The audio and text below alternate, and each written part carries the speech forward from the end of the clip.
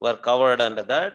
And there was a conference on philosophy and practice of yoga, and indigenous environmentalism was another topic. My personal favorite, because in my opinion, people say that all our time to time changeable smritis have to be in accordance with Shruti. If at all there is a central spirit of Shruti in India, it is environmentalism, is my personal opinion. So all the smritis have to change according to the ecological centered Vedic perspective. So that is the reason we took up this environmentalism topic twice. First as indigenous environmentalism, later as Hindu environmentalism again. And there was Hatha Yoga conference, unraveling texts and traditions. Hatha Yoga, unraveling texts and traditions. And there was Hinduism and modern psychology. Polytheisms today and tomorrow is another one. This is another wonderful activity that we have taken up. Hinduism has to join all other polytheistic and those which are branded as pagan cultures. We have to join the other forces in the world which have been attacked by anti-pagan forces, by Christianity and the other Abrahamic religions. Hindu meditation traditions and techniques was another topic. And we have conducted oneness conference, taking inspiration from Shankaracharya and other forms of Advaita. There was a conference in collaboration with IGNCA, Hindu traditions on non-binary gender aspects, on sex, gender, and sexuality. There was a conference on rituals, another one on Puranas and Indic knowledge systems. There was a conference on Hindu aesthetics. There was one on Western Buddhism.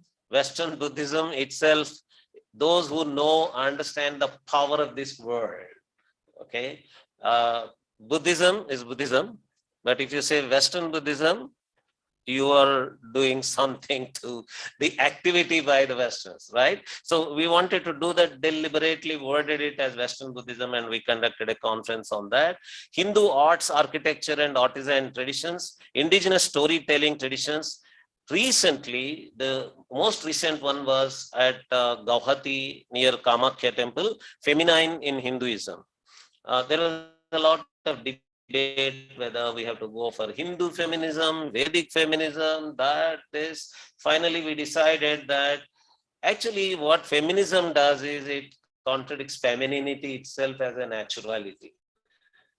So we thought, okay, let us call it feminine in Hinduism, because you want to contradict feminine and you want to masculinize the whole world. So we want to feminize the world, reclaim the femininity of Hinduism. So recent one. And today we are here because of our focus on conference on Shaivism. Harikiran ji gets his ideas from where only Uparwala knows. One after the other, so creative. This time, the main inspiration for this idea, I request Manish Maheshwari ji to stand up.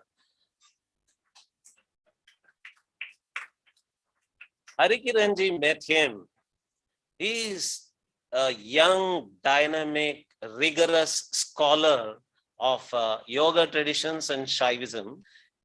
Harikiran ji had lots of discussions with him, and he thought, why not, when I have such a young, dynamic scholar, have a conference on this topic? So this conference is his Manasa Putrika. Manish Maheshwari is a Kumara Bap of this,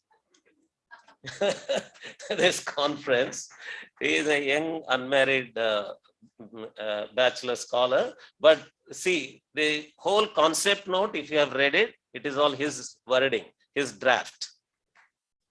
And you have to see the vastness of the coverage of the idea, the intricacy, the depth of the idea, everything comes from Manish Maheshwari ji.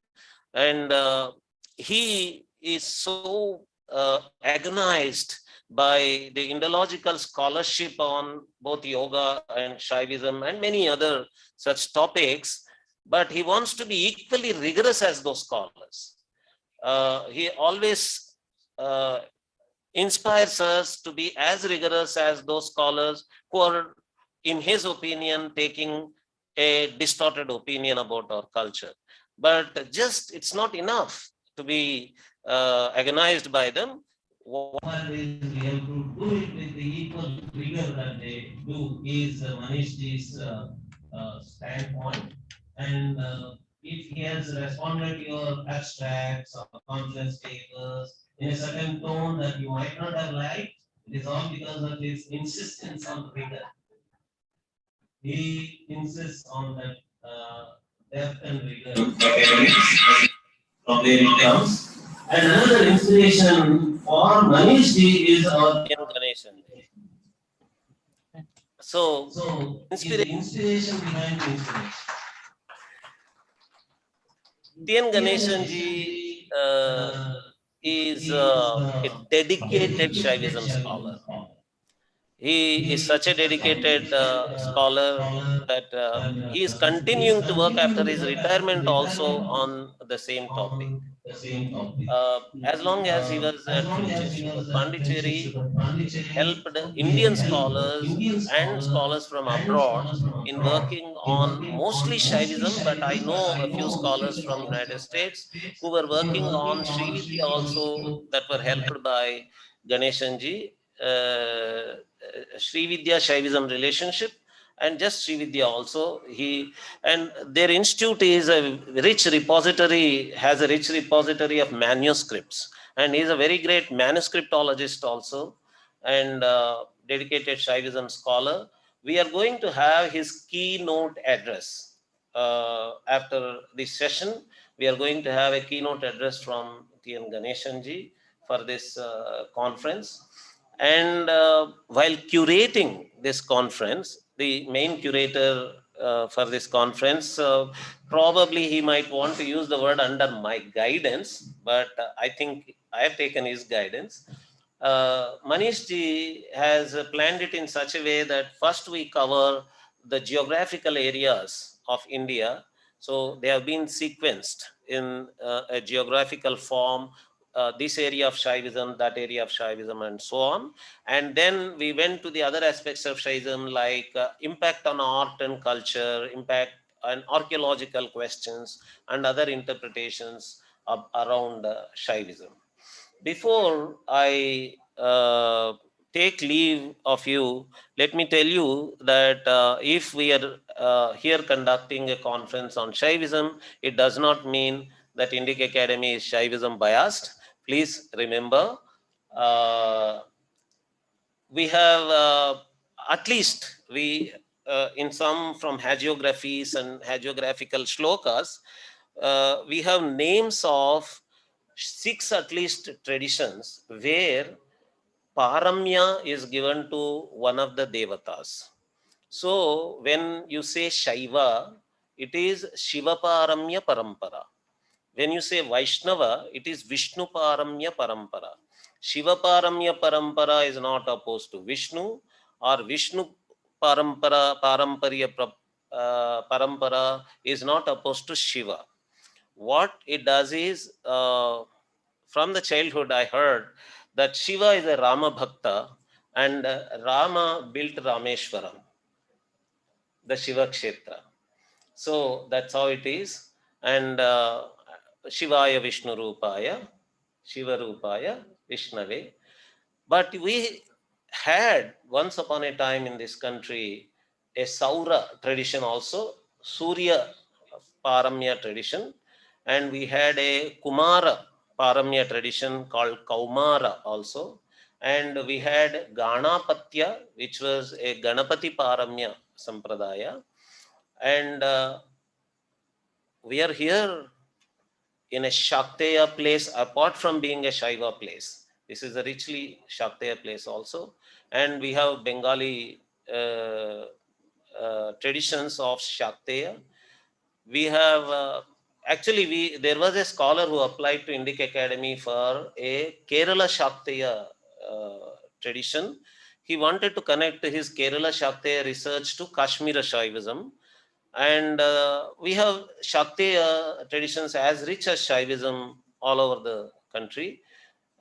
So INDIC Academy is open to conduct conferences on every one of these. If there are Ganapatyas, anyone? Any Ganapatya? If there is, if at least not if he is a Upasaka of Ganapatya tradition, but if there is a researcher in Ganapatya tradition, you raised your hand, ma'am? Okay. So on Ganapatya, on Kaumara, on Saura, if there are researchers on those traditions, we can have at least one small webinar on one of these traditions. And I was asking Manish ji, are you interested only in Shaivism or Vaishnavism also? He told me, if Vaishnavism, I'm ready. And so we are going to have conferences on the other paramparas also, Paramya paramparas also. So this conference is just one of the huge series of conferences that Indic Academy is having. But when we are in Shaivism, Shiva, Shiva, Shiva only. That is what Hindus do. जब वाराणसी में जाते हैं विश्वनाथ के मंदिर में तो वहां तो गोविंद गोविंद तो नहीं बोलते ना, गोविंदा वेंकटेश्वरा ये तो नहीं बोलते. इधर जब आते हैं तो ओम नमः शिवाय, है ना, बोले. यही है 2 दिन के लिए, 2 दिन के लिए तो ओम नमः शिवाय ही चलेगा, है ना. बाद में जब वैष्णविज्म के बारे में जाएगा तब तो अलग बात है. नमस्कार.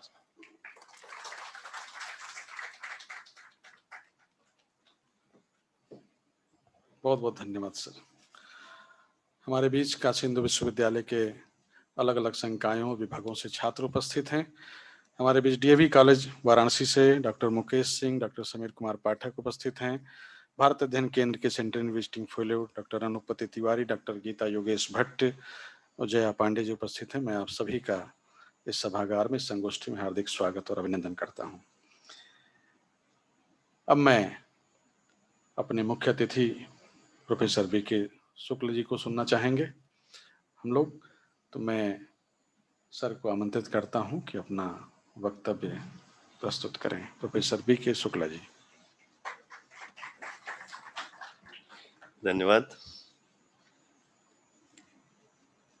इंडिका एकेडमी हैदराबाद और भारत अध्ययन केंद्र काशी हिंदू विश्वविद्यालय के संयुक्त तत्वावधान में शैव सिद्धांत पर आयोजित 2 दिवसीय राष्ट्रीय संगोष्ठी में उपस्थित श्री नागराज पतौड़ी जी, शताब्दी पीठ आचार्य पद्मश्री श्रीमती मालिनी अवस्थी जी, भारत अध्ययन केंद्र के समन्वयक प्रोफेसर सदाशिव द्विवेदी जी तथा सभागार में उपस्थित समस्त अभ्यागत अतिथियों तथा विद्वानों का मैं हार्दिक अभिनंदन एवं स्वागत करता हूं.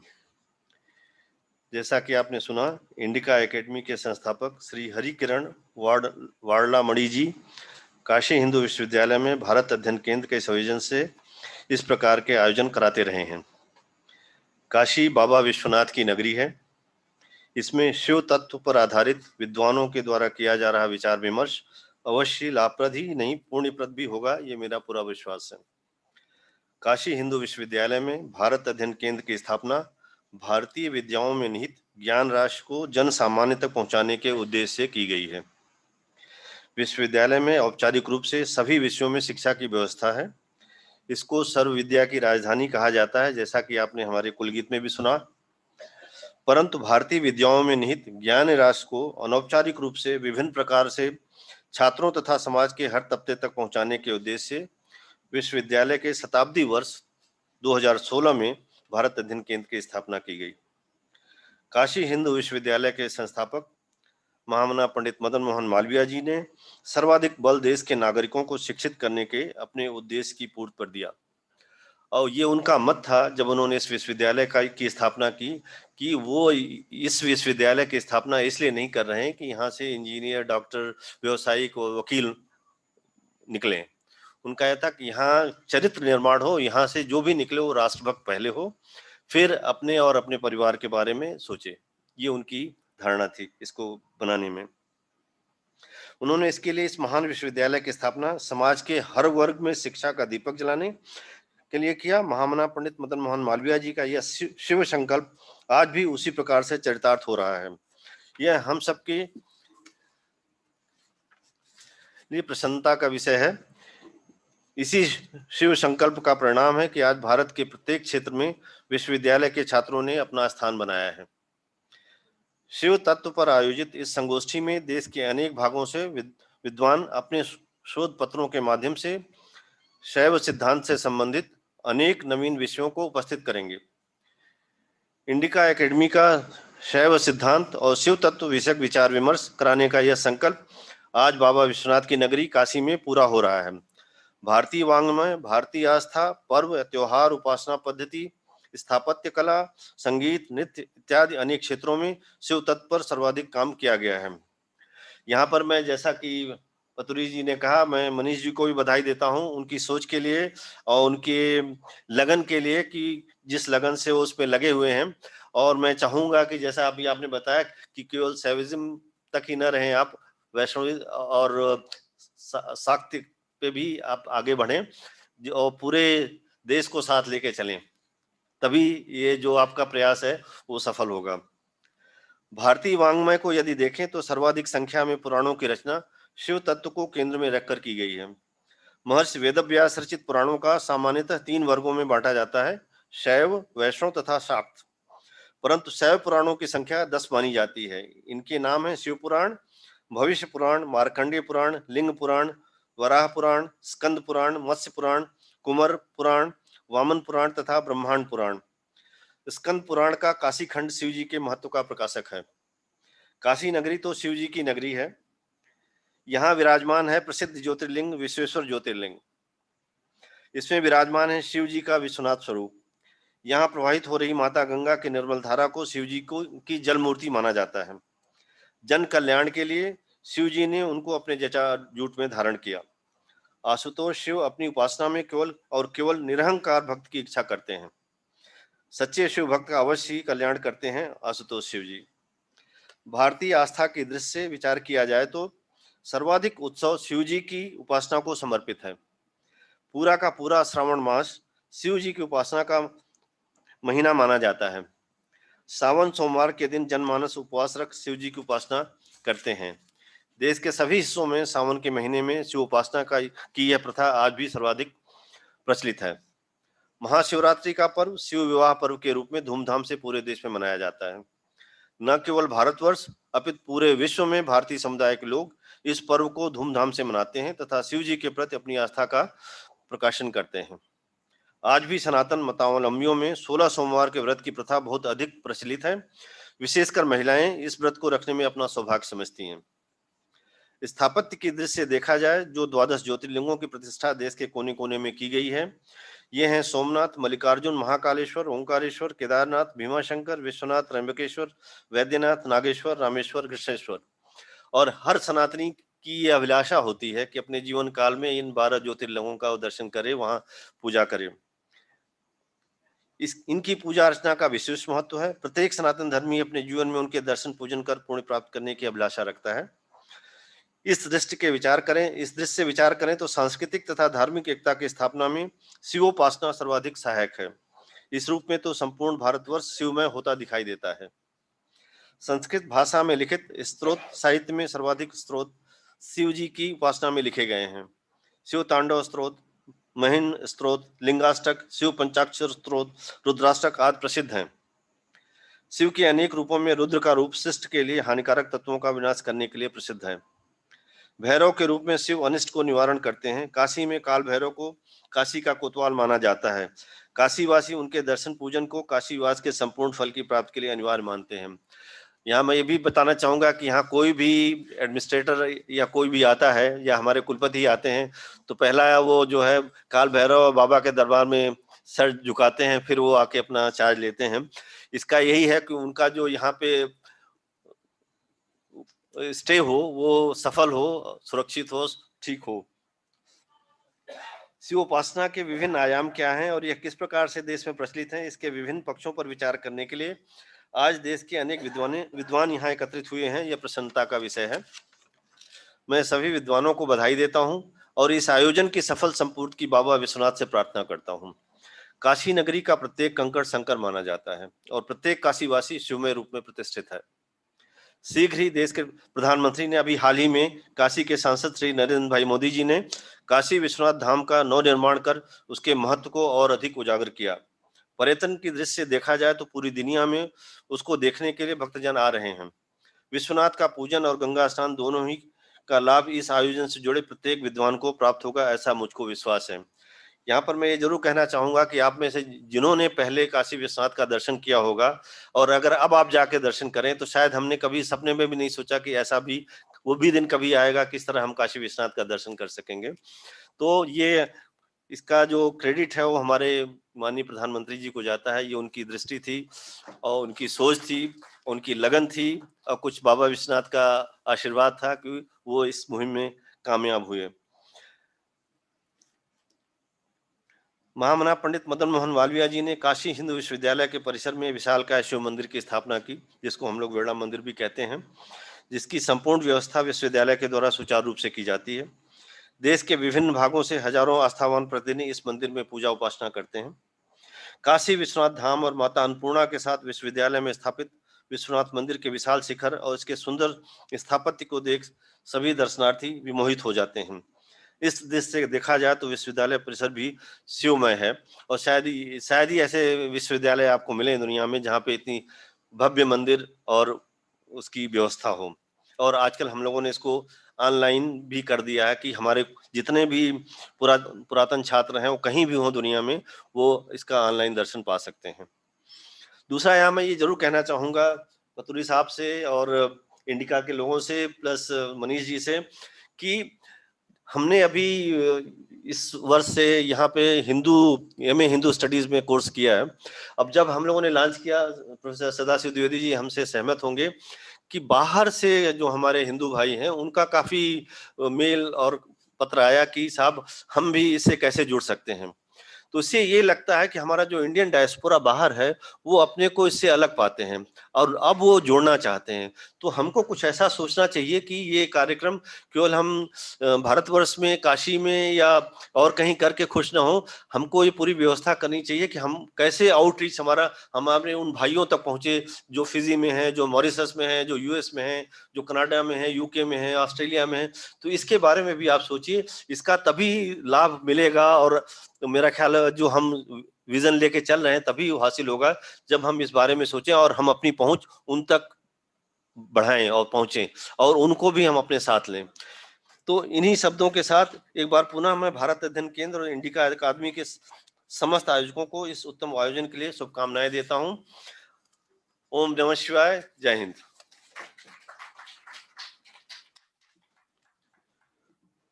धन्यवाद सर, आपने शिव परंपरा, उसके सिद्धांत और उसके सांस्कृतिक स्वरूप पर हमारा मार्गदर्शन किया और आपके सुझाव हमारे लिए महत्वपूर्ण है। हम सभी आयोजक इस पर अवश्य विचार करते हुए आगे बढ़ेंगे। बहुत बहुत आभार। मैं अध्यक्षीय उद्बोधन के लिए प्रोफेसर मालिनी अवस्थी जी को आमंत्रित करता हूं कि मैडम आए और आज के इस विषय पर अपना अध्यक्षीय उद्बोधन प्रस्तुत करें। प्रोफेसर मालिनी अवस्थी जी।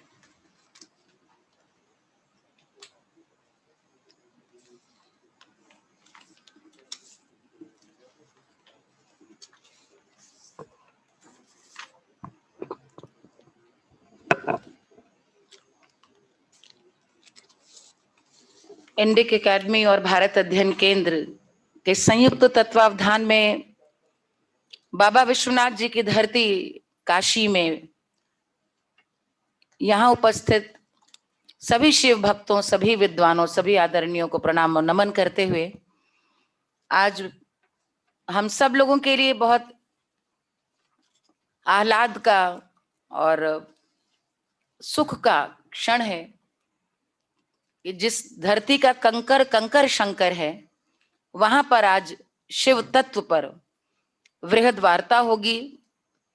शिवत्व क्या है इसको समझने का एक सुंदर प्रयास अगले 2 दिन की जो ये यहाँ पर संगोष्ठी है उसमें भारतवर्ष के कोने कोने से पधारे हुए सभी आदरणीय विद्वानों को सुनने का ये दुर्लभ अवसर है। इस अवसर पे यहाँ पर मेरे साथ मंच पर उपस्थित परम आदरणीय कह सकती हूँ कि इस पूरी इंडिक एकेडमी और आज के इस पूरे आयोजन, इस प्रकार के तमाम आयोजन, जैसा कि अपने उद्बोधन में उन्होंने स्वयं बताया, डॉक्टर नागराज पतुरी जी, आपका विशेष अभिवादन करती हूँ। साथ ही साथ हमारे अत्यंत उत्साही और हमेशा सहयोग करने वाले rector BHU professor Vijay Kumar Shukla ji का अभिवादन करती हूँ, स्वागत करती हूँ। और पूरे भारत अध्ययन केंद्र को निरंतर गति प्रदान करने वाले समन्वयक भारत अध्ययन केंद्र आदरणीय प्रोफेसर सदाशिव द्विवेदी जी, साथ ही सभी यहाँ पर जितने भी लोग उपस्थित हैं। मैं तो स्वयं सुनने के आनंद में यहाँ दौड़ी चली आई हूँ और ये बड़ा विकट क्षण है जब अध्यक्षीय उद्बोधन के लिए अपने विद्वानों के बीच में मुझे यहाँ पर विराजमान कर दिया है। पहले तो मैं बताना चाहूंगी, व्यक्तिगत तौर पे इंडिका एकेडमी से मैं स्वयं जुड़ी रही हूँ।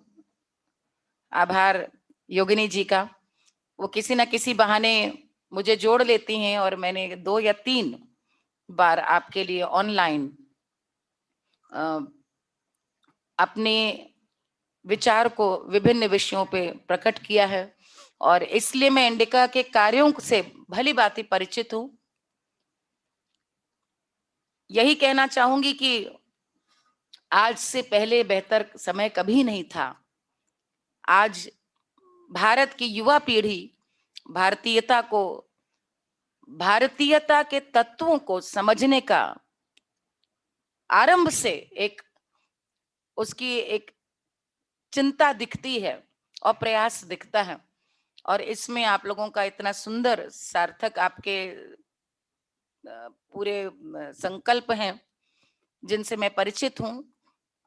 इस बार आप भारत अध्ययन केंद्र में यात्रा में मैं उपस्थित नहीं हो पाई थी। इस बार इसीलिए उपस्थित हुई कि मैं भी सभी विद्वानों को सुन सकूं और इस आनंद का अपने कुछ ज्ञान में वृद्धि कर सकूं। जैसा कि डॉक्टर नागराज जी ने अभी यहाँ बताया कि हमारा क्षेत्र लोक का है। लोक की बहुत साधारण सहज परिभाषा है जो हम और आप हैं, जो जन है। और उस लिहाज से देखें तो शिव भारत की प्राचीनतम अरण्य संस्कृति, आदम संस्कृति, जन संस्कृति के सबसे बड़े प्रतीक, सबसे बड़े अधिष्ठाता, सबसे बड़े देव हैं।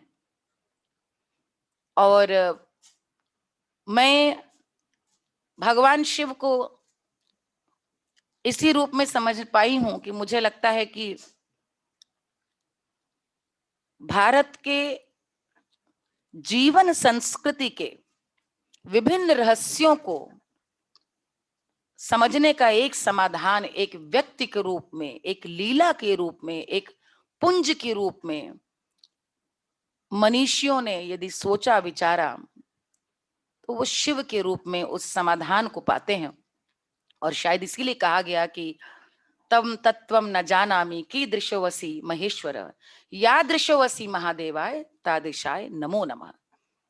जिस रूप में है, जैसे हैं, उसी रूप में नमन है, उसी रूप को प्रणाम करती हूँ, उसी रूप को हम सभी नमन करते हैं क्योंकि शिव से सृष्टि का आरंभ है। शिव ही अनादि हैं, अगम हैं, अगोचर हैं और लोक में यदि आए तो लोक में सहज मानवीय रूप में वे हमें दिखते हैं। वो पहले ऐसे देव हैं जिनका अपना परिवार है, वो पहले ऐसे देव हैं जो गृहस्थ हैं, लेकिन शिव का पूरा जीवन हमारे मनीषियों ने आने वाली सभी पीढ़ी को एक सुंदर संदेश देते हुए यह बताया कि सबसे बड़ा, कि किसी भी द्वंद्व से रहित सह अस्तित्व, जिसको हम कहते हैं को एग्जिस्टेंस, सह अस्तित्व का जो सबसे महान विचार है, उसके सबसे बड़े पोषक के रूप में भगवान शिव हमें दिखाई देते हैं। सह अस्तित्व, वे गृहस्थ हैं लेकिन जोगी हैं। वे आशुतोष हैं लेकिन प्रलयंकारी हैं। भगवान शिव, उनका पूरा जीवन, उनका पूरा परिवार, उनका पूरा परिवेश और व्यक्तित्व भी यदि आप देखें तो कहीं ना कहीं आपको ऐसा लगेगा देख करके कि विरोधाभासों से परिपूर्ण एक ऐसा व्यक्तित्व, हमारा जीवन भी ऐसा ही है। और शिव का जीवन हमें शिक्षा देता है, जो कुछ भी त्याज्य है उसे त्याजो नहीं, जो कुछ भी भय देता है उससे अभय बनो, उसे स्वीकारो, उसे ग्रहण करो। शिव हलाहल को स्वीकारते हैं। शिव की आराधना के लिए जल ही पर्याप्त है। शिव बेल पत्र सब कुछ स्वीकारते हैं क्योंकि उन्हें आडंबर नहीं चाहिए। शिव की पूजा के लिए प्रतीक में नर्मदा के एक बटिया ही पर्याप्त है, वो शिव का प्रतीक है।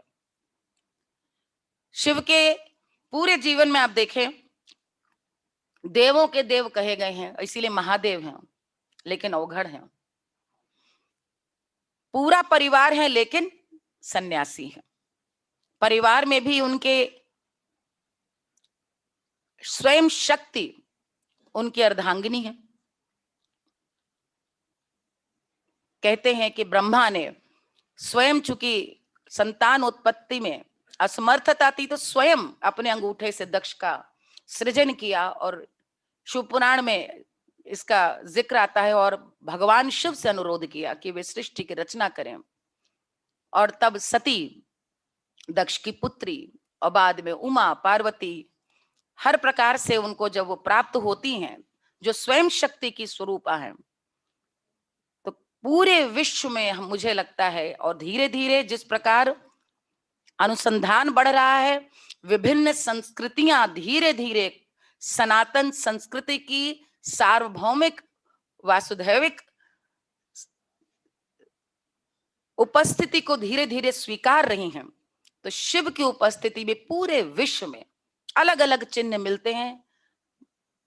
और अब कहीं ना कहीं अनेक अब्राह्मण जितने भी धर्म हैं, उनकी भी उत्पत्ति में कहीं ना कहीं लगता है कि शिव से प्रेरणा मिली है, क्योंकि सनातन के बाद ही बाकी सभी धर्मों का उद्गम हुआ है। शिव का स्वरूप देखें, जो द्वितीया का चंद्रमा है शिव का, कुछ धर्मों का सबसे पवित्र चिन्ह वही। तो शिव अपने आप में अनादि हैं, वो मूल हैं, अनंत कहे गए हैं इसीलिए। और यहां पर एक बहुत सुंदर बात आप कह रहे थे कि 2 दिन अब शिव शिव ही करना है। विष्णु जी की कभी और चर्चा होगी, लेकिन शिव का सबसे एक रोचक और सुंदर स्वरूप एक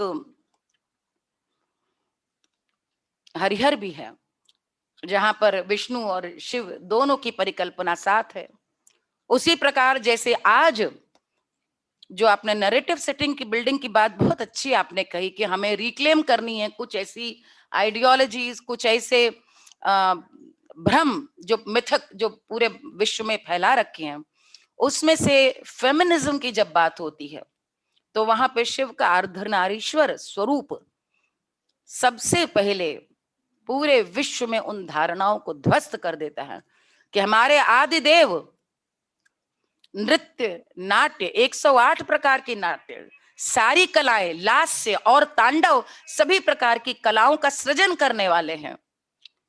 ऐसे शिव जो अपने उसी व्यक्तित्व में, जहां पे परिकल्पना है कि स्त्रैण और पौरुष दोनों समान रूप से विराजमान है। और मुझे लगता है हम सब भी पूर्ण तभी होते हैं जब हम में स्त्री पुरुष दोनों भाव होगा, और होना भी चाहिए, क्योंकि सृजन माता पिता मिलकर करते हैं, पुरुष और स्त्री मिलकर सृजन करते हैं। हम जिस शिव की आराधना करते हैं वो भी कहीं ना कहीं संयुक्त रूप से हम शिव लिंग और योनि दोनों की आराधना करते हैं। शिव और शक्ति, पुरुष और स्त्री दोनों की आराधना हमारे यहाँ समान रूप से है। यदि हम शिव कहते हैं तो उस शिव में शक्ति अपने आप में, अपने रूप में स्वयं समाहित है। शिव की कितनी ही चर्चा हो, कितनी बातें हो, क्योंकि मैं यहाँ पर, मैं जब पढ़ रही थी तो मैंने देखा कि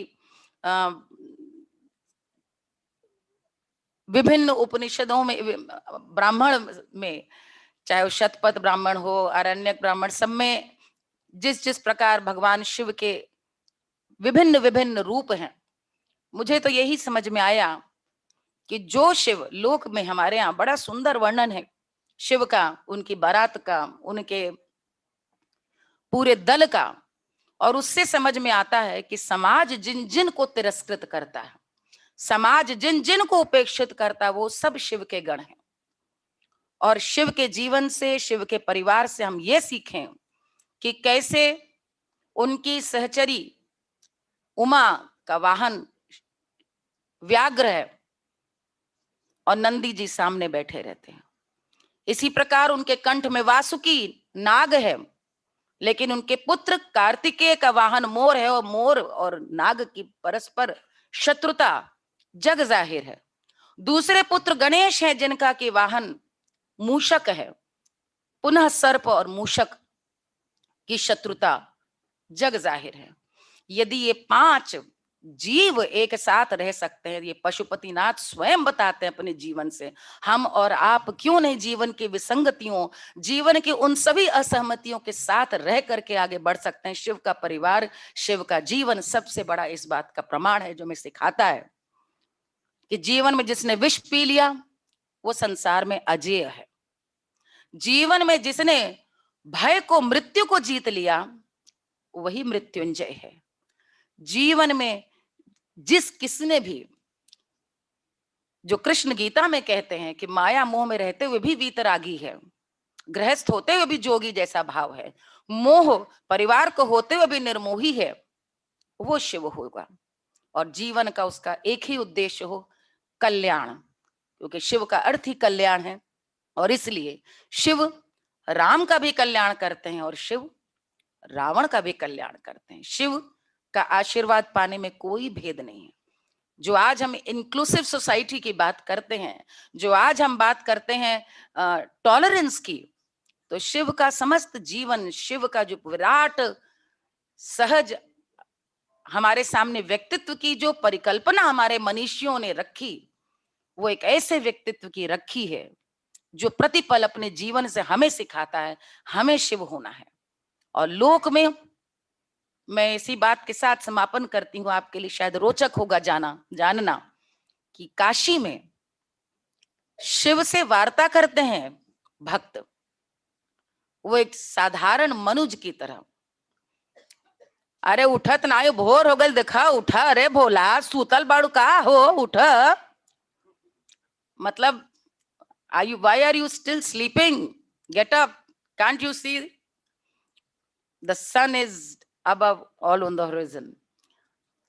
इस तरह से बात करते हैं। वे जब जाते हैं बाबा विश्वनाथ जी के आराधना करने, तो उनसे मित्रवत उनसे बात करके अपनी शिकायत, सब तुम्हारे कष्ट देहल हो, सारा कष्ट तुम्हारा दिया हुआ है। ये लोक में भी भोलेनाथ उसी स्वरूप में मिलते हैं। आप कोई भी गीत उठा लें तो शिव से सहज वार्ता, एक सहज आत्मीयता, जैसे हमारा कोई सखा है, हमारा अपना है, क्योंकि वे रुद्र हैं, वो अश्रु नहीं देख सकते, वो रुदन नहीं देख सकते, तो हम अपनी बात अपने एक ऐसे आदमी से कह सकें। ऐसे शिव का सबसे सुंदर सहज रूप लोक में मिलता है, जहां पर हम उनके लिए गीत गाते हैं, खेले मसाने में होली दिगंबर, खेले मसाने में होली, होली खेले मसाने में, शमशान में होली जो खेले, यानी उत्सव। और ये काशी में वास्तव में शमशान में होली होती है। शिव की पूरी परंपरा काशी में व्याप्त है, दर्शन होते हैं। और सबसे बड़ी बात, काशी गुरुओं की नगरी है और शिव गुरु शिष्य परंपरा के सबसे प्रथम प्रवर्तक हैं। जितनी भी परंपराएं हैं, गुरु शिष्य परंपरा, नाथ परंपरा, जितने भी संप्रदाय हैं, वे सब शिव से ही आरंभ हुए हैं। हम लोग इस प्रकार के गीत गाते हैं। शिव के भगत बाबा गोरखनाथ, जाने अनजाने सारे जगवा में कैली अंजोर, अंजोर बाबा गोरख, बाबा गोरख। इस प्रकार अनंत अनंत व्याख्याएं, अनंत मीमांसाएं बाबा पर की जा सकती हैं, और हम उन सब अलग अलग आयामों को सुन करके उसका आनंद लेंगे। मुझे बहुत प्रसन्नता है कि आज कश्मीर से लेकर के पूर्वोत्तर भारत, पूरा जो एक भारत श्रेष्ठ भारत है, हमारी सनातन संस्कृति के आधार भगवान शिव किस प्रकार भौगोलिक, आपने जैसे कहा भौगोलिक के बाद तात्विक विमर्श पर हम सभी लाभान्वित होंगे। जो लोग भी इसको ऑनलाइन सुन रहे हैं उनसे मेरी अनुरोध है कि कृपा इसको करके इसको शेयर करें अधिकाधिक, क्योंकि ये दुर्लभ ज्ञान है जो आपको घर बैठे मिल रहा है। अपने आत्मियों को जिनको की शायद जानकारी ना हो, मैंने बैठे बैठे 5 लोगों को भी साझा किया है, कृपा करके लिंक भी ऐसे लोगों को, कि अब दुनिया थोड़ी आजकल समय कम मिलता है लोगों को शायद पोस्टर भी देखने का, लेकिन ऐसा नहीं कि ऐसी उनको जानकारी मिले तो वो इससे वंचित रहना चाहे। ऐसे लोगों तक हम इस ज्ञान को सुलभ कराएं। पुनः बहुत बहुत बधाई इंडिका को और भारत अध्ययन केंद्र को। और एक विशेष शब्द अमित पांडे जी के लिए अवश्य कहना चाहूंगी, बड़े उत्साह के साथ इस आयोजन से जुड़े हैं, हम सबकी मेहनत सफल हो। बाबा विश्वनाथ जी का, भगवान शिव का हम सबको आशीष प्राप्त हो। जय हिंद, वंदे मातरम।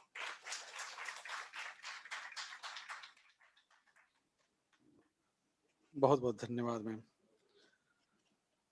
भारत की अरण्य संस्कृति के सबसे बड़े प्रतीक के रूप में भगवान शिव हमारे साथ सदैव हैं, और बहुत सारे अन्य उदाहरणों से आपने अपनी बात को रखा हमारे बीच। बहुत ही समृद्ध व्याख्यान रहा। मैं आपके प्रति हार्दिक आभार प्रकट करता हूं।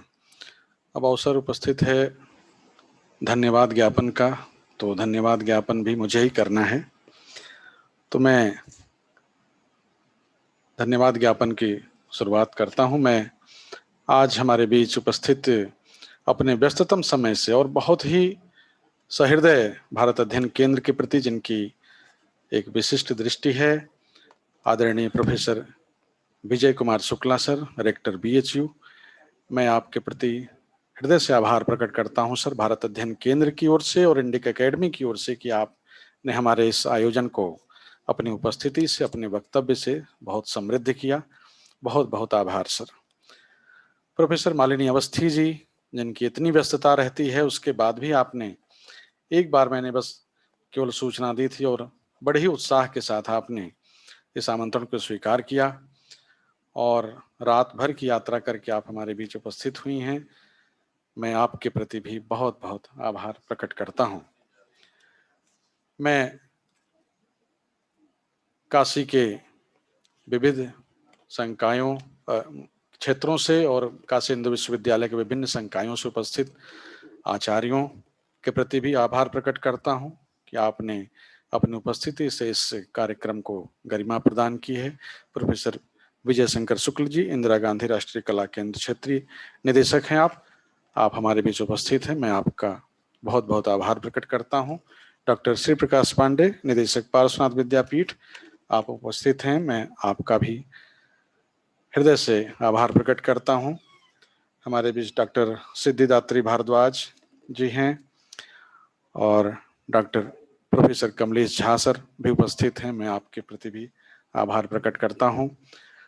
राणा PV सिंह जी, इस कार्यक्रम में आपका विशिष्ट वक्तव्य भी होना है, आप समय से उपस्थित हैं, मैं आपका भी हृदय से आभार प्रकट करता हूं। DAV कॉलेज से डॉक्टर मुकेश सिंह, डॉक्टर समीर पाठक और हमारे विश्वविद्यालय के सभी संकायों से छात्र उपस्थित हैं, मैं आप सबका भी आभार प्रकट करता हूं कि आपकी उपस्थिति से इस कार्यक्रम को एक गरिमा मिली है। डॉक्टर श्रवण सिंह, डॉक्टर कृष्णानंद उपस्थित हैं, मैं आपका भी आभार प्रकट करता हूं। मैं भारत अध्ययन केंद्र के सभी हमारे जो सहयोगी हैं, जितेंद्र, राम प्रवेश चौहान, संजय, राहुल, क्योंकि इनके बिना, इनके सहयोग के बिना यह कार्यक्रम असंभव है, मैं उनके प्रति भी कृतज्ञता ज्ञापित करता हूं। इस पूरे उपक्रम में जिनका हमेशा सहयोग मिलता है, ऐसे भारत अध्ययन केंद्र के समन्वय प्रोफेसर सदाशिव कुमार द्विवेदी जी के प्रति भी दिल से आभार, और डॉक्टर नागराज पातुरी जी, श्रीनिवास जी आप सब का निरंतर मार्गदर्शन और सहयोग मिला है, तभी हम आज इस रूप में यहाँ उपस्थित हैं और इस कार्यक्रम को संपन्न कर पा रहे हैं। सबसे बड़ा आभार सभी प्रतिभागियों का जो अलग अलग राज्य के हैं और पूरे देश से हमारे बीच उपस्थित हैं। मैं एक बार स्वागत और अभिनंदन के साथ आपका आभार प्रकट करता हूं कि आप आए और आपसे ही यह संगोष्ठी अगले 2 दिनों तक समृद्ध होनी है। और इन सब के बीच जिसके मूल में हैं श्री हरिकिरण वाडला मणि जी, आप संभवतः हमें सुन रहे होंगे, तो मैं आपको प्रणाम करता हूं और आपके प्रति भी सर आभार प्रकट करता हूं कि आपके ही संकल्प से यह संगोष्ठी यहाँ संपन्न हो रही है। और इसी के साथ मैं एक बार पुनः सभी के प्रति दिल से आभार प्रकट करता हूं। बहुत बहुत धन्यवाद।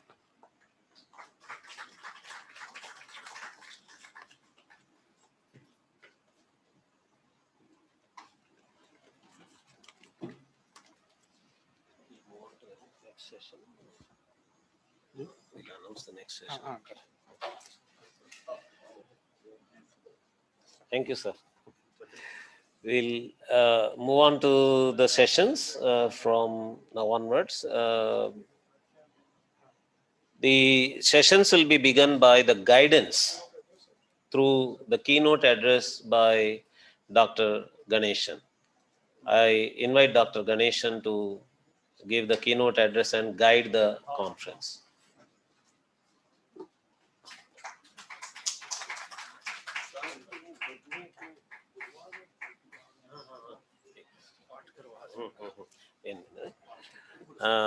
Please come.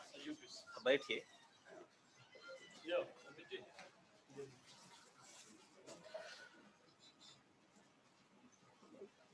From a local Ved Pathshala, we have got a few brahmacharis who arrived here. We'll have a small Veda mantra presentation by the Vatus from the Mutt. This is Chandramauli Institute of Vedic Studies here in Varanasi. These Vatus are learning Veda from there. They would like to present. Please come. आपके गुरु हैं क्या? आइए आप भी.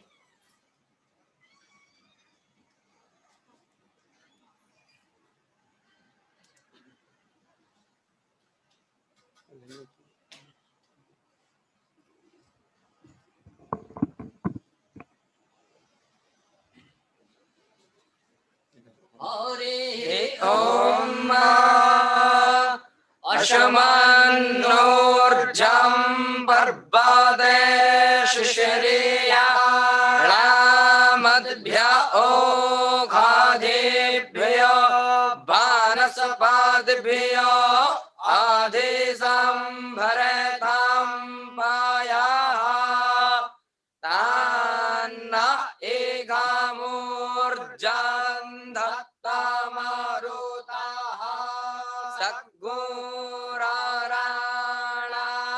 Ashamaustakshonnamayeta urgyam dvikhamastande shugrachadu imame agana ishtakadhenava santave kachadasha Shadan Sahasran Chayutan Chaneyutan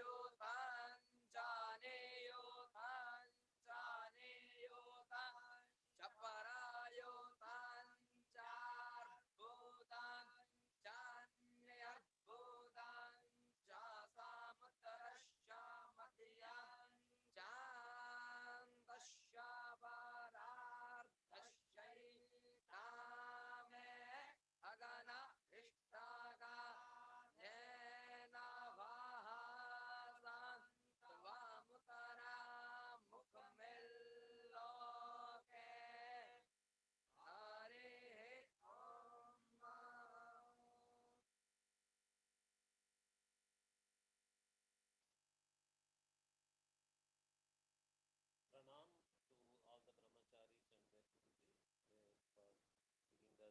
opportunity of having the sacred sound of Veda mantras in our ears.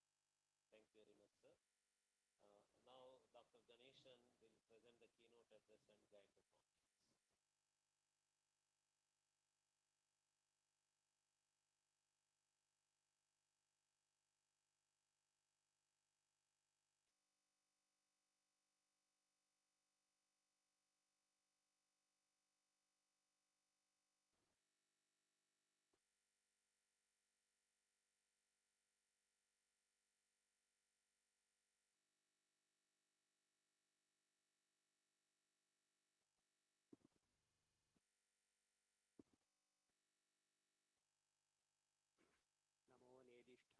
प्रियदवदविष्ठाय च नमो नमः क्षोदिष्ठाय स्मरहरमहिष्ठाय च नमः नमो वरिष्ठाय त्रिनयनयविष्ठाय च नमो नमः सर्वस्मै ते तदिदमतिशर्वाय नमो नमः तव तत्त्वं न जानामि कीदृशोऽसि महेश्वर यादृशोऽसि महादेव तादृशाय नमो नमः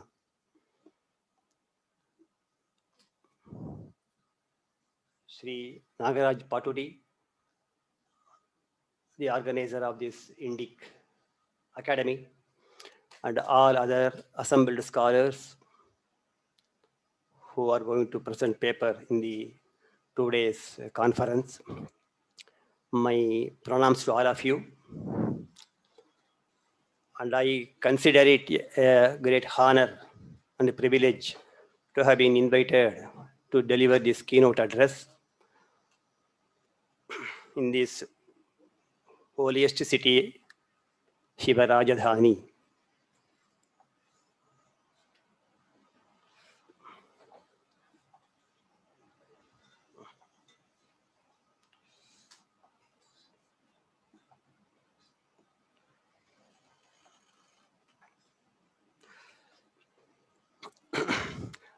And Nagaraj told me that, announced that I am going to address the keynote address and guide the conference. It is not actually guiding the conference. I just put before you some points on Shaivism, and mostly based on the texts, because as I have been dealing with the texts, both published, unpublished, and the manuscripts for quite a long time, I have a few words which I want to share with all of you. My address, I just put the topic as two important branches of Shaivism, the Pashupata and the Shaiva Siddhanta, and future research projects. It is both a presentation of some points on the ancient forms of Shaivism,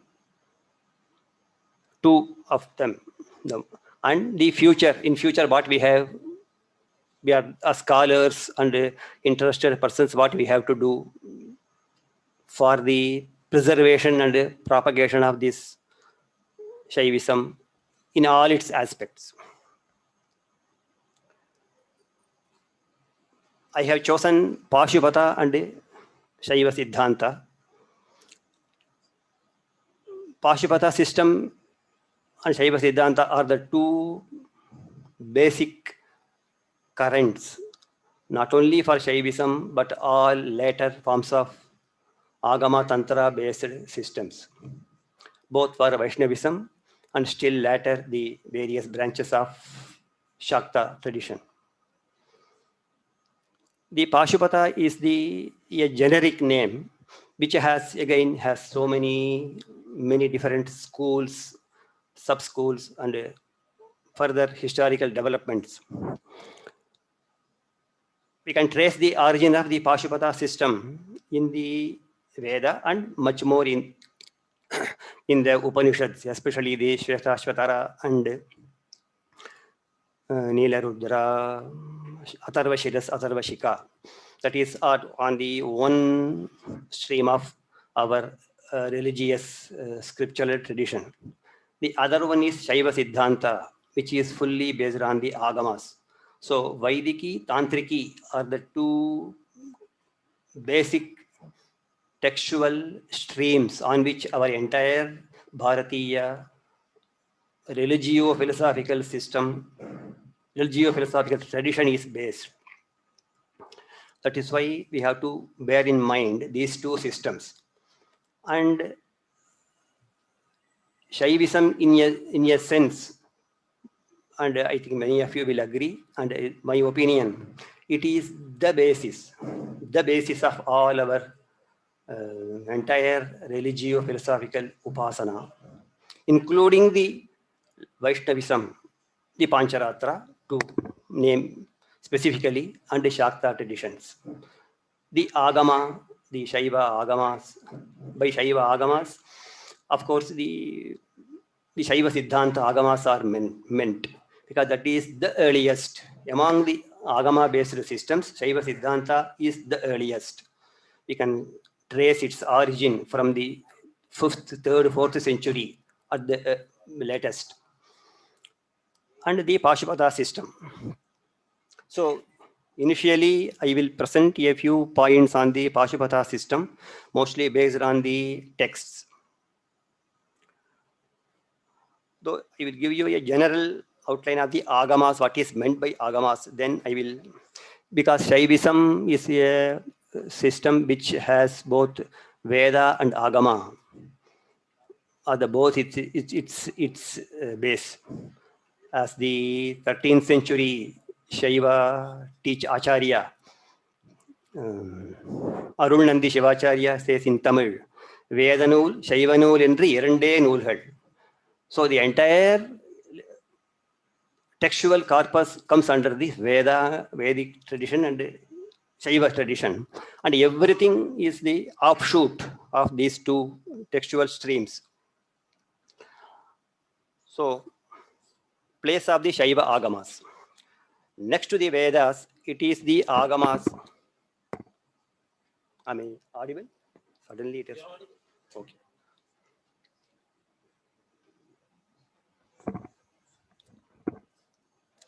It is the Agamas, I think.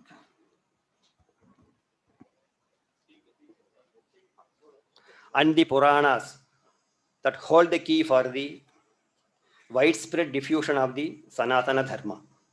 The ideals propounded in the Vedas that are prescriptive in nature have all been expanded and expounded with new vigor by the Agamas and the Puranas to be suitable and acceptable for the mass. Of them, the Shaiva Agamas stand out as a class of scripture possessing varied nature and dimensions. As a special type of scripture, Vishesha Shastra, the influence of the Agamas on almost all aspects of the Bharatiya culture is immense. The Agamas are basically religious texts, while many gods such as Indra, Agni, Prajapati are praised in various Vedic hymns and oblations are offered in them in the Vedic sacrifices. We do not find a general procedure in those texts to worship one single god exclusively. On the other hand, a clear conception of the supreme deity along with its various aspects and a definite viewpoint on the final goal of human existence are all well defined and discussed in the Agamas. They propound a complete system of religious practice which is fully based on the conception and the eventual devotion towards a single supreme God. The Shaivagamas present a complete ritual procedure based on a sound doctrinal conception that includes, among other things, highly developed methodological discussions on the highest reality, its functions and relation to the individual selves, as well as to the material world, etc. The Agamas also contain separate sections on a few chapters on yoga.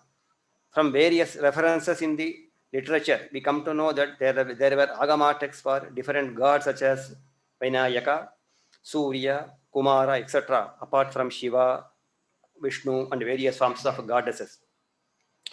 Then there are different schools of Shaivism. As it's known, Shaivism comprises many sub-schools with distinct doctrinal basis and ritual programs. More important among them are the Pashupata, Shaiva Siddhanta, Lakula, Kalamukha, etc. All these schools were very widespread in many parts of India and in countries like Cambodia, Java, etc. of Southeast Asia during the early medieval period, for which we have ample inscriptional evidences. Other schools of Shaivism, such as the Soma Siddhanta, were also prevalent in some places.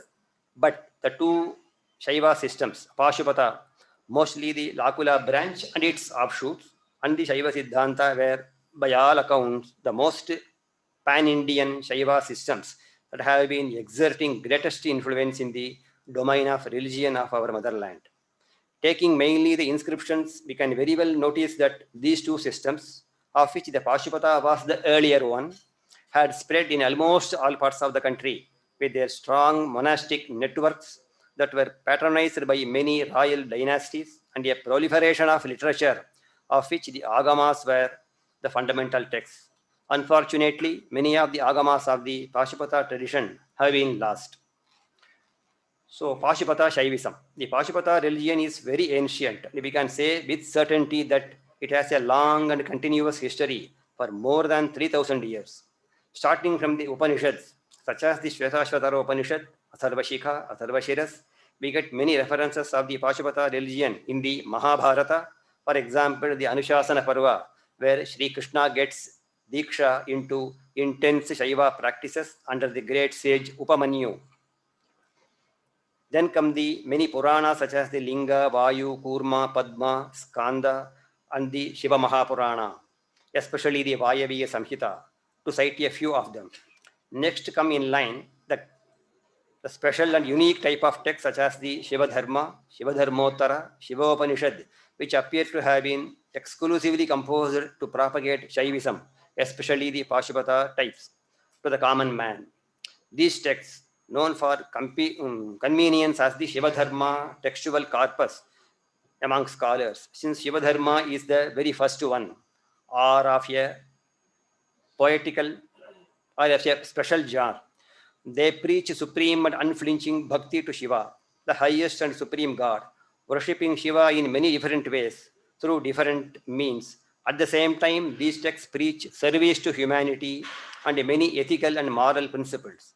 These texts are a storehouse of many views and practices that are not known widely in modern times. Considering the greatness and their utility in establishing a society fully based on morals and fellow feeling among the masses, for which Shiva Bhakti plays a fundamental and pivotal role, the Chola kings of Tamil Nadu, especially during the 10th to 12th century Common Era, have established endowments in many of the Shiva temples exclusively to propagate the Shiva Dharma ideals regularly to the common man, which act is known in the inscriptions and Tamil, Shiva Dharmam Vakkanittal, that is to expound. Vyakhyana, that become in Tamil, it is Vakkanittal. So there are hundreds of endowments in many Shiva temples in the Chola period, exclusively to propagate the Shiva Dharma in Tamil, as we come to know from many Chola inscriptions.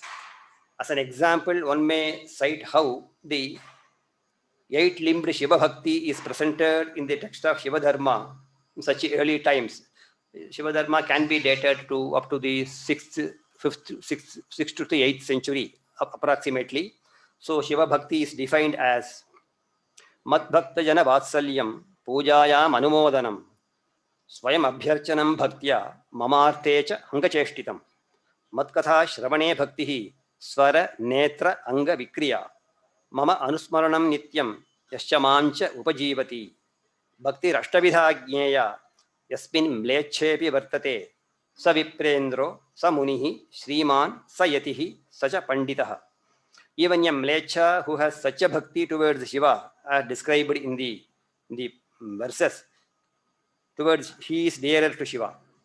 It is very interesting to note that some of the ideas expressed in the Shiva Dharma are also found in the Vayaviya Samhita, the 7th book of the Shiva Mahapuranam. Sometimes we find many verbatim similarities among the passages in both the texts, that is Vayaviya Samhita and the Shiva Dharma. We may say, especially the Uttara Bhaga of the Vayaviya Samhita, we may say that the Shiva Dharma had influenced much of the ideas of the Vayaviya Samhita. the great ideals of Shiva Bhakti, service to humanity with fellow feeling, and thus uniting the entire humanity under the umbrella of Shiva Bhakti, as propounded in the Shiva Dharma, was propagated by the greatest of the Shiva Bhaktas, namely the Nayanmars, in the period between the 6th to 8th century. The thousands of Shiva Bhakti drenched and soulful Tamil hymns, which are collectively known as the Tevaram corpus, bear testimony to this supreme ideal. It can be said that these Nayanmars singing in Tamil language, in fact, carried the ideals of Shiva Dharma to the masses. Among many such parallels, there are so many parallels which we can cite, and I have been doing studies on that. Just to cite an example, among many such parallels, one may cite the following hymn of Tirunavukarashar, who lived in the 7th century. Shankanidhi Padumanidhi Irandum Tandu Dharaniyodu Vanalavat Taruvarenum Manguvar Avarshalbam Madipo Mallom Madevarku Yegandar Allarahil. That is one. Angamelam Kuraindu Avuhu Todu Noyarai Avurithi Tindrudalum Pulayarenum Gangaiva Shadikarandarku Anbarahil Avargandir Namvanangum Kadabulare. This passage, Tirunavukarashar Tevaram passage, states eloquently, even a person possessing the great wealths such as the Shiva Shankanidhi and Padmanidhi, if he does not have any devotion towards the Shiva, we do not care for him. But on the other hand, even if a person of low birth, afflicted with such diseases as leprosy, has bhakti towards the Shiva, we consider him as our God and we are his devotees, which is in fact the corroboration of the Shiva Dharma passage. Name Priyas Chaturvedi Madbhakta Shvapachopi Yaha Sasmai Deyam Tato Grahyam Sachapujyo Yathahi Aham. So in the Shiva Dharma. So Pashupata system has its own sub-schools. The Lakula system and the slightly later Tantrika Pashupata school, then Kalamukha, further developments. We come to know about its later transformations into the Kalamukha, Vaimala, Pancharthika, and others. The core doctrine of all the Shaiva systems is the concept of Tripadartha, Padarthatrayam, Pati, Pashu, Pasha. This we find declared in the Shvetashvataropanishad. Bhokta Bhogyam Preritarancha Matva Sarvam Proktam Trividham Brahma Metat Ksharam Pradhanam Amritaksharam Haraha Ksharatmanau Ishate Deva Ekaha. So this Pati, Pashu, Pasha, three divisions of three Padartha, entire Padartha into three categories, is the basis of all Shaivism. So this we find in the Shvetashvatara Upanishad. Shiva is the Purusha, the highest reality, which the Upanishad declares as follows. Yasmat param naparamasti kinchit, yasman naniyo najyayosti kashchit, vrikshaiva stabdho divitishtati ekaha, tenedam purnam purushena sarvam. The same view is, so Shiva is the supreme Purusha, the highest Purusha. The same view is corroborated by the immortal Kavi, Kalidasa, in his Mangala Shloka of Vikramourvashiyam. Vedanteshu yamahu reka purusham vyapyastitam rodasi yasmin ishvara iti ananya vishaya shabdo yatharthaksharaha. So the Purusha expressed in the Vedanteshu, in the entire Vedanta corpus Upanishad, is none other than Shiva. Just as the Shvetashvatara Upanishad declares that supreme bhakti leading to total surrender at the feet of Shiva is the one and the only means to attain moksha in the passage, Yo Brahmanam Vedadhati Purvam, Yo Vai Vedamsha Prahinoti Tasmai, Tamha Devam Atma Buddhi Prakasham Mumukshur Vai Sharanam Aham Prapadye. So total surrender, Prapatti, is declared in the Shvetashvatara Upanishad as the supreme means of attaining Shiva, realizing Shiva. The same is repeated in Kalidasa, by Kalidasa in the same verse. Antariyasya mumukshubhihi niyamita pranadivir mrigyate sasthanuhu sthira bhakti yoga sulabho nishreyasayasuvaha. The same supreme reality, the Purusha, supreme Purusha, namely Shiva, who is meditated upon, who is realized by great sages by practicing pranayama and others, mind control. He is also attainable by supreme devotion, sthira bhakti yoga sulabha.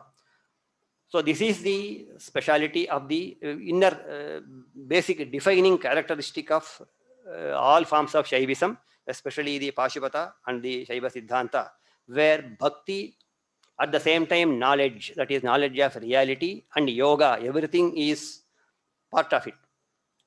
Everything combined, everything are complementarily, they are practiced to attain Shiva. Now,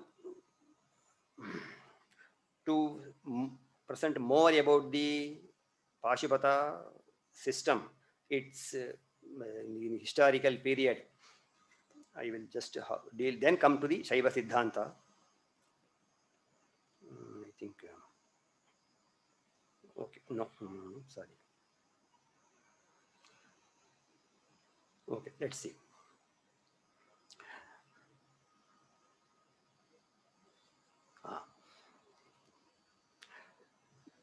As I have mentioned earlier, the Satya Pashupata system is specially followed by Krishna, who was initiated, given Diksha by Upamanyu. Krishna presents his practice in his first person account. So I did this. So in the Anushasana Parva, there are more than 2 or 3 chapters where Sri Krishna presents his practice of Pashupata system and how he got blessed by Shiva and his Yogeshwaratva. This he demands 8 boons from Shiva, of which dharma, so that is his mind should always be fixed in dharma, and Yogeshwaratva. So yatra Yogeshwara Krishno yatra partho dhanurdhara, that idea expressed in this verse is which Krishna is spoken. That is the blessing of Shiva, which Krishna got from Shiva when he, after practicing this Pashupata Vrata. These are all recorded in the Anushasana Parva by Krishna's own words. Now, and so this is the briefly tracing the Pashupata from the Upanishads, then the Puranas, and the Shiva Dharma, which is the Shiva Dharma textual corpus, which was so well known, so much studied, but unfortunately due to various reasons, now it is not, those texts are not much known, of which many manuscripts exist in the Nepal collections and also in the various parts of our country, including our French Institute, in different scripts.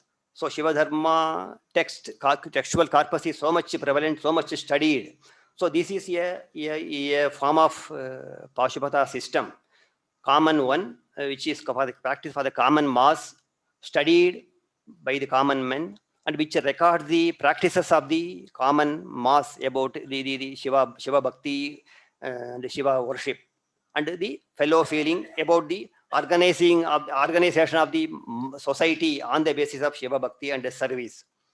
Then come the Agamas as a special type of literature, which is also, this corpus also is so ancient, of which Shaiva Siddhanta is the one very important example, which has continuous history of nearly 2000 years. Even now it is practiced and studied, and though other forms of Shaivism, other subschools of Shaivism are in some areas they are known, some are not so much studied nowadays and practiced.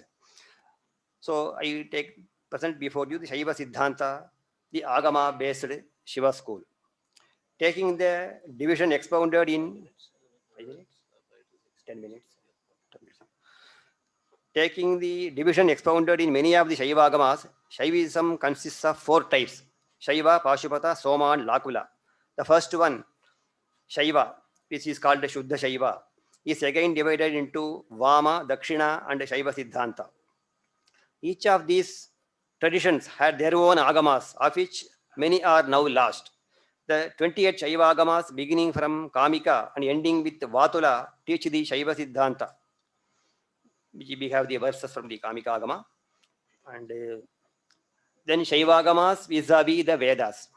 It was the early Shaiva Siddhanta stalwarts such as Sadhyo Jyoti, Ramakantha, etc. Then followed by great Nayayika such as Udayana, Jayanta Bhatta, who completely refuted the Shabda Nityatva view of the Mimamsakas and defended the concept of Agama as another class of revealed scriptures by Shiva, and firmly established the view that the Vedas were also given by Shiva, which is the fundamental reason for their validity. They have Sri Kantha in his Brahma Sutra Bhashya, he says, Vedopi Shivagama Eva.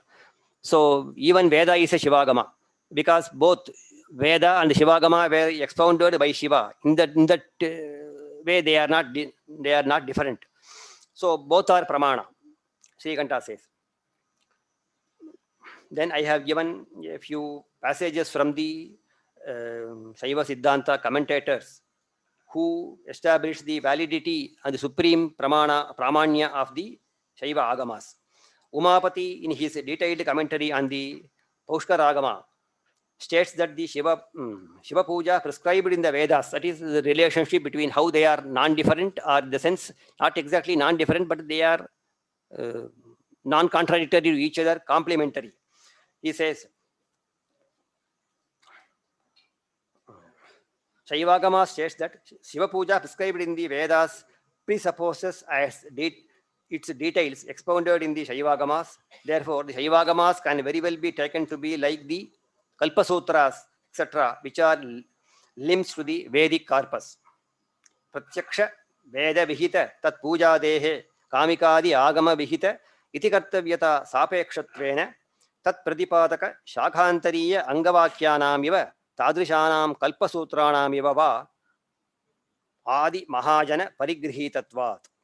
So the Diksha and other such rites expounded and prescribed in the Shaivagamas have all been considered to be valid by such great sages as Shveta, Upamanyu, Agastya, and such divine personages as Krishna, Rama, etc., who have undergone the Shiva Diksha as explained in the epics such as the Mahabharata, Harivamsha.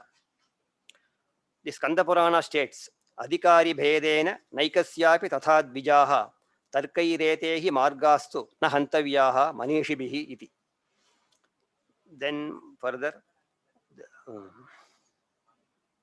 then the actual position is, while the Vedas are for the Trivarnikas, the Shaivagamas are meant for all, and they encompass women and the people of low birth. Yadi Sarvatmana Siddhanta Shaiva Agama Siddhanta Shaivagama Vedayoho Abedaha Kimartam Tad Ubayoho Nirmanamiti Chetu Asti Iyan Anayoho Bhedaha Vedaha Trivarnika Adhikaraha Agamascha Chaturvarnika Adhikara iti. Etadapi Yuktam Shrikanta Bhashye, as I have told, Vedaha Trivarnika Vishayaha Sarvavarna Vishayascha Anyaha Agamaha iti. Then, so this is the importance and the hoary past of the Shaiva Siddhanta tradition based on the 28 Agamas. And there are also other points. For want of shortage of time, I am just presenting only a few points. Now then the critical edition of the Shaiva Agamas. Now so much we have seen the texts, but how are they available now? The Agamas and the editions, and in future what has to be done, that I will just present a few points. These Shaivagamas are widespread throughout the Bharata Desha as well as in other countries. Being the fundamental text, the Shaivagamas have regional influences in various levels. Also, many of the rituals vary according to the time, region, and situation. A detailed and comparative study based on historical evolution of rites is one of the most rewarding researches of the Agamas.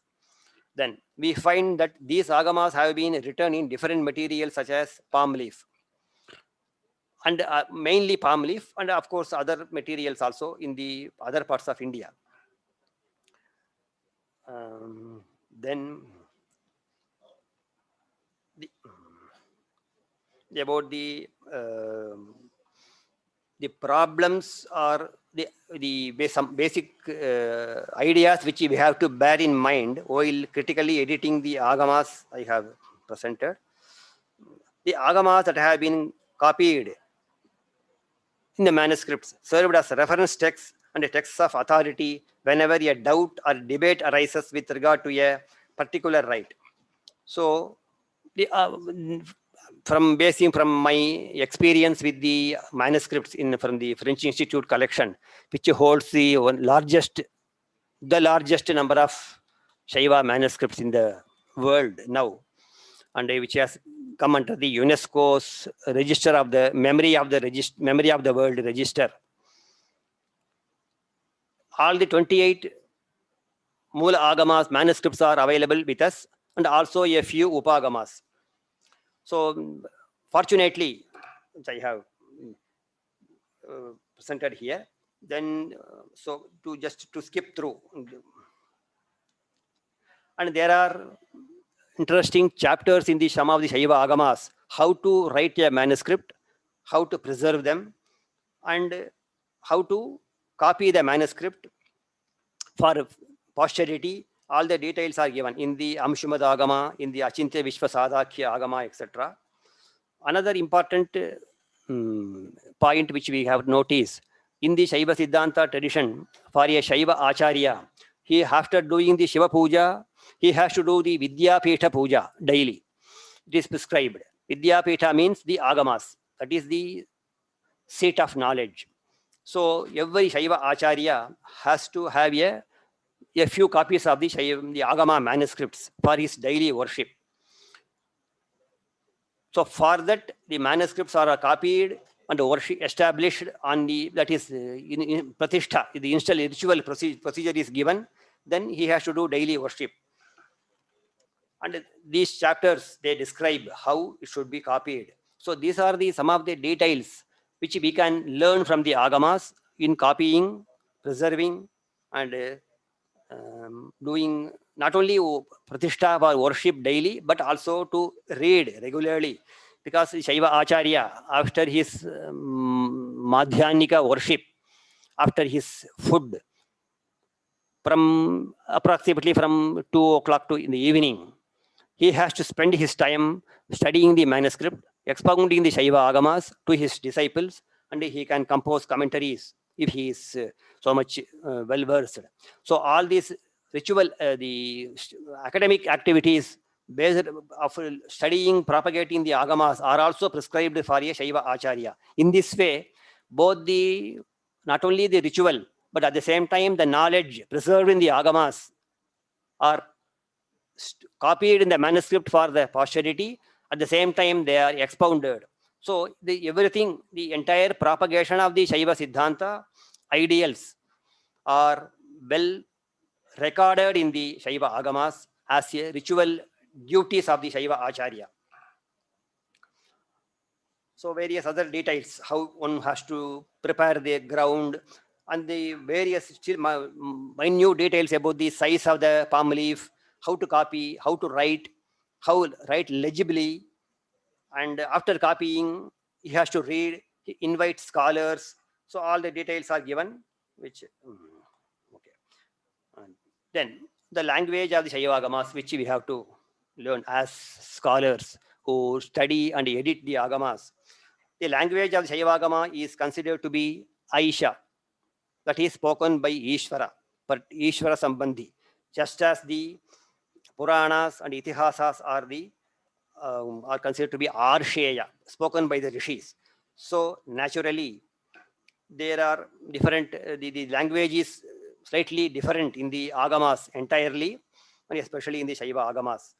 So the general rule of the Paninian grammar are generally they are not observed, and we also cannot always study the manuscript Agamas through the eye of Vyakarana. A deep knowledge of various types of rituals, of various kinds of ingredients used in those rites, a firm knowledge in the doctrines of the Shaiva system that these texts treat, are a few prerequisites to have a standard critical edition of the Shaiva Agamas. Of course, while going through many and more of these texts in the manuscripts, one's knowledge in these disciplines is enriched. So peculiar usage of Sanskrit verbal forms, which may appear to be ungrammatical or unpaninian, are found at many places in the Shaiva Agama corpus. In the same way, one may not find clear correspondence regarding gender, linga, and Vachana. So main reason behind such apparent incongruencies is that the authors and redactors of the entire Agama corpus were more concerned with conveying the actual meaning of the text than in the form of the words.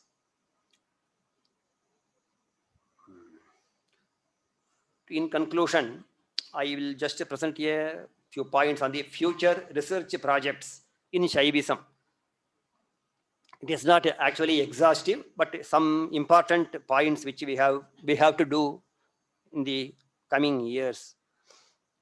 Since Shaivism is very ancient and its literature is so vast, a survey of the entire Shaiva literature is to be undertaken.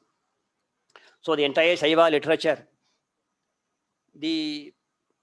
includes basically Sanskrit, at the same time regional languages Shaiva literature, and as I will tell, there are still many more texts available in Tamil and on treating Shaivism, especially Shaiva Siddhanta, and we have to take a survey of the entire Shaiva literature, both published and unpublished. First, Shaiva Siddhanta. Here, since Shaiva Siddhanta has a continuous history of nearly 2000 years and which is widespread in all parts of our Bharata Desha, other than texts in Sanskrit, there are still others in the regional languages. The enormous textual corpus in Tamil, beginning from the 6th, 7th centuries to the present day, is to be included in this survey.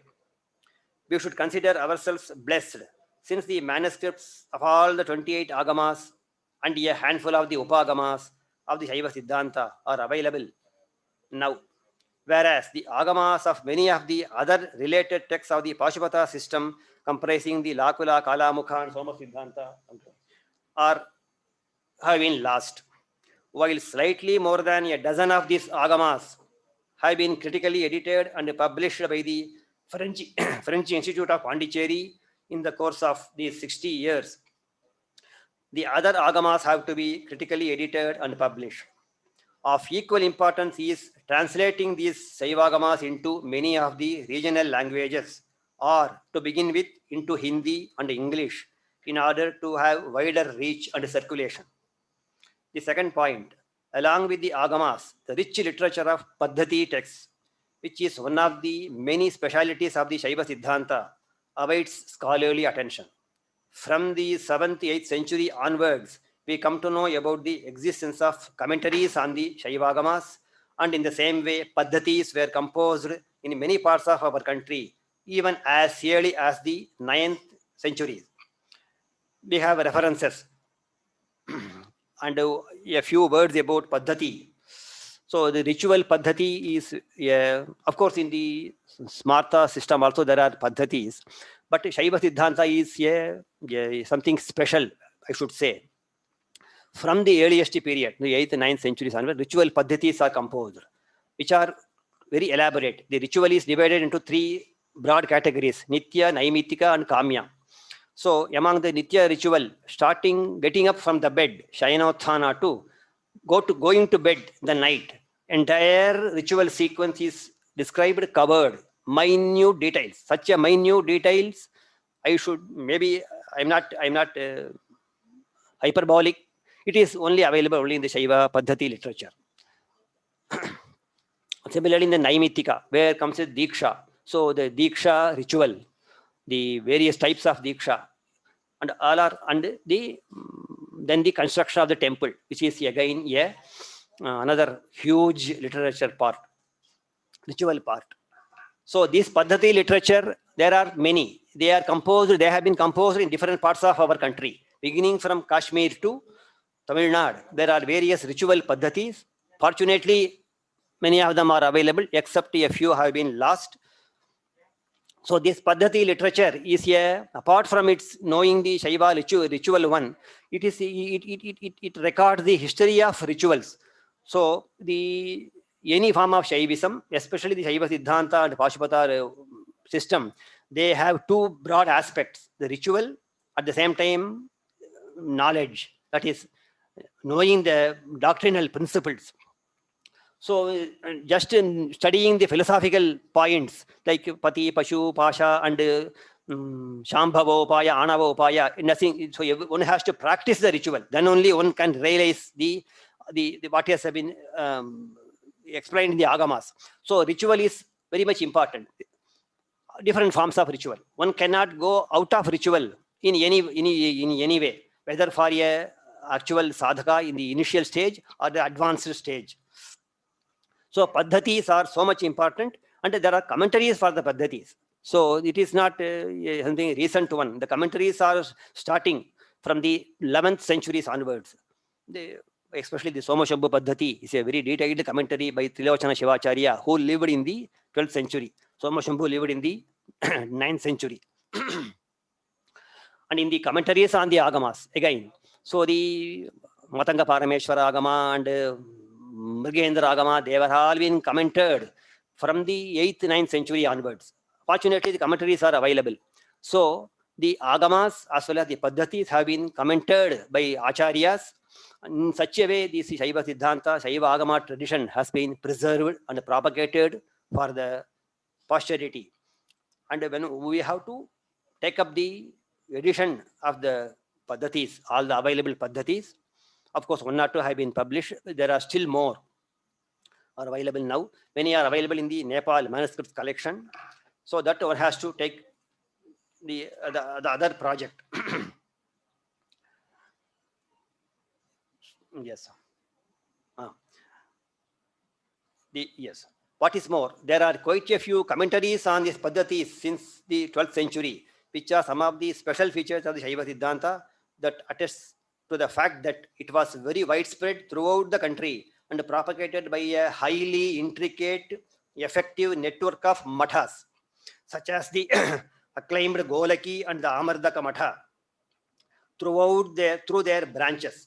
We have hundreds of inscriptions that testify to this historical fact. Among the many Vedic and Agamic systems, it is the Shaiva Siddhanta which possesses such an amount of Paddhati texts and a continuous history.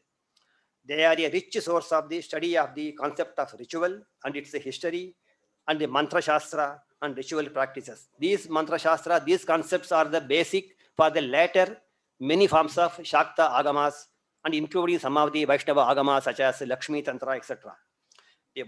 Then the third one, the vast amount of Sthala Puranas and Sthala Mahatmyas related to the hundreds of Shaiva Kshetras are another rich source of Shaiva religious practice. Taking the case of Tamil Nadu, there are many Shaiva Kshetras which have Sthala Puranas. Some of them have even 3 and 5, such as the Chidambaram temple has 5 Sthala Puranas, composed in Sanskrit, and many of them dating to the 11th, 12th centuries. So such early period, we have the Sthala Purana literature. Then, yes, and there are hundreds of Tamil adaptations of the Sthala Puranas, which are called Thala Puranam in Tamil. They are available. Only a few of them have been published. From the 14th, 15th century onwards, we have Tamil Thala Puranams, and it is a genre, a type of literature. Such is the speciality of the Thala Puranam literature in Tamil. So this is another important project. Apart from the Shaiva Siddhanta texts, there are also other Shaiva texts belonging to the Vedic Pauranic school, such as the Shruti Sukti Mala, composed by Sudarshana Suri, also known as Haradatta, in the 11th, 12th century, who establishes the supremacy of Shiva on the basis of Veda, especially the Rig Veda and the Taittiriya Aranyakam. And it has 2 commentaries.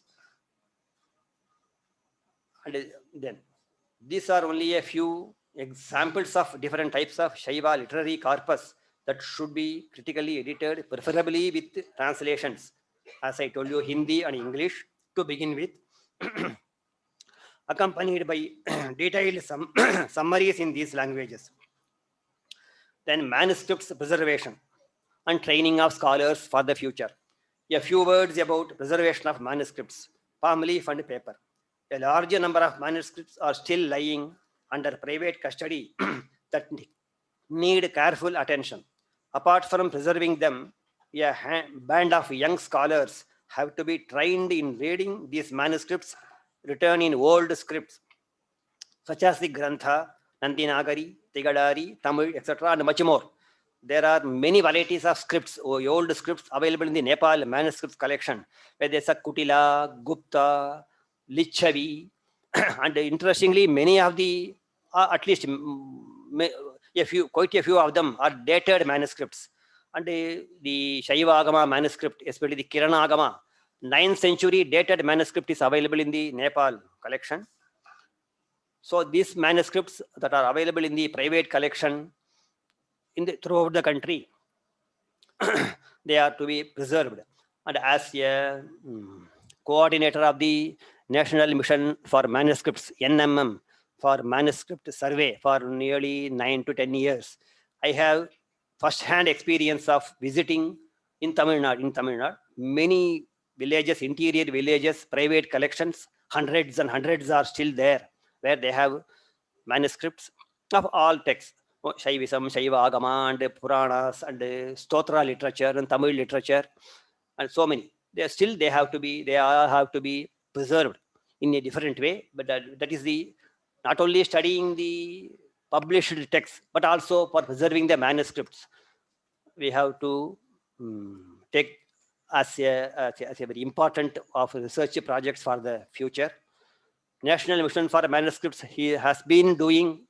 Initially, it was the survey was very useful, and we have collected more than millions of manuscripts, but documented. But the preservation has to be undertaken, and these are all important projects for the posterity to preserve the Shaiva heritage of our country. And with this, I conclude my brief speech, which you can call keynote address. I don't know whether it is keynote or not, but a few of my thoughts regarding this Shaiva system and the text. I thank one and all for your patient hearing. I thank once again the Indic Academy for giving me an opportunity to share some of my views. Namah Shivaya.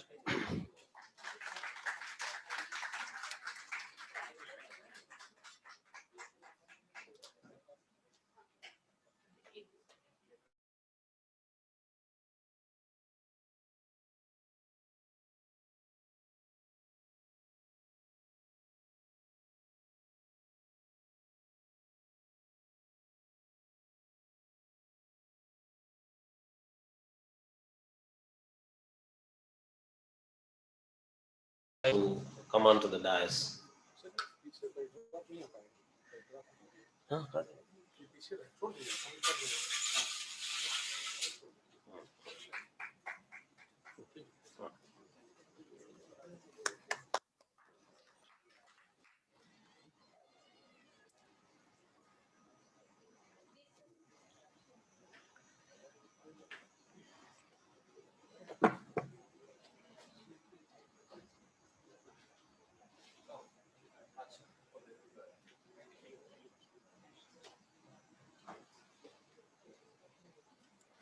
We now have two guest speakers, Professor Kamalesh Jha and Professor Vijay Charan Shukla.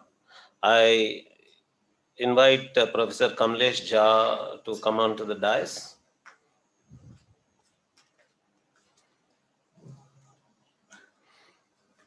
Professor Vijay Charan Shukla, Vijay Shankar Shukla.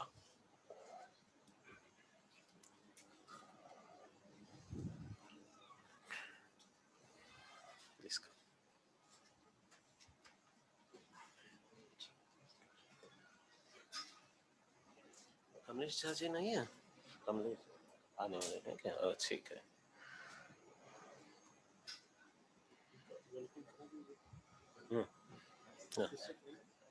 इनका introduction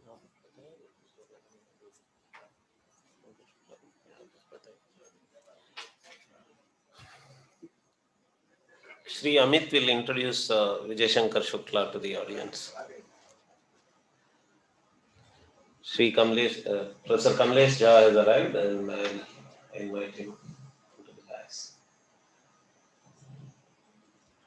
Kamlesh Jha, can you introduce?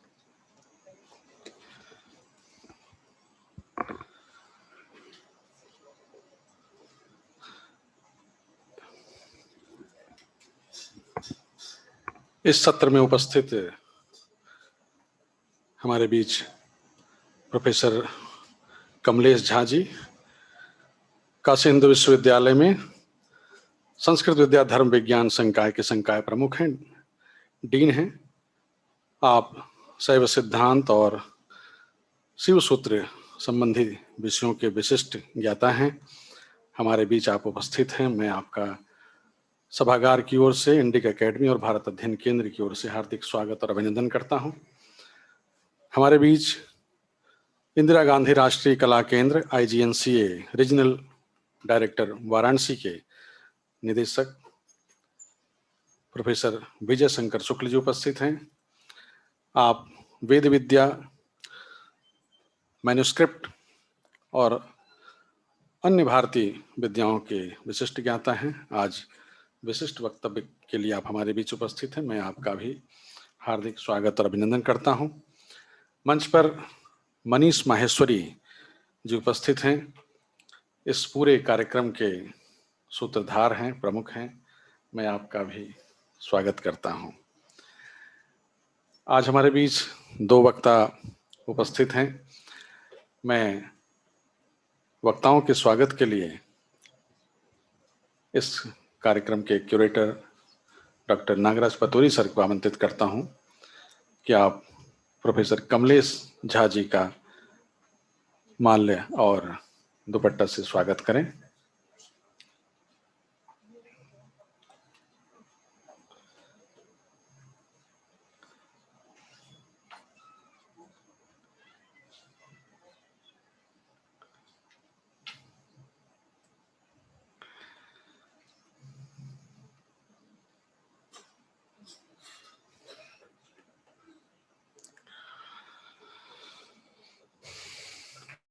यही भारत अध्ययन केंद्र के समन्वयक professor Sadashiv Kumar Dwivedi ji से अनुरोध करता हूं कि professor Vijay Shankar Shukla ji का हार्दिक स्वागत और अभिनंदन करें।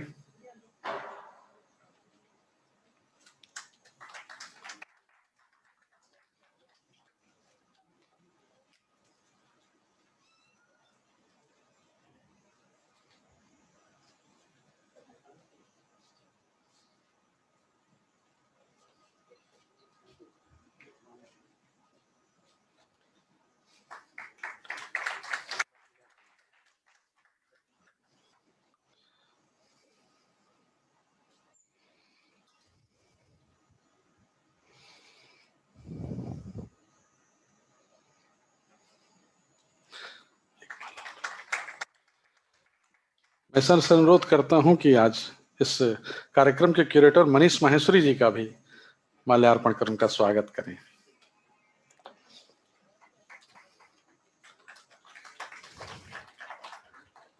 बहुत बहुत धन्यवाद सर। तो आज के सत्र में प्रथम वक्ता के रूप में मैं आमंत्रित करता हूं प्रोफेसर कमलेश झा सर को। हम लोगों ने काफी नाम सुना है इस विषय पर, बस आज साक्षात सुनेंगे सर को। मैं सर को आमंत्रित करता हूं कि आएं और अपना वक्तव्य प्रस्तुत करें।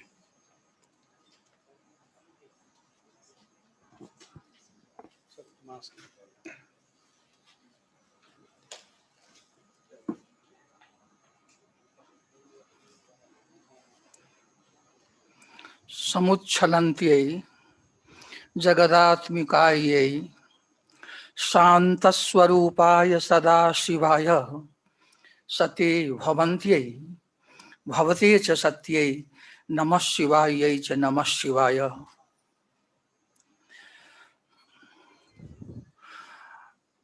हमारे आदरणीय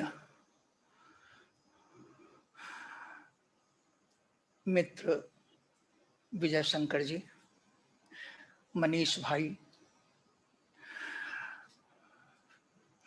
नागराज जी, हमारे समन्वयक सदाशिव कुमार जी, उपस्थित मित्रों में हमारे अत्यंत सुपरिचित जिन्होंने हमारे साथ मिलकर अच्छा कार्यक्रम किया था, आचार्य टी गणेशन जी।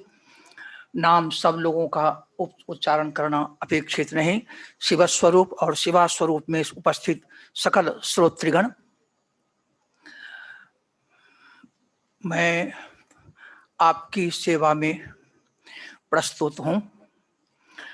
त्रुटि क्षंतव्य हुआ करती है। शिव के संदर्भ में जो लोक में उपस्थित चीजें हैं और जो शास्त्र में उपस्थित चीजें हैं उनका भी सामरस्य है। ऐसे सामरस्य की उपासना में ही अहर्निश सारे जीव चराचर जगत संलग्न है और उनकी ही चर्चा हम उपासना के रूप में करना चाहते हैं। शास्त्रों में हमारे ऋषियों द्वारा, मनीषियों द्वारा जो शिव की अर्चा की जाती है, जो शिव ज्ञान की व्याख्या की जाती है, जो शिव भक्ति प्रवणता को आत्मसात करने का क्रम है, इन सारी बातों को शास्त्रों ने विस्तार पूर्वक बतलाया है। शास्त्रों की इयत्ता है नहीं, पर आज की तिथि में शास्त्रों को जिन भागों में हम बांट करके और कुछ समझते हैं और शिव की अर्चा करते हैं, शिव स्वरूप का ज्ञान प्राप्त करते हैं और शिव स्वरूप के ज्ञान को आत्मसात करते हैं, भक्ति प्रवणता के माध्यम से शिव स्वरूप ही हम हैं, हमारी आत्मा सच्ची स्थिति में भगवान शिव ही है। यह हमें जब तक जानकारी नहीं होती, जब तक यह चमत्कृति पैदा नहीं होती, शास्त्रों का जो उपस्थापन है, शास्त्रों की जो उपस्थिति है, उसकी चरितार्थता नहीं होती। चरितार्थता जब हो जाए शास्त्रों की, तब समझना चाहिए शिव का पूर्ण अनुग्रह प्राप्त हुआ है। अब इस संदर्भ में हमें देखना होता है जितने प्रस्थान हैं, वेद प्रस्थान, आगम प्रस्थान और तर्क प्रस्थान, इन तीन भागों में हमारा सकल वांग्मय विभाजित हो जाता है। वेद प्रस्थान के अंतर्गत 6 आस्तिक दर्शनों का साम्राज्य है, बड़ा विस्तार है अत्यंत, जिसमें व्यक्ति यदि प्रवेश करना चाहे तो एक एक भाग के जो ग्रंथ हैं या उनके जो सिद्धांत हैं उनका भी मर्म स्पर्श होना कठिन हो जाता है। पर हैं ये शास्त्र सांख्य प्रस्थान, योग प्रस्थान, मीमांसा प्रस्थान, वेदांत प्रस्थान, न्याय प्रस्थान, वैशेषिक प्रस्थान। इन प्रस्थानों में साक्षात शिव की ही उपासना है, उनके ही स्वरूप हैं और वही इतने कितने रूपों में, विश्व रूप में कैसे व्याप्त हैं और कैसे उन्हीं की उपासना से उनका समावेश प्राप्त हो जाता है, कृतकृत्यता होती है और मानव जीवन सफल हो पाता है। इसकी सारी विधाएं वर्णित हैं। आगे चल करके हमारे समक्ष प्रस्थान उपस्थित होते हैं तांत्रिक, आगमिक। उन प्रस्थानों में अभी चर्चा चल रही थी, नागराज जी ने सुस्पष्ट व्याख्यान किया था, जिसमें हमारे यहाँ जो शैव प्रस्थान है, शाक्त प्रस्थान है, शैव प्रस्थान में भी वीर शैव है, सिद्धांत शैव है, काश्मीर शैव है, बड़ा बड़ा भारी उल्लासन है। हो क्यों नहीं, एक एक व्यक्ति के लिए इतना उल्लास जीवन में होता है और शिव जो सारे व्यक्ति के रूप में, जड़ के रूप में, जगत के रूप में स्वयं उपस्थित है और अपनी महिमा से अच्युत होकर के उपस्थित है, उनका उल्लासन क्यों ना हो। हमारा सौभाग्य जितना होता है उस उल्लासन में हम उतना ही उतनी ही प्रतिभागिता कर लेते हैं और उल्लसित होते हैं। यह शिव प्रसाद है, शिवानुग्रह है। तो ये प्रस्थान होते हैं। काश्मीर शैव प्रस्थान एक आगमिक प्रस्थान में से अन्यतम है। तार्किक प्रस्थान में जैन प्रस्थान है, चार्वाक प्रस्थान है, बौद्ध में 4 प्रभाग होते हैं। इस तरह से वहां भी 6 इकाइयां उपस्थित होती हैं मुख्य रूप से। हम देखते हैं कि जहां भी अद्वैत की बात आती है वहां यह समझना चाहिए कि द्वैत का निषेध हो रहा है, ऐसी बात नहीं है। द्वैत तो दृष्टिगत हो रहे हैं, प्रत्यक्ष सिद्ध हैं, इनका अपलाप कैसे होगा, पर जो ये प्रत्यक्ष सिद्ध उल्लसित होने वाले द्वैत हैं वो भगवान शिव का ही उल्लास है। और उन सारे उल्लासों के अंदर उनके अंतः सूत्र के रूप में जो एक अद्वय भाव प्रस्फुटित हो रहा है वही अद्वैत सिद्धांत है। इसमें ऐसा नहीं मानना चाहिए कि दो या बहु या अनेक होते ही नहीं है, ऐसा कभी नहीं समझना चाहिए। एक ही वृक्ष है, उसमें हजारों पुष्प लग जाते हैं, तो क्या एक वृक्षत्व एकत्व होना, वृक्षत्व होना क्या बाधित होता है? ये तो उसका और समुल्लासन है। पुष्पन होना, कहीं पर फलन होना, ये सारे तो उल्लासन है शिव के। अभी प्रश्न उठता है कि भगवान शिव जो आप्त काम है, जिन्हें कुछ चाहिए नहीं, तो फिर किस लिए शास्त्रों का निर्माण, किस लिए सृष्टि का निर्माण करते हैं? किस प्रयोजन से ऐसी प्रवृत्ति किसी भी कृत्य में उनकी होती है? प्रश्न उठता है। इसका सीधा जवाब काश्मीर शैव के आचार्यों ने दिया है। अस्थास्य देक रूपेण वपुषा चेन महेश्वरः महेश्वरत्वं संवित्वं तदत्यक्षत घटादिवत। कहा एक घड़ा को हम जहां रख देते हैं वहीं बैठा रहता है, जहां उठाकर ले गए चला गया। क्या शिव जी को हम कहीं एक जगह बैठा दें तो वो घट के समान जड़ नहीं हो जाएंगे? अस्थास्यद एक रूपेण वपुषा चेन महेश्वरः, भगवान का माहेश्वर्य कहाँ चला जाएगा, किस काम में आने वाला है? यदि वो एक ही परिच्छिन्न स्वरूप में कहीं बिठा दिए जाए और वहीं बैठे रहे तो उनका माहेश्वर्य कहाँ चला जाएगा? माहेश्वर्य यही है क्या?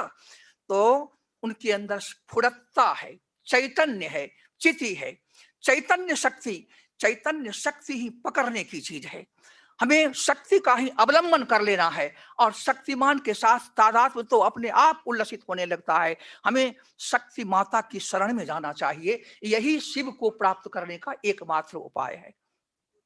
तो जो ये त्रिविध प्रस्थान है, वैदिक प्रस्थान, आगमक प्रस्थान और तार्किक प्रस्थान, इनके अंदर भी मुख्य रूप से 5 अद्वैतवाद प्रतिष्ठापित हैं वांग्मय में, और लोक में भी, आचरण में भी वो 5 प्रतिष्ठान कौन हैं?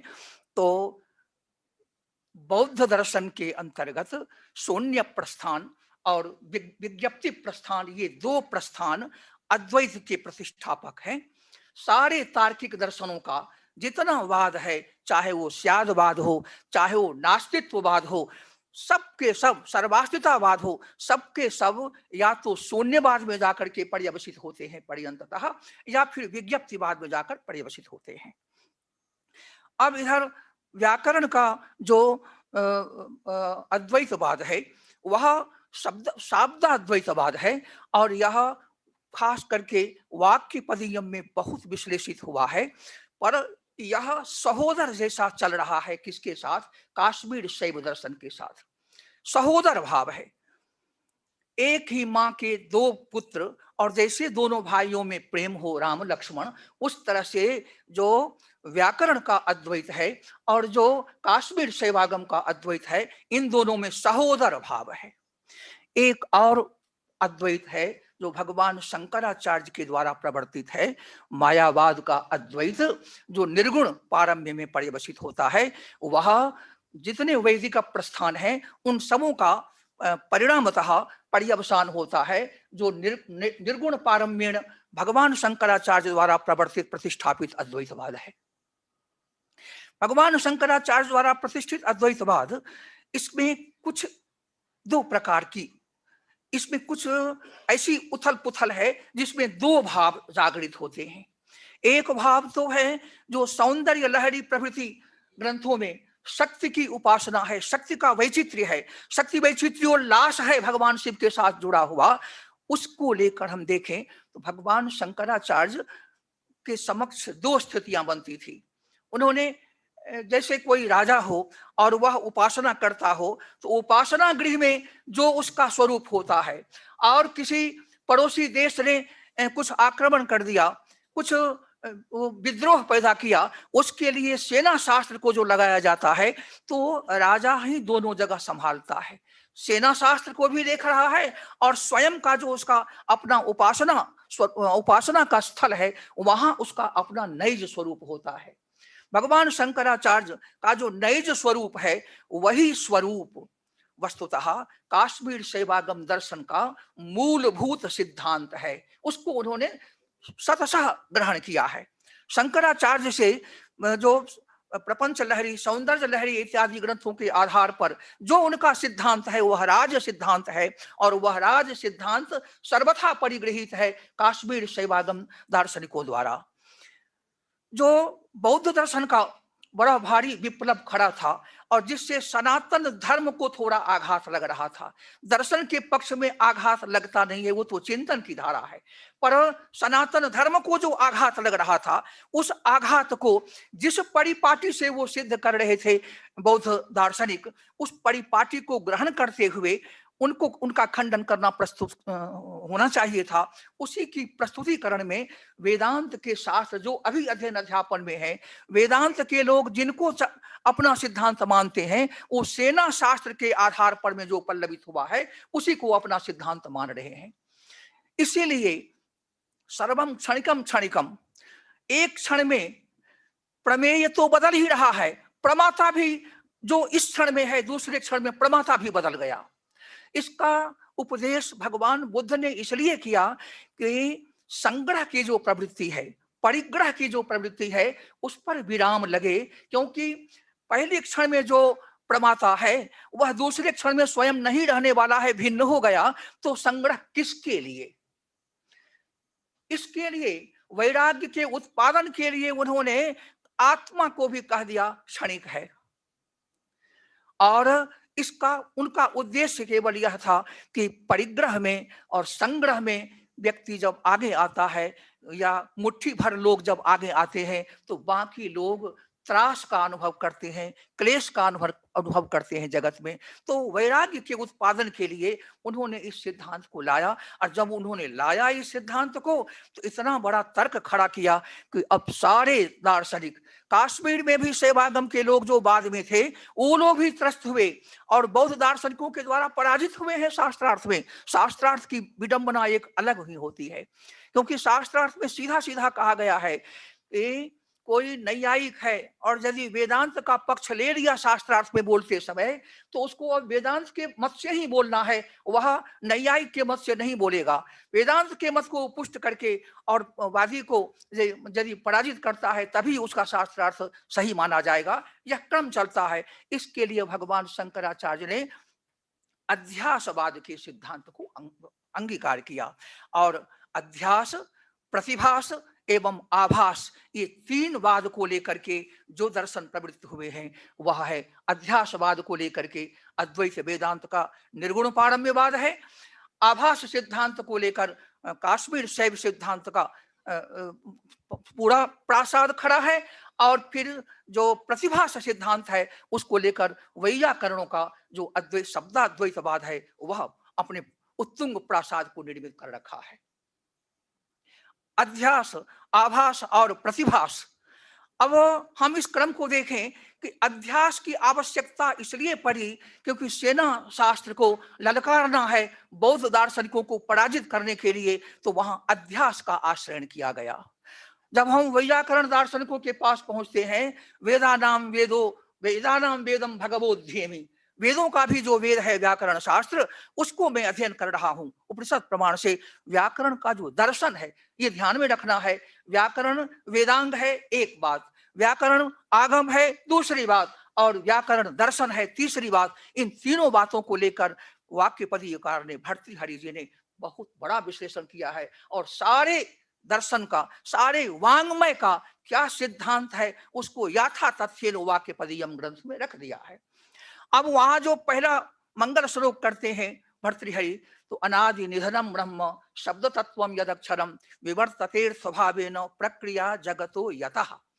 और इस यहाँ पर विवर्तते में विवर्त पदार्थ क्या है, तो जो वेदांत का विवर्त है उसका सर्वथा तिरस्कार कर दिया भर्तृहरि ने, और कहा जो विवर्त क्या है, एकस्य तत्वाद अप्रच्युतस्य भेदानुकारेण असत्य विभक्तान्य रूपोपग्राहिता विवर्तः।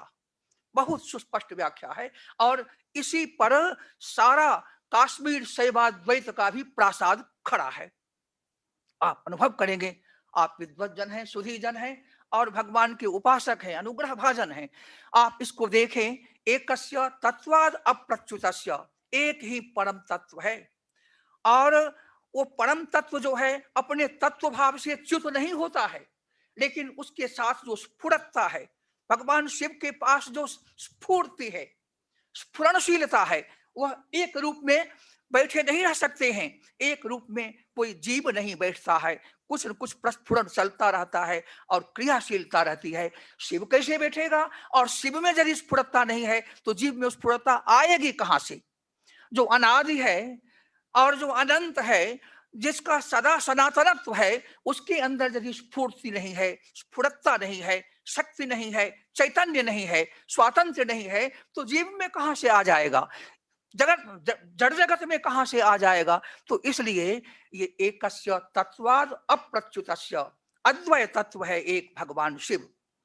और वह अपने तत्व से, अपने स्वरूप से अच्युत हुए बिना ही अपनी स्फुरता, अपनी शक्ति की के महात्म्य बल से एकस्य तत्वाद अप्रच्युतस्य भेदानुकारेण, भेद को भी स्वीकार करता है।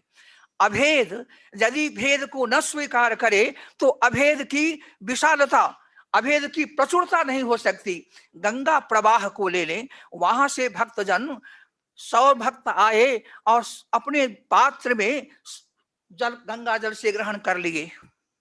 गंगा प्रवाह बना हुआ है और जो पात्रों में गंगा जल आया वो कहां से आया?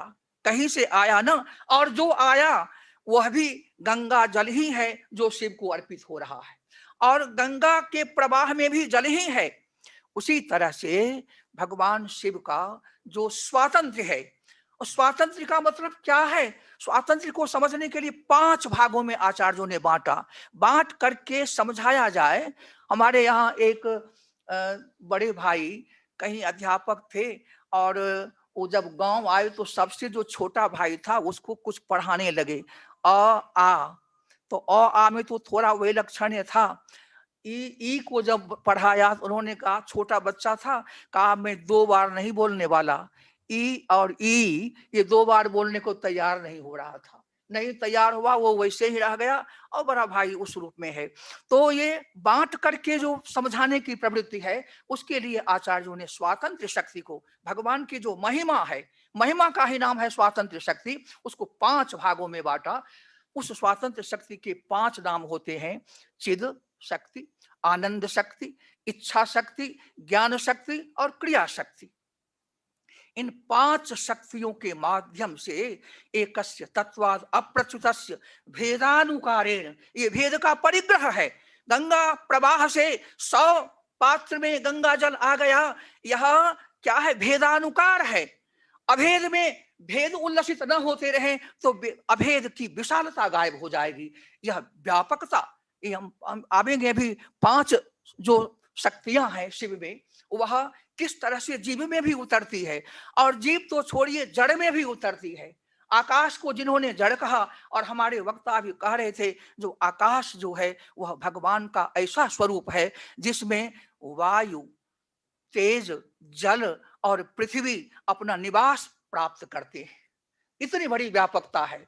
और फिर चिदाकाश भगवान शिव हैं। आकाश भी जिसकी गोद में तैर रहा हो, जिसकी गोद में समा जा रहा हो, पृथ्वी जल तेज वायु के साथ, वही है चिदाकाश शिव। और चिदाकाश शिव एकस्य तत्वात् अप्रच्युतस्य भेदानुकार, अनुकार स्वीकार। भगवान के साथ क्या है? जो शक्ति है स्वातंत्र शक्ति, वही माया शक्ति भी है।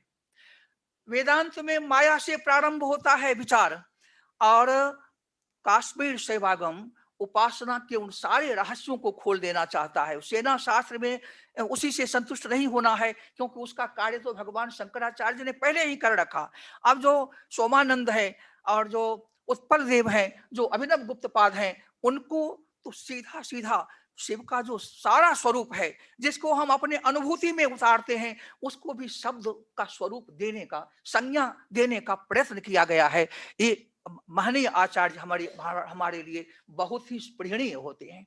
तो जो ये चिद है और जो ये आनंद है, जो इच्छा है, जो ज्ञान शक्ति है और क्रिया शक्ति है, इन 5 भागों में बांट करके हम स्वातंत्र शक्ति को देखते हैं।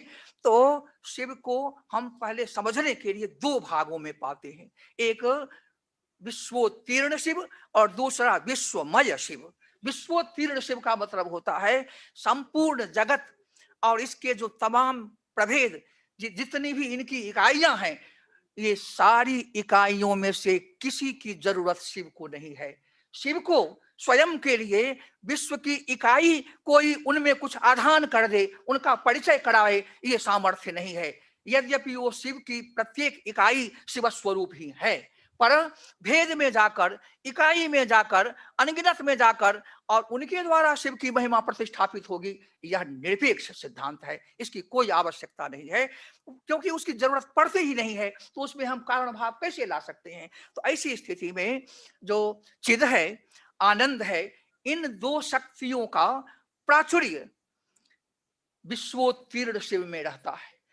अर्थात सृष्टि में जहां इच्छा शक्ति, ज्ञान शक्ति और क्रिया शक्ति भगवान शिव की प्रवर्तित होती है, सृष्टि विश्वमयता है और सृष्टि से परांगमुख, सृष्टि से निरपेक्ष होकर के जो भगवान शिव की स्थिति है वह है विश्वोत्तीर्णमय स्थिति और ये विश्वमय स्थिति। तो विश्वोत्तीर्ण स्थिति में भी 2 शक्तियां नहीं छोड़ती है, चिद शक्ति और आनंद शक्ति। इससे उल्लसित ये भगवान शिव का स्वरूप है, ये विश्वोत्तीर्ण स्वरूप है। जो चैतन्य है और जो उस आनंद की सघनता है, ये कभी शिव को छोड़ती नहीं। और जब वह विश्वमय भी होते हैं तो यह चित्त शक्ति और ये आनंद का उपोद्बलन, इन दोनों के रहते हुए ही इच्छा शक्ति, ज्ञान शक्ति और क्रिया शक्ति तरंगित होने लगती है। और फिर तो पहले 1 से 2 होना और फिर बहु हो जाना। एको हम बहुश्याम, इस परिणति में स्वयं ही परिणत हो जाते हैं। तो अब विश्वमय स्थिति में जो 36 तत्व उपस्थित होंगे, तो आरंभ के जो 5 तत्व है, शिव तत्व, शक्ति तत्व, सदाशिव तत्व, ईश्वर तत्व और शुद्ध विद्या तत्व, इन 5 तत्वों तक शिव सृष्टि में आए, विश्वमय बन करके आए हैं। पर इदम का कहीं से वेद नहीं होता है, अहम का उल्लासन बना है, इदम भी सेवक के रूप में उपस्थित है, अहम का साम्राज्य जागृत है। इसलिए इन 5 तत्वों को शुद्ध अध्वा कहा जाता है।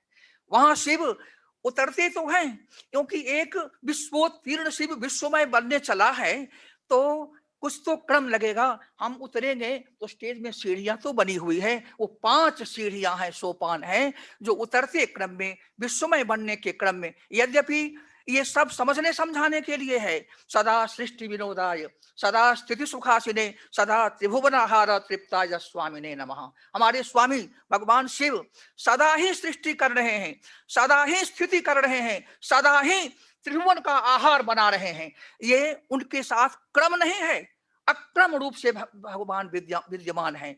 लेकिन जैसे अद्वय भाव में अनंत भेद डुबकी लगा रहे हैं और अद्वय का और भी साम्राज्य ही उल्लसित होता है, कुछ बिगड़ता नहीं है, वैसे ही जब भेद में उतरते हैं तो अभेद बना ही रहता है।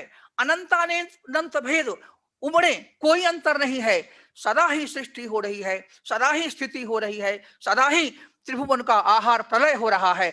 और इसके साथ 2 और कृत्य जुड़ जाते हैं, जिसकी चर्चा अभी हम सुन रहे थे, जो है तिरोधान कृत्य और अनुग्रह कृत्य। यहाँ यह समझने की बात है कि सृष्टि के क्रम में विश्वमय बनते हुए शिव, विश्वोत्तीर्ण रहते हुए विश्वमय बनते हुए शिव क्या करते हैं, तो उनके साथ में यह स्थिति आती है कि पहले तो वो स्वयं को तिरोधान कर लिए, स्वयं स्वरूप का तिरोधान किए, बस जगत उपस्थित हो गया और जीव उपस्थित हो गए। क्योंकि जब तक शिव का जो स्वरूप, शिव के स्वरूप को हम व्याख्या करने के लिए, समझने के लिए 5 भागों में बांटते हैं। शिव में क्या है? सर्वज्ञता है। सर्वज्ञता, कोई भी चीज ऐसी नहीं है, ऐसे तो बौद्धों का भी यह सिद्धांत है कि ज्ञान के बिना वस्तु का अस्तित्व है नहीं। यह जो माइक है, यह स्वयं को नहीं जानता है, कोई जानकार व्यक्ति है जो इसको एक स्वरूप दिया है और फिर इसका उपयोग हो रहा है। जब तक इसका ज्ञान नहीं हुआ, ये निर्मित नहीं हुआ, ज्ञान नहीं हुआ तब तक प्रयोग में नहीं लाया जा रहा है।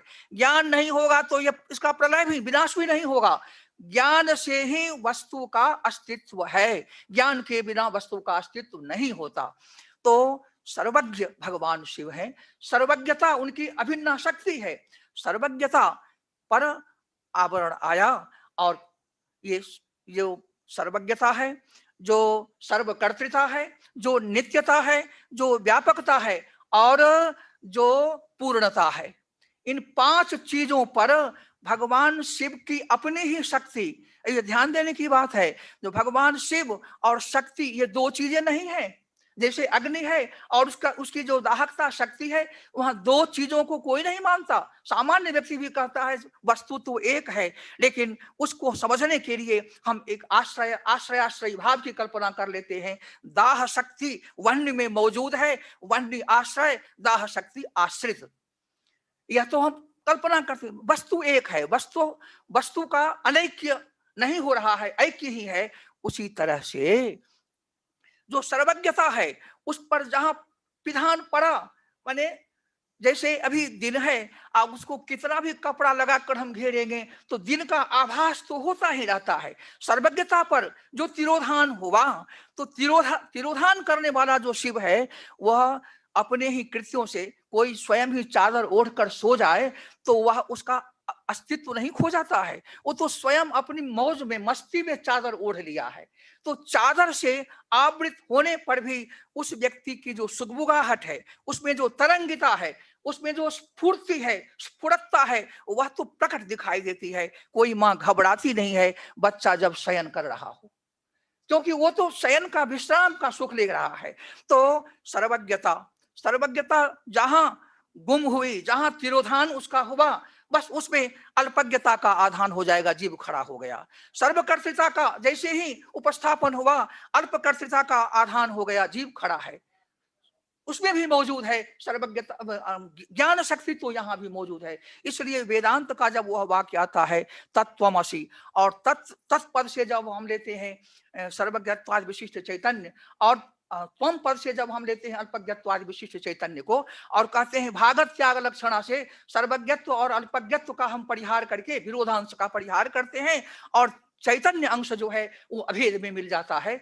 काश्मीर शैव दर्शन ने एक बड़ा प्रश्न खड़ा किया, जो सर्व और अल्प यह तो ज्ञान से ही भाषित होगा, जो ज्ञत्व है वह जीव में भी है और शिव में भी है, यह विरुद्ध है कहाँ? जैसे चैतन्य अविरुद्ध है, वैसे ज्ञत्व मन ज्ञानम, ज्ञान भी अविरुद्ध है, जीव में भी है, शिव में है। तब वह विरुद्धांश कैसे हुआ जिसका हम परित्याग कर रहे हैं? सर्वज्ञत्व और अल्पज्ञत्व को हम बांट रहे हैं, ज्ञान को कहाँ हम खो दिए? इसका जवाब हमें तो वेदांत दर्शन के अध्ययन काल में आज तक नहीं प्राप्त हुआ है। हम चाहते हैं कि कोई विद्वान यदि इस जिज्ञासा का समाधान करें तो हम थोड़ा और उसके आगे बढ़ेंगे और हमारे आनंद की अनुभूति और भी बढ़ेगी। तो जो सर्वज्ञता है, जो सर्वकर्तृता है, जो पूर्णता है, जो तृप्ति है, पूर्ण तृप्ति, और जो नित्यता है, इन 5 का जो तिरोधान होता है तो 5 कंचुक खड़े हो जाते हैं, और 5 कंचुक माया के बिना नहीं खड़े होंगे। माया क्या है? स्वातंत्र शक्ति की निरोधात्मिका वृत्ति है। सर्व स्वीकार करना एक वृत्ति है और निरोध करना, जैसे हमें एक जगह बुलाया जाए और उस समकाल में ही दूसरी जगह भी बुला लिया जाए तो हमें एक जगह का निरोध करना पड़ता है, क्योंकि ये व्यवहार काल की सीमा क्षेत्र में चलने वाला है। तो वह निरोध जब होता है तो उस निरोध से यहाँ भी स्वातंत्र ही है। तो इस तरह से जो ये 5, तो माया जो है वह क्या करती है? माया कोई ऐसी जिसकी व्याख्या की जाती है या माँ जो होती नहीं, ऐसा नहीं है। काश्मीर सेवागम में कहता है या माँ जो अम्बा है। स्वातंत्र शक्ति ही निषेध व्यापार में जब लगी हुई है, संसार की यात्रा जब करनी है तो कुछ बातों का निषेध करना होगा, कुछ का स्वीकार करना होगा। और जब ये माया, वह निरोधात्मिका शक्ति जब वह प्रकट होती है तब ये 5 कंचुक आते हैं, और ये 5 कंचुक जब उपस्थित होंगे तो शुद्धात्मा 5 और माया और 5 कंचुक ये 6 हो गए, और जो प्रकृति तत्व है ये 7। इसको शुद्धाध्व सर्ग कहा जाता है। यहाँ शुद्धता भी है और अशुद्धता भी है, क्योंकि अभी स्फुट हो करके प्रकृति से जो क्रियाकलाप शुरू होने वाले हैं, प्रकृति महां तत्व अहंकार, और ये 24 तत्वों के रूप में प्रकृति को लेकर के जब उल्लसित होंगे तब वह हो जाता है अशुद्ध सर्ग। तो ये कुल 36 तत्व होते हैं। तत् विश्वोत्तीर्ण शिव 36 तत्वों के रूप में विश्वमय बन करके उपस्थित होता है, और संपूर्ण साम्राज्य उसी का है। यत् सत्यम यद सत्यमल्प बहुलम नित्यम न नित्यम च यत् यन्माया मलिनम यदात्म विमलम चिद्दर्पणे राजते तत्सर्वं स्वविकल्प जाल मधुना हित्वा स्वरूपम निजम शांतम सस्वदुपैमि नित्यममलम सत्यम शिवम सुंदरम सत्यम शिवम सुंदरम। नमः पार्वती पतये। हर हर हर महादेव।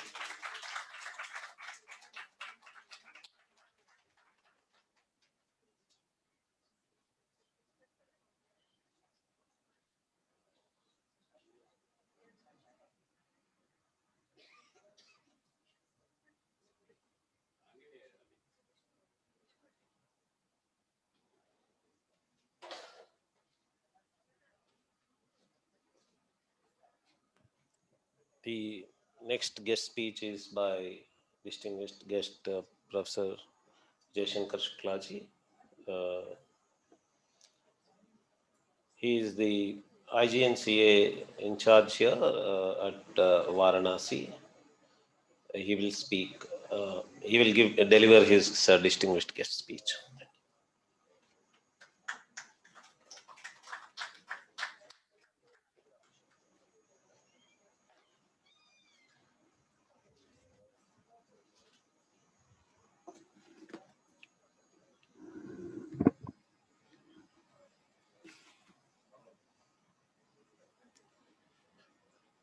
भारती भारती भी सजोषा इडा देवैर्मनुष्यैभिरग्निः सरस्वती सारस्वतेभिरर्वाक् तिस्रो देवीर्बर्हिरेदं सदन्तु। चैतन्यं शाश्वतं शान्तं व्योमातीतं निरञ्जनं बिन्दुनादकलातीतस्तस्मै श्रीगुरवे नमः।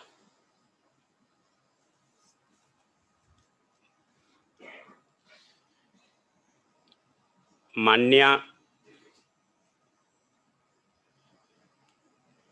इस सारस्वत सपर्या में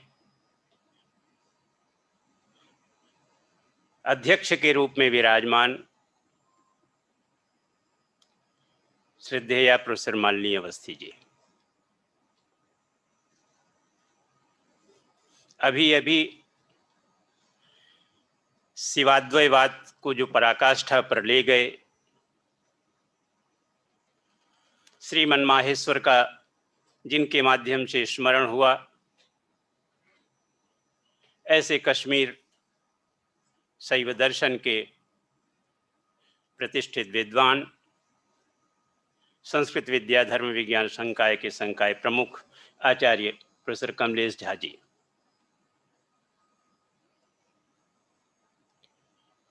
जिनकी संकल्पना से हम लोग भारत के एक विशिष्ट ज्ञान परंपरा के क्षेत्र को, भारत की संस्कृति को, भारतीय प्राण तत्व को आत्मसात करने में समर्थवान बन रहे हैं, हो रहे हैं, ऐसे इस संगोष्ठी के चिंतक आचार्य नागराज पातुरी जी एवं माहेश्वरी जी, भारत अध्ययन केंद्र के समन्वयक, साहित्य शास्त्र के निष्णात आचार्य सदा शिव कुमार द्विवेदी जी, और अभी भोजनोपरांत जब काशी के ब्रह्मांड को आप समझने के लिए उन्मुख होंगे, उसके ऐसे प्रखर वक्ता ऋषिकल्प आचार्य, जिन्होंने काशी को उस तरह से देखा है जैसे भारतीय ऋषि देख रहे होंगे, ऐसे आचार्य प्रोफेसर पीवी राणा सिंह। मेरे मित्र आचार्य टी गणेशन जी, मुझे पहले तो इंडिक एकेडमी के विचारों पर ही जो है वो चिंतन करने का मन कर रहा है, क्योंकि कभी मैंने भी सोचा कि भारत को कैसे जाना जाए, क्योंकि भारत की जो लोकवाणी कहती है तो उस तुरंत शास्त्र में उसकी गति हमें दिखाई पड़ जाती है। आचार्य अभिमानी अवस्थी जी ने 2 शब्द कहे और लगा कि शास्त्र कैसे बोल रहा है इसमें। तो शास्त्र के मर्म स्थानों का अन्वेषण करना, मर्म स्थान को जानना और फिर भारत को जानना, यह तभी संभव है जब आप मर्म स्थान की चर्चा करें। उसमें से यह एक है शिव तत्व और शिव विमर्श पर विचार करने के लिए प्रस्तुत होना। फिर दूसरा प्रश्न यह कि विचार करने के लिए प्रायः हमारे ऋषि जैसे एकदा तू नैमिषारण्य, तो काशी ही क्यों इस विचार विमर्श की भूमि बन रहा है, इसकी चित्त भूमि क्यों यहां तैयार हो रही है? क्योंकि आप जो है एक और आकाशलिंग भगवान चिदंबरम को छोड़ करके आ रहे हैं, तो एकाम्रेश्वर को भी पृथ्वीलिंग के रूप में छोड़कर आ रहे हैं, और जम्बुकेश्वर और कालहस्तीश्वर को भी छोड़कर आ रहे हैं।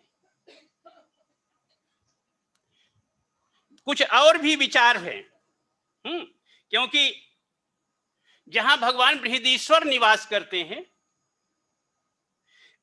वहां पर तो तिरुवारूर में भगवान आधार शक्ति के रूप में उपस्थित हैं। उनके लिए कहा गया कि कमलालय, और अनाहत चक्र के रूप में चिदंबरम में विराजमान हैं। लेकिन काशी को ही क्यों चुना? तो काशी को किस रूप में आपने चुना ये तो मुझे नहीं मालूम, लेकिन इसका जो परिणाम है वह अत्यंत सुखद है, क्योंकि इसका आज्ञा चक्र जो है इस तत्व का यही है, भ्रुवोर प्राणस्य मध्य, भ्रुवोर प्राणस्य मध्य। यह जो वाराणसी में जो भगवान की उपस्थिति है वो आज्ञा चक्र के रूप में है। तो इस रूप में जो है, अभी अभी हम लोगों ने शैव सिद्धांत की भी चर्चा सुनी, शिवाद्वैतवाद की हम पराकाष्ठा पर पहुंचे, लेकिन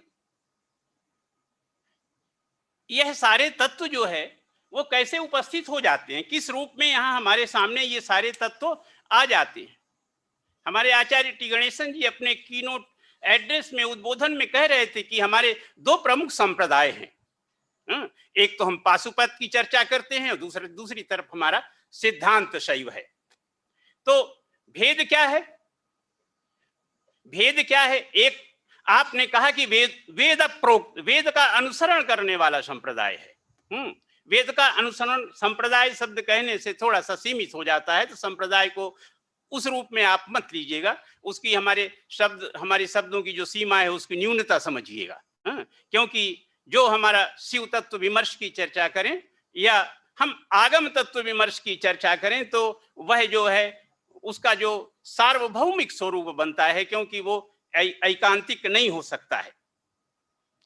और दूसरी तरफ जो है वो शिव प्रोक्त संप्रदाय है, जिसे हम सिद्धांत शैव के रूप में मानते हैं, जहां स्वयं शिव जो है अपने 10 श्रेष्ठ जो हैं शिष्यों को जो है वो कामिकादि आगमों का उपदेश देते हैं, जो 10 प्रमुख सिद्धांत शैव के रूप में आते हैं। उसके बाद 18 उनके, और शास्त्र में 28 उसकी परंपरा चलती है। लेकिन हम इसकी ओर अन्वेषण करते हैं कि भगवान उपस्थित कैसे हो जाते हैं। ये सारी परंपराएं हम चाहे एकाम्रेश्वर के रूप में देखें या भ्रू मध्य के आज्ञा चक्र के रूप में देखें या अनाहत चक्र के रूप में देखें या आधार चक्र के मूलाधार चक्र के रूप में देखें, तो यह परंपरा कहां से किस रूप में आती है। हमारे आचार्यों ने भी इस पूरी की पूरी अपने प्रारंभ में एक ही शब्द में कह दिया, हमारे 6ठी शताब्दी में बाणभट्ट जब कादम्बरी का मंगलाचरण करते हैं तो पूरी की पूरी उसके पूर्व पहले की परंपरा को अपने मंगलाचरण में कह देते हैं। रजो जुषे जन्मनि सत्ववृत्ते स्थितौ प्रजानाम प्रलय तमः स्पृशे अजाय सर्ग स्थिति नाश हेतवे त्रयीमयाय त्रिगुणात्मने नमः। तो ये जो इनका जो रूप है कि जो जन्म काल में रजोगुण को धारण करते हैं, स्थिति में सत्ववृत्ति को, और फिर प्रलय में अपने तमह गुण को लेते हैं। तो ये सब सारी चीजें जो है वो किस तरह से आती हैं, क्योंकि सारे के सारे जो हमारे संप्रदाय हैं, जो आगम है, हमारी जो परंपरा है, उसका सीधा सीधा संबंध है कि वो वेदानुसारणी है। हमारे सिद्धांत शैव आगम जो है वो शिव प्रोक्त है, लेकिन जैसे आपने 11वीं शताब्दी 12वीं शताब्दी में सोमशंभु पद्धति या अघोर शिवाचार्य की क्रियाक्रम द्योतिका की चर्चा लें। मेरा जो श्री गणेश हुआ इस विद्या में होने का, जब मुझे ज्ञान नहीं था कि ये सब पढ़ना चाहिए, तो 1994 में सबसे पहले मैंने अघोर शिवाचार्य पद्धति को पढ़ा, प्रयोजन से पढ़ा था, क्योंकि प्रोफेसर एस जानकी ने उस कार्य को किया था और उसको देखना था। और बाद में मुझे आपकी परंपरा का जो है वह ग्रंथ अजित महातंत्र को देखने का मौका मिला और फिर प्रोफेसर NR भट्ट का सानिध्य प्राप्त हुआ। तो इन सब परंपराओं में प्रवेश करने का मौका तो मिला, लेकिन ये परंपराएं शुरू कहाँ से होती हैं? क्योंकि जो भी एक तरह से वेद सिद्ध नहीं है तो लगता है कि ये परंपराएं कैसी आ गईं। तो अब हम वेद में देखते हैं और ब्राह्मण की परंपरा में देखते हैं, तो कैसे कैसे धीरे धीरे एक तत्व जो है वह शिव प्रोक्त आगम के रूप आगम में कैसे निविष्ट होता है। तो वेद में, विशेष रूप से ऋग्वेद में और आगे भी जो है वह हमारे भगवान शिव जो है उस रूप में नहीं हमें मिलते हैं।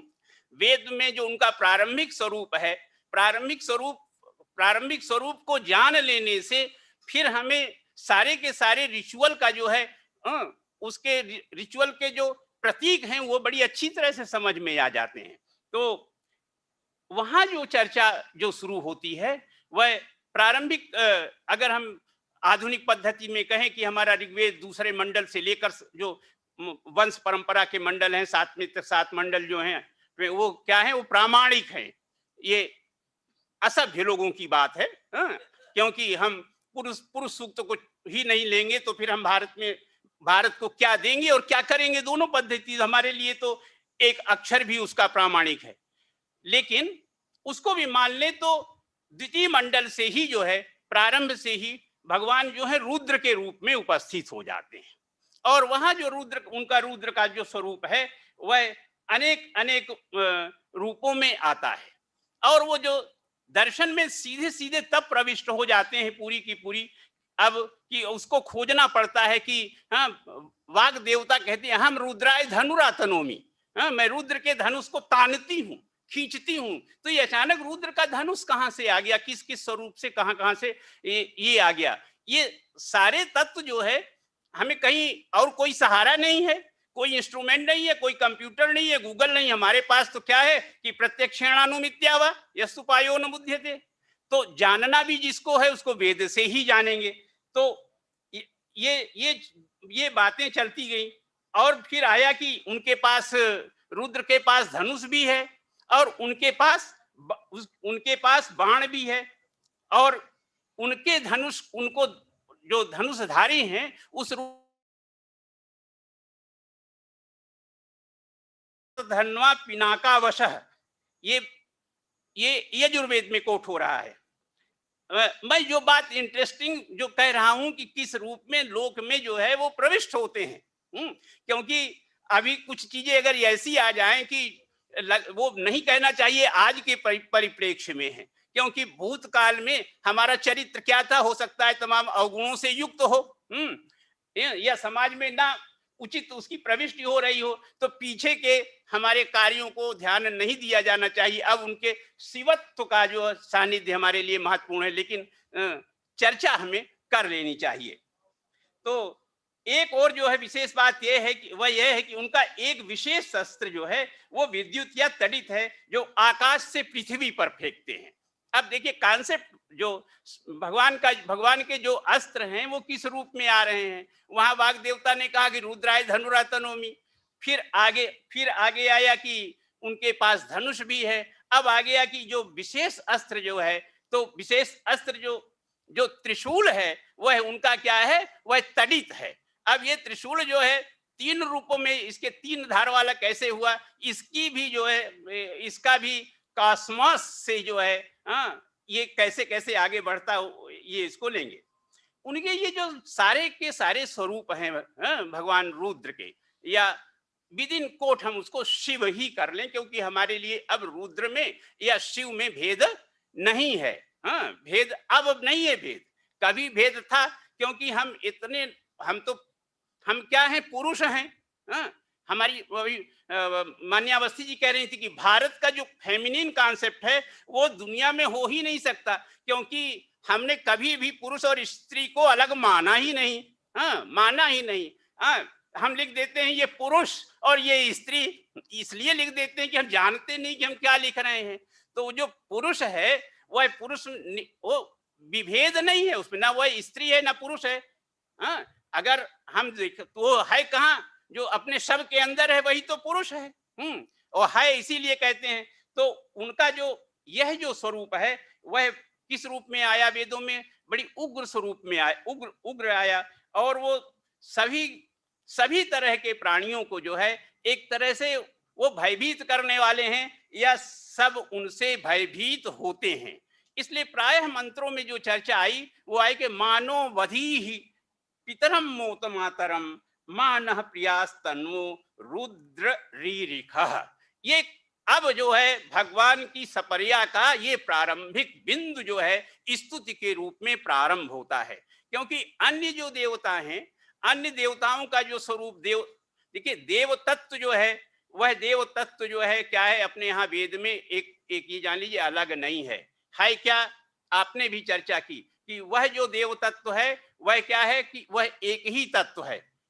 वह जब उसकी इच्छा हुई आनिदवातम, वह जो स्थिति अपनी स्वधा से ही न सत था न असत था, न प्रकाश था न तम था, जो भी जिस अवस्था में रही हो, नासिदी सूक्त की चर्चा करें तो उस अवस्था में जो तत्व था वो पर ब्रह्म या ब्राह्मण का जो स्वरूप था, उसी सब स्वरूप से जो है वो धीरे धीरे उसका विस्तार होता है। कहीं हम उसको पुरुष के रूप में लेते हैं, कहीं हिरण्यगर्भ संवर्तताग्रे के रूप में लेते हैं, और कहीं जो है वह वाक के रूप में लेते हैं, या कहीं परावाक के रूप में लेते हैं, अलग अलग। और वही विष्णु के रूप में आता है। लेकिन हमारे प्रोफेसर पातुरी जी ने कहा कि नहीं, 2 दिन हम केवल शिवमय रहेंगे, विष्णु की चर्चा नहीं करेंगे। इसलिए विष्णु और नुकम वीर्याणी की बात हम फिर कभी कर लेंगे, आज शिवमय ही रहेंगे। तो अब जो रुद्र की जो चर्चा प्रारंभ हुई वो अपनी रक्षा के लिए, मानववधि ही पितरम मोत मातरम, हमारे परिवार की रक्षा कीजिए, हमारे सबकी रक्षा करिए। और फिर कहा गया कि जो आपका ये जो त्रिशूल है, आपका ये जो वज्र है, जो तड़ित के रूप में है या विद्युत के रूप में है, इसको कहिए अन्यत्र विद्युतम पाति अहिताम, इसको कहीं और जाकर गिरा दीजिए। आजकल हम लोग प्रार्थना नहीं करते, तो हमारे इस पूर्वी क्षेत्र में बहुत विद्युतपात होता है। तो अब उनका जो यह स्वरूप जो है वह विशेष रूप से ऋग्वेद में भी यजुर्वेद में चलता रहा। अब इसी के साथ साथ उनका जो एक स्वरूप और आया, वह आया परम कल्याणमय स्वरूप जो है, और वह औढ़दानी के रूप में, परम कृपाल के रूप में। और यह जो है ऋग्वेद में अब पहली बार जो है रुद्र को मृडयाकु विशेषण रूप में, सबको सुख प्रदान करने वाले और अत्यंत उदार के रूप में। अब ये ये जो देवशास्त्र का स्वरूप हो, जो इससे आगे चलता है, क्योंकि एक एक शब्द आते हैं, जो मृडयाक शब्द आता है, मिढुष्टुम शब्द आता है, तो ये उनकी उदारता के लिए, परम कृपालु होने के लिए आते हैं। और अब जो इनका यह स्वरूप है, जो अब इस स्वरूप में आने लगे, तो अब क्या करते हैं कि वो हमें दूसरे देवताओं के क्रोध से भी बचाते हैं। तो इस क्रोध के बचाने का जो परम जो है उनका मंगलमय जो स्वरूप है, वह रुद्र से जो है अब शिव के रूप में धीरे धीरे बदलने लगा, परिवर्तित। रुद्र बदलना तो तब कहते हैं जब एक आवरण छोड़ करके दूसरे आवरण में आ जाए, तो बदल नहीं रहा है। वह एक स्वरूप रुद्र का जो स्वरूप है वो तो वह है शिव के रूप में भी वह अब जो है अंतर हृदय में प्रतिष्ठित होने लगे। वस्तुतः है क्या कि ये जो सम है और जो उनका मयस जो सुख के करता है, इसलिए वे जो है वो मयस्कर भी कहे गए और फिर शंकर भी कहे गए। अब जो है यजुर्वेद में यही रुद्र की स्तुति में देखिए, शंकर भगवान शिव की या शंकर की स्तुति नहीं हो रही है, रुद्र की स्तुति हो रही है। तात्पर्य रुद्र का क्या है? नावधि ही पितरम मोत मातरम, और हमारे सबकी रक्षा कीजिए। तो अब वाजस्नेयी संहिता में जब आया जो जिस रुद्र में हम करते हैं कि नमः संभवाय च, नमः मयो भुवाय च, नमः शंकराय च, नमः मयस्कराय च, नमः शिवाय च, शिवतराय च। तो अब ये जो शिव का स्वरूप जो शिव हैं वह मय भी हैं और धीरे धीरे ब्राह्मण ग्रंथों में विशेष रूप से तैत्तरीय ब्राह्मण में जो है उनके इस स्वरूप को ज्यादा बल दिया जाने लगा। क्योंकि अब है क्या कि हम लोगों का जो मानवों का विशेष रूप से ये जो वह है, उनका सबसे प्रमुख आश्रय स्थान क्या है? उनका सबसे प्रमुख आश्रय स्थान औषधियां हैं जो है। औषधियां ही हम लोगों की प्राण हैं और उस पर जो आधिपत्य है, उस पर जो स्वामित्व है वह रुद्र का ही है। क्योंकि यो विश्वस्य क्षयति भेषजस्य, जो संपूर्ण औषधियों का जो स्वामी है, जो उनका पिता है, जो जनक है, तो अब उन पर उनका अधिकार है। तो वह सुखकर जो तत्व किससे प्राप्त होगा? उनकी सपर्या से होगा। अब धीरे धीरे यही अब जो प्राण की अवधारणा के साथ भी शिव का तादात्म्य जो धीरे धीरे एक साथ होने लगा। क्योंकि अब जो शतपथ ब्राह्मण में जो चर्चा आई है, जो आख्यान आया है कि ये 10 प्राण और आत्मा जो है यही एकादश रुद्र का स्वरूप है। क्योंकि शरीर से निकलते समय, अच्छा बहुत इंटरेस्टिंग आख्यान है, मैं उस ओर मैंने ध्यान नहीं दिया। ऐसे कम से कम 20 से ज्यादा आख्यान है और वो आख्यान अब हमें अच्छे नहीं लगते। क्योंकि पिता के सामने कोई पुत्र के बारे में कुछ कहे तो हम लोग जो है अब जिस रूप में लें, उनके प्रति इतनी आसक्ति है कि उनके किसी भी कमजोरी को जो है वह नहीं सुन सकते हैं। कि वो पैदा होते ही, उत्पन्न होते ही रोने लगे तो प्रजापति ने कहा चलो तुम रुद्र जो है रो रहे हो, इसीलिए तुम्हारा नाम रुद्र है। तो रुद्र है। अब दूसरी उसमें आया कि ये रुद्र रोते हुए आए इसलिए रुद्र हैं। दूसरा, ये कोई जाता है तो रुलाते हैं। किसी का प्राण जाता है तो ये जो 10 प्राण हैं और जो आत्मा है, जब ये शरीर, ये भौतिक शरीर मुक्त होता है तो ये संबंधियों को रुलाते हैं। इसके कारण भी जो है ये रुद्र के रूप में प्रतिष्ठित हो गए। तो फिर कहा ये कि तो ये बात हो रही तो कतमें रुद्र आई थी, कितने प्रकार, कितने रुद्र हैं? तो शतपथ ब्राह्मण में आया कि 10 में पुरुषे प्राणाः आत्म एकादश ते यदा अस्मात् मर्त्यात् शरीरात् उत्क्रामन्ति अथ रोदयन्ति। जब शरीर से जैसे ही प्राण निकलते हैं तो ये संबंधियों को, परिवारजनों को रुलाते हैं। इस कारण ये रुद्र कहे जाते हैं। अथर्वशीरस की चर्चा की। अथर्वशीरस उपनिषद विशेष रूप से उनको समर्पित ही है। तो वहां भी यही आता कि यही बातें वहां भी आई अथर्वशीरस में। और अब ये हुआ कि अब इसकी ओर ध्यान कि ये तो सारी चीजें हैं, क्योंकि जो प्राण है, प्राण तो अंतर्निहित है, उसकी उपासना का भौतिक स्वरूप हमें कैसे प्राप्त होगा? किस रूप में? धीरे धीरे, क्योंकि अभी जो बात हो रही भौतिक चिन्ह की बात नहीं है।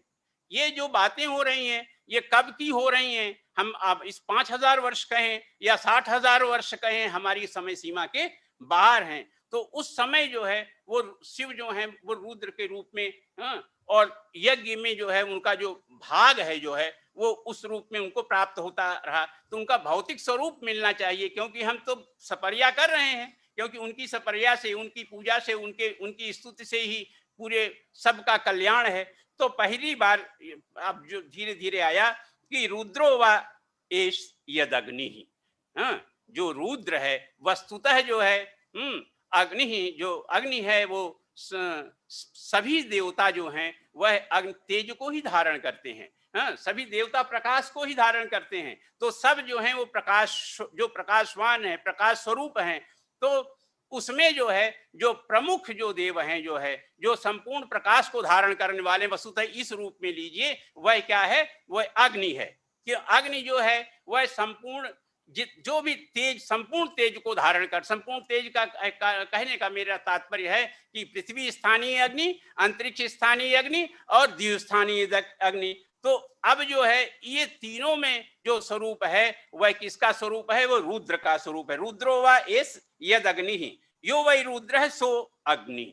जो रुद्र है वस्तुतः वही अग्नि है, और जो अग्नि है वही रुद्र है। अग्नि वही रुद्र है, ये ब्राह्मणों में ये बार बार ये आ रही है।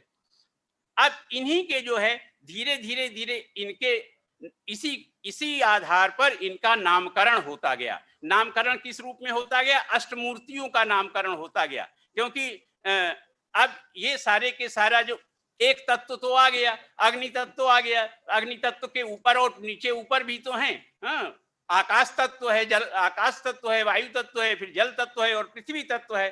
तो अब इसके आधार पर उन्होंने कहा कि ये जो अग्निर्वैसा देवः तस्यैतानि नामानि पूर्व इति प्राच्या आचक्षते। अब इसके बारे में ये चर्चा वैसे सतपथ ब्राह्मण में क्यों आ रही है, इस पर ध्यान देने की बात है कि ये कहते हैं कि प्राच्या आचक्षते, ये पहले के लोग ऐसा कहते हैं, वो उस रूप में लेते हैं, और बाहिका जो है वो इस रूप में लेते हैं। तो यही हिस्टोरिकल ऐतिहासिक है। लेकिन अब यहाँ उनके नाम की चर्चा होने लगी, सर्व सर्व सर्व उनके नाम की चर्चा आई, उनके भव नाम की चर्चा हुई, और ये सब जो है वो सब रुद्र देवता के रूप में ही आ रही है। तो अब ये निश्चित हो गया कि यह अग्नि जो है रुद्र है। और इस पर जो है हमारे तमाम आचार्यों ने, देखिए सारी की सारा एक बात बड़े निसंकोच कहना चाहिए कि जो सारी की सारी दार्शनिक प्रस्थान, जो चाहे हमें कश्मीर शिवाद्वैतवाद से प्राप्त होते हों और अन्यत्र से भी जो प्राप्त होते हैं, उसका श्रेय हमारे दक्षिण के आचार्यों को देना चाहिए जो है। क्योंकि ये सारी जो सारे सिद्धांत जो हैं उस रूप में नहीं आ रहे थे। तो आचार्य सायण भी जो है ने इसकी एक व्याख्या, आचार्य सायण आप लोग सब जानते हैं कि विजयनगर साम्राज्य के समय आचार्य विद्यारण्य महाराज जी के छोटे भाई थे, और सबसे पहले उन्होंने भारतीय संस्कृति को बचाने का जो कार्य किया, उनका योगदान जो है वस्तुतः वो संस्कृति के हर अध्याय में उनका स्मरण करना चाहिए। क्योंकि स्कंद नारायण उद्गीत 3 हमारे बड़े आचार्य थे, जो उन्होंने छोटी सी व्याख्या की थी, उसके बाद हमें कुछ नहीं बताया था। और आचार्य सायण ने पहली बार जो है सारे वैदिक संहिताओं का एक तरह से उन्होंने भाष्य किया। तो वो कहते हैं कि उन्होंने ही पहला ये किया कि जो हमारे दुख या पाप को दूर करने के कारण जो है हम अग्नि को जो है वो रुद्र के रूप में ग्रहण करते हैं, रुद्र के रूप में उनका पूजा करते हैं। और उसका यही है कि अगर उनका पूजन ना किया जाए, उनका पूजन ना करके सारे प्राणी जो है उसमें मनुष्य जो है किसमें पड़ते हैं, वो दुख में पड़ते हैं। इसी बात को अथर्ववेद में भी कहा कि या इमा विश्वा भुवनानि चाकृपे तस्मै रुद्राय नमो अस्तु अग्नये। जो अग्नि स्वरूप है वह रुद्र का वह, उसके लिए हम प्रार्थना करते हैं। अब हम जब इसकी चर्चा करते हैं, वस्तुतः मैं जो है थोड़ा सा वो हूँ कि जब हम वैदिक संहिताओं की चर्चा करते हैं, सतपथ ब्राह्मण की चर्चा करते हैं, उपनिषद की चर्चा करते हैं, तो उस समय हमारे रामायण और महाभारत जो है वो हमें थोड़ा सा अगर कहें तो कम सूट करते हैं। लेकिन ये सारी महाभारत में भी इस तरह की चर्चा आई, और वहाँ जो है पहली बार जो है ये सबसे, देखिए धीरे धीरे जो विकासात्मक स्वरूप है, क्योंकि हमारी जो सृष्टि है क्या है, वो अग्निसोमात्मक जगत है। तो अब ब्रह्मांड को जो है जब आप हमारे राणा सिंह साहब का व्याख्यान सुनेंगे तब ब्रह्मांडीय तत्वों की उपस्थिति कैसे हो, इस पर ही बराबर चिंता बनी रही। क्योंकि यत् पिंडे तद ब्रह्मांडे, हमारा पिंड भी तो उसी का प्रतीक है, तो उसके तत्व को कौन ले आते हैं। तो महाभारत में ये बात उपस्थित हुई कि सा वै रुद्रः स शिवः सो अग्निः सह सर्वजित्। वस्तुतः इसमें भेद नहीं करना चाहिए कि रुद्र, हाँ, जो अग्नि है वही रुद्र है, वही शिव है। और वहां पर इनके जो दो स्वरूप पहली बार उपस्थित हुए, एक घोर स्वरूप और एक उनका कल्याणमय स्वरूप। ये धीरे धीरे ये बातें आगे बड़ी, इनका जो विकासात्मक स्वरूप है भगवान का जो है, वह सनई सनई जो है उनके अलग अलग नाम के विशेषणों के साथ आगे आगे बढ़ता रहा। और लेकिन इसका विस्तार जो सबसे पहले चिन्ह के रूप में, हाँ, एक तरह से लिंग मूर्ति के रूप में जो प्रतिष्ठित होता है, वह श्वेता श्वेतर उपनिषद के माध्यम से ही होता है। उसके पहले जो है वह स्वरूप हमारे सामने नहीं होता है, क्योंकि जो हमने एक तरह से उसका जो स्वरूप बनाया, हाँ, जो एक तरह से शिव प्रतिष्ठा का, लिंग प्रतिष्ठा का जो स्वरूप बनाया, जिसमें हमने अग्नि को जो है, अग्नि ही उनका स्वरूप है, इसलिए उनका जो आधार है, जो जलहरी का जो नीचे आधार है, वह क्या है, वो अग्नि स्वरूप है। और उन आधार के ऊपर का जो स्वरूप है उनका, वह प्रतिष्ठा कला, जिसमें वो प्रतिष्ठित रहते हैं, वस्तुतः जो है उनका वो जो जल स्वरूप है, जहाँ डालते हैं। और तीसरा जो है उनकी जो निवृत्ति कला है, जो एकदम ऊपर के भाग में है, उस और वही तत्व जो है वो प्रधान अग्नि तत्व के रूप में लेते हैं। इसीलिए जो है हम शिव का जो है जलाभिषेक करते हैं कि जो अग्नि तत्व है उसका समन हो और हमारे जीवन में, हमारे अंतःकरण में जो है शिवत्व की प्रतिष्ठा हो, कल्याण की प्रतिष्ठा हो, मंगल की प्रतिष्ठा हो। अब आज समय कम है जो है, इसलिए जो है मैं यहाँ अपनी वाणी को विराम देता हूँ। बहुत ही अच्छा विषय आपने उठाया और मुझे इसके मूल ग्रंथों से अनायास ही जो है, मुझे पहली बार मैंने स्वयंभू सूत्र संग्रह प्रोफेसर फिलोजा जी ने संपादित किया, उसको भी मैंने देखा। आज तो मैं अजितागम की भूमिका पढ़ते हुए आया। दी हाईएस्ट अथॉरिटी जो अपने देश में थे प्रोफेसर एन.आर. भट्ट जी थे, जिन्होंने सारा जीवन इसमें किया। और क्या भूमिका है कि उनकी संस्कृत की भूमिका पढ़ लें तो शैव दर्शन और शिवाद्वैतवाद अपने अंतःकरण में प्रतिष्ठित हो जाता है। और अनेक ग्रंथ इंदिरा गांधी राष्ट्रीय कला केंद्र से निकले, अभी वातुल शुद्धागम निकला जो है। और आप बाकी बचे जो हैं उनको जरूर निकालिए। ये भारतीय संस्कृति के ये जो 28 आगम हैं, ये आगम पूरी तरह से सभी भाषाओं में उपलब्ध हो जाएं तो काशी में भगवान शिव की जो प्रतिष्ठा है वह पूर्ण हो जाएगी। धन्यवाद।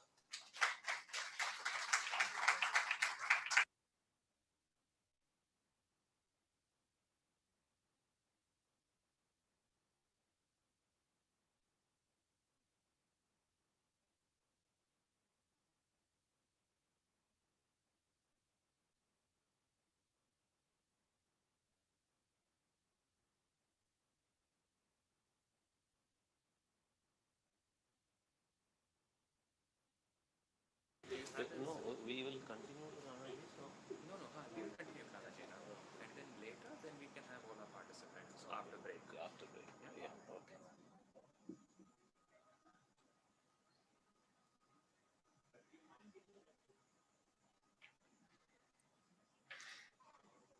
I think all the participants, all the audience would agree with me when I say that we were so ecstatic hearing both these speeches, and such a flow, such an unstoppable flow of ideas covering such a vast area of knowledge and traversing exactly, I don't know how actually they are blessed by Paramatman, that it all comes to them.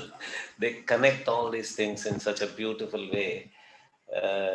Both actually, as a student of Vakyapadiyam, I was excited and ecstatic hearing how many people do not acknowledge how Kashmir Shaivism is so indebted to Vakyapadiyam.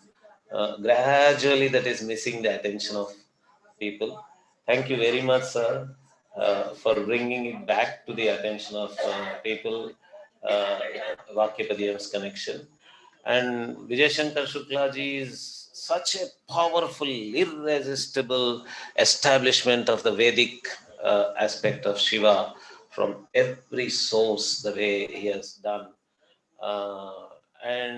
The Indologists have brought this whole so-called historical thing into that, and he was very hesitant to get into that terrain, but he did that. He completely blasted the Indological stance that there is no Vedic origin of these things, and they have come from some folk ideas or some other idea, something like that.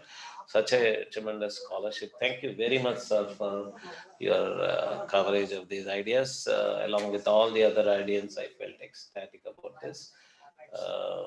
And now we will move on to another distinguished guest speech by Professor Rana P.B. Singh, another distinguished celebrity, I should say, of not just Shaivism, of Varanasi. Actually, he's a geography person, he's an environmentalist, and he's a Varanasi Shiva specialist. I now invite Professor Rana P.B. Singh on to the dais and request him to give his speech. Oh, he's already there. Yeah. आपका PPT है? लगा है ना? हाँ हाँ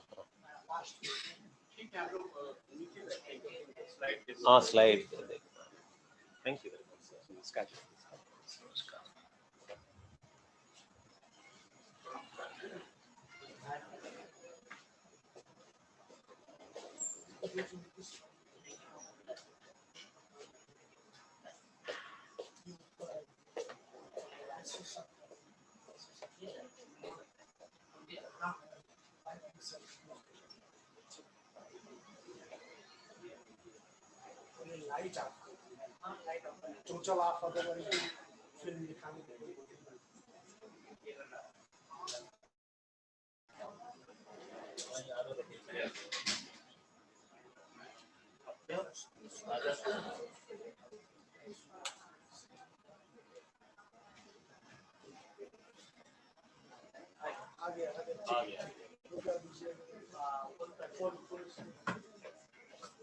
और ये light आप वहाँ से ठीक है, ये आपको ये आप होगा, ये आप होगा डायरेक्ट दोनों को करना पड़ेगा, इसका होगा तो ये लाइट हो सकती है, दोनों का एक साथ आप वो टेक्निकल है, इनको पता है, ठीक ये कर दिए, फुल स्क्रीन कर दिए,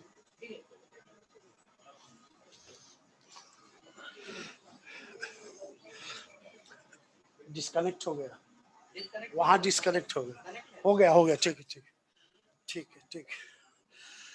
आप सभी को सादर प्रणाम। आज एक विशेष मौका है जिसे हम लोगों ने अभी तक कहा नहीं है। आज जो है इस मास की शिवरात्रि भी है, तो ये एक अद्भुत संयोग है कि आप सबके आशीर्वाद से एक ओर जो है जन को जोड़ने के लिए मालिनी जी यहाँ मौजूद हैं और पंच तत्व के ऊपर सदाशिव जी हैं, सबको विजय दिलाने के लिए विजय जी हैं। तो आप सबके आशीर्वाद से ये एक केवल इंट्रोडक्शन है। This is just it is nothing like research, this is my life since last 48 years. And this is no way you can relate with any project, publication, etc. This work I am doing all over the world, covering maybe 100 times in 27 countries. ये केवल introduce आपका स्वागत है। काशी की कुछ ऐसी चीजें दिखाएंगे, ये संभव नहीं कि सब दिखाया जा सके। जब सीरीज में कई दिन चलता है, काशी पर चलता रहता है। तो just I am going to show you whatever they have given me direction that this way you can show. Simple thing is that related to, we are talking about Shaivism, and then how to relate with in space, time and visuality, and all to be linked with the pilgrimage system. As you all, I think, familiar that this city, Kashi, Banaras, Varanasi, there are 108 names of the Kashi that is in Brahmavayat Puran, whole mala hai. 108. Okay, so only out of that 52 pilgrimage journeys are active, 100% active, every year going on since last 80 years. At least we have records like this. So many people from Varanasi University are outside, they are performing that. So just I am giving you, when we are talking about Panchabhuta, so I am just selected only the 5 main, which is related to the Om Namah Shivaya, the 5 concept. How these journeys are linked together. And this is unique because whatever measurement and slides I am going to show, these are not sketches. That was our program, that is National Science Foundation and NASA program for 7 years. That was based on astrophysics. So whatever measurement or map you are going to see, that is decimal 5-digit measured. And all that points measured at least 200 to 300 times in 6-year period. And then we find from decimal 5-digit always the same. So that is something unique. And this type of study, perhaps in India, that is a unique case. This is not my work. So don't feel that I am a scholar, I am working. I am just a small fraction of the dust. यहाँ है, हर कण में शिव का निवास है. Main काम जो है department of astrophysics and MIT USA का है, and I have served as assistant. So whatever I learned, I am presenting before you. 2-3 gurus, those who have done this work.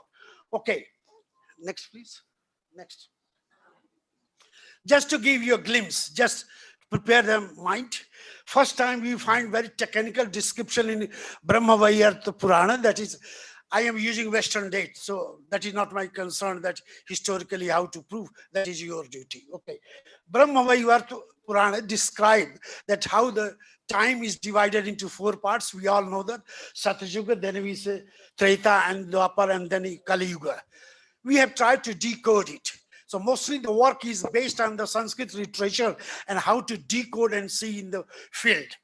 That says that in Satyuga, the city was like trident. It was on the Trishul Mai Kashi. That is the word used in Brahma-Vaiyartha Purana. Then it says in Treta, that became Chakra Rupi Kani. Then it says that in Dwapara, that became the chariot, Ratha Rupi. And then it predicted Satasatani Varshani, we have calculated that, and to a great surprise, that coming very close to 1822. And the first map was made in 1822. Just remember, that was written in 16th century. ये light off करिए. नहीं, light से तो देख ही नहीं सकते फिर. नहीं, ऐसा मत कीजिए, हमारा चेहरा नहीं दिखाना है ना, उसको देखना है. Just to remind this, that gives how they have measured this. Now 2-3 very important point here you can see. If you can see upper portion, Kriti or Satyuga, whatever you call, trident. Simple thing is this. Just imagine, take the map, then try to see where is description, or popularly people say that this portion is one of the trident peak. Field में जाकर कोई बूढ़े आदमी से पूछा, कोई कथा है क्या कि शिव का कहीं त्रिशूल का कोई अंग था? Without text. And then we find out so many folk stories. Okay, and then related with the text. And then with the all measurement. So I will show you that this is 100% proved. Generally we talk that city has grown horizontally, but sorry to say city has also grown vertically. And then we have prepared all those maps. I am not showing anything mathematical and all those jargons, just 3 hillocks. And that's why he started the 3 basic temples or links or whatever you can say. So northern side, Omkareshwar, centrally Visheshwar, popularly called Vishwanathji, and then southern side is Kedareshwar. So this is proved. The most important thing, which is only one piece in the whole world, and that is the second, Treta Yuga. And that's a Chakramai Kashi. When we are going to draw a circle, 2 things are required, the center and the radius. And that was the big question. Very simple thing. You have to have etymological interpretation of the word. Yatha namo tatha guna. Madhyameshwara. Madhya at the center, E the cosmos, Charayet like this. The moment we got this, then we have gone to Madhyameshwar, put our all the instrument, That was a defense ministry clearance and all that. Since afterwards, that was 93 to 97. And then till 2002, after that, those machines not used here. So that is based on all those. Then we find the maximum gravity is at that point, Madhyameshwara. Then the word going to be defined, who has made it, which is ray, sage, how they have chosen. No. What Kim Malville used to say when this question was raised in the West, how you can prove it? He said, very simple. Go to Varanasi, take your all these sophisticated instrument, get all clearance and measure, you can find the same thing. That is the answer. This way that article published in the geoscientific literature. So the thing was, you can see at the center, ये नहीं है mobile mic otherwise उधर जाके कैसे बोल सकते है नहीं है तो कोई बात नहीं चलेगा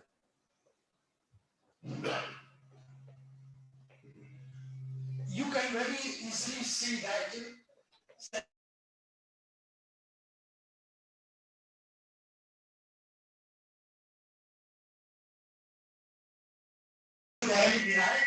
and then put our microchips just to laser beams to measure that is exact 5 crores. And first time in history defined what is the crores. That is exact in millimeter correct. As I mentioned, decimal 5 point. This way measurement done. The moment we got that, then we draw a circle. Because we got the radial point and here is the center, draw that. And then using my scooter, still that scooter is in my garage. My name is Rana. I think you are remember Rana from Rajasthan, and the horse was Chetak. So that old Chetak on which that NASA scientist sitting in the back and then moving on that road, footpath, just to go to measure that how that whole circumference is there. 96 points, exactly 100% on the circumference. Wow. So road is zigzag, but the moment you reach that site, you call it shrine in English, but now they all are temples, they all are cosmic hubs. Exactly at that point that is church. And this way we prepare, this has been several times published in different form in the Western scientific literature. That was something unique contribution, unparalleled. Now you can imagine later on in course of time, we got inscription in Bhopal Museum, 4th century dated, and this was already made like this. Nobody in the West knowing what is the circularity, what is the center, what is the radial point before 4th century. And here no reference one can say, this sage has done. That was a parampara, as you people have already mentioned. Nobody can say, this rishi is responsible for this. No, this one, all parampara, like this. Okay, the third one, that was not properly proved due to several political problems. When we started laser beams and all those survey, complicated problem started, they have to stop, the whole program stop, leave that issue. Here is very important, conch shell, that is Kali Yuga. They predicted, the sage described this, that these are the points, this way it will develop like conch shell, Sankharupi Kashi. And they have mentioned 21 sites. And they have predicted the name will be like this, which in 1822, we got that in the same. No way you can prove it, link it, who had it started, how it has been done, what is the data of that. That is a question of just debate. But this is something unique. Now, you can see from the other side, how the painting, nobody knows who has painted that. That is also unique. First time in 1973, a book has been published, pictorial book by Ravi Sen, world-renowned photographer. In that, he has printed that, and I got copy from him. That was my first training in 1973-74. He gave that print, that look. I bless you at the Ganga Ghat. क्या करते हो? हम तो बनारसी हैं, घुमक्कड़ी करते हैं, बनारसी पन है, घूमते रहते हैं, मजा ले रहे हैं. ये क्या कर रहे हो? I feel like this. And somehow he said, उन्होंने bless किया मुझे. कहा मैं तुमको एक अच्छा ओरिजिनल प्रिंट दे दूंगा और सदा बनारस पर काम करना. And this was my journey started in 1972. That is the painting you can see. We are talking about Shiva Tattva. Now you see the cosmic sense of Shiva Tattva. Matted, no matted hair, glowing. Okay? Rare painting. The Shiva had all these hairs glowing. And that is the Vayu Tattva. So you have to see Shiva is not only sense of God, but a total cosmic representation, what in psychological term we say archetypal representation. Aham Brahmos. Sharir se pura cosmos. Two examples. Another is Parvati is there. Anybody can guess that is Parvati. Have you seen Parvati is playing Veena? Never. Because you are confused. This way, through the English and colonial and all literature, you get yourself confused. You have always to remember Rigvedic tradition, Matri Shakti. Shakti nowhere to be translated feminine or anything. Shakti is Shakti. Shakti is the totality of the cosmos. And that whole origin starts with the sound. Here Parvati, in physical sense, wife of Shiva, but in cosmic sense, she is Shakti. And then the first sound is what? Oh, this is the way it is. Similarly, you can find the full article can be written on this. Then we say that Kashi is described in the Tantric tradition, Hiranamai. It is a golden egg. And that's how the painting is like this. That is on the trident, so Shiva trident is there. Okay? We have that, what Raghuveer Singh has written, this is about 1790 painting. But nobody knows that. This is just to give you an idea that when we are talking about different type of tradition, what we can find next. Now that what I have said, 1822. See the 1822. Now you can guess super. Sankharupena Kashi. And we have plotted all those 21 sites, how they have predicted. So several scholars from the Western tradition, they say all this manipulation. इन पंडितों की करामात है झूठा करते रहते हैं. जो यहाँ बनारस में भी बोलेंगे 50% लोग बोलेंगे सब बकवास है. बकवास है भाई तुम लिखो ना प्रूफ करो कि बकवास है. लिखो साइंटिफिक जर्नल में मेजर करो. अभी तक तो नहीं हुआ है. Important thing is that when James Prinsep prepared this map, there were no properly developed theodolite. There were no such instrument. But you use this map, we are still using that map, 100% correct. So our perception is, in our tradition, that James Prinsep having some spiritual light in the mind from our great sages. Otherwise it was not possible.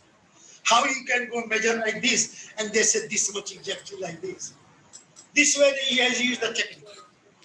This is the first map. And he's still 100% correct than even your aerial photograph. How has it been made? We don't know. Just convert this to see the, based on that we have just prepared a landscape map. You see how greenery and beautiful was city. 52 water pools. Kundathe, 52 divided into 5 parts. Panchavana, Panchabhuta, and you see the original painting. This is left hand side. If you see original, you can see close by Rajhans Manso plot. Now, out of 52, only 26 existed, and out of 26, only 5 are in proper order, the rest illegal encroachment. Shiv ka ye Durudra ka jo bhi roop hai, ya Bhairav ji ka kala roop aa gaya. Whatever happened, I don't know what happened to that. Next. Next. Chaliye aage chaliye. Just giving you these 5 main journeys, what I have cited, 52 journeys. Then you find next reduction is 42. All these are numerical symbolism defining different aspects of cosmic reality. That is a unique thing. This is mostly based on different Shiv Purana, Kashi Khand, or Satpath Purana. These 3 are the basis for all this calculation and plotting. Sky Tattva, earth, air, water, fire. What we say, Namaha Shivaya. The overall is sky. That is the Chaurasi Koshi Yatra. I will show you. Covering that 256 kilometer exact circumference calculation. Who has done? We don't know. Till date, there is nothing like that. They say in a different code of language. So you have to try your modern scientific method just to decode and know this. Then comes Panchkroshi, Nagar Pradiksha, Avimukta, Antarkriya, how they represent the body. It is not only the journey, this is all body. And you know, if you perform the the journey, follow some of the group and ask this question. We have done this exercise during the last 40 years, maybe 100, 200 times. They say we are not doing pilgrimage. No. Shiva and Parvati moving invisibly, and that direction is coming, that's how we are going. Suddenly they will laugh. Why you are laughing? Oh, Shivaji has given indication, that's why you are laughing. Look, this human and divine association. These are typical examples in Kashmir. Number is very important. 144, 108, 72, 72, 72. I have already sent that full paper to Srinivasji and the conference. You can just see the whole calculation and other things. Next. Look here. That is theoretical. The five. Related to the five, it started from sky, earth, air, water, fire at the center. It is just like you can say, here is what we call in architecture, axis mundi, or the fire cult. And then it moves like this, Panchatattva. Exactly in the same way. From where you start the journey, initiation, Sankalpa Lena, and Sankalp Shodhana, to get released that vow. That is Gyanva. Well, of the wisdom in Gyanva. That is the main center of the city. So this way the whole journey is like this. And then when you go to other like this, any line you can take, like that is a body system, heart, blood, face, legs, head. So you find the same junctional point, the same image of Shiva or his family. Mostly 90% Shiva, then you find Ganesh and Parvati. The same repeated. So sometimes you say, oh, it is duplicate. No idea. If you are performing one journey, by that journey you can get merit of all the rest 5 journeys. That is unique thing existing there. These all maps we have prepared. Okay? So this is nothing like one person job. Now you can say practically that can be transferred here into high resolution GPS. It is exact circle. It is nothing like a sketch. Exact circle. In millimeter it is correct.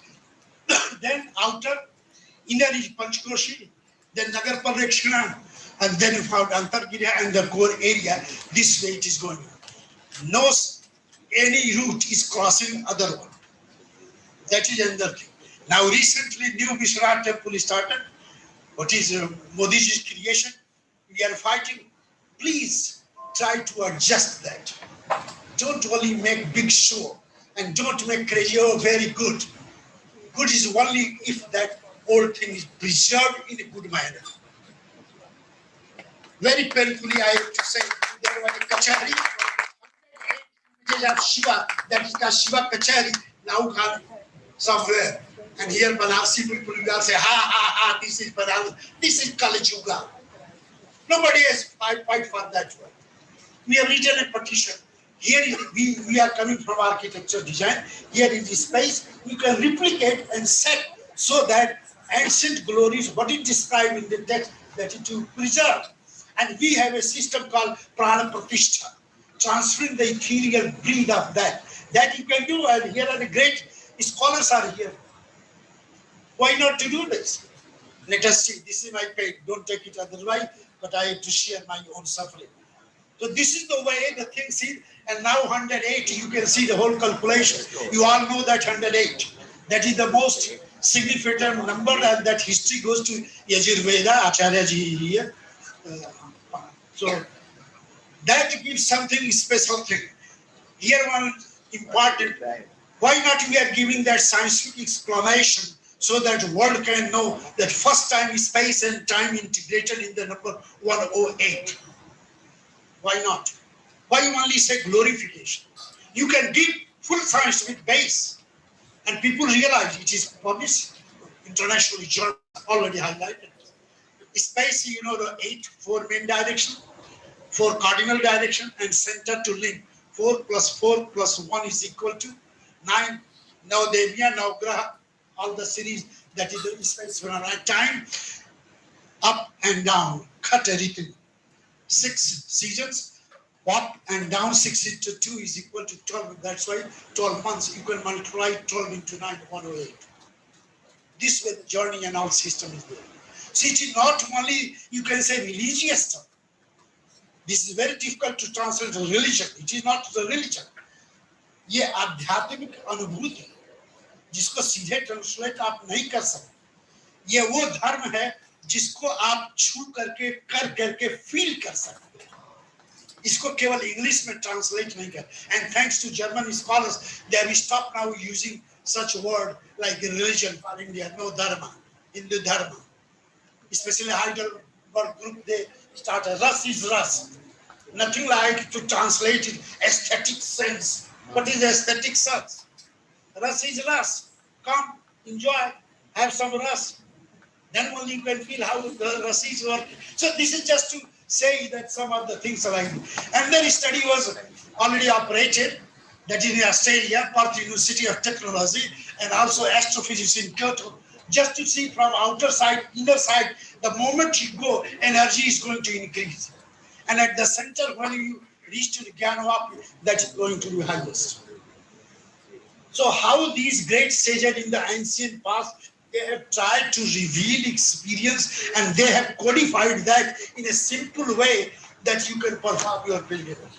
Nowadays, what is going on in a new system? Everything is tourism.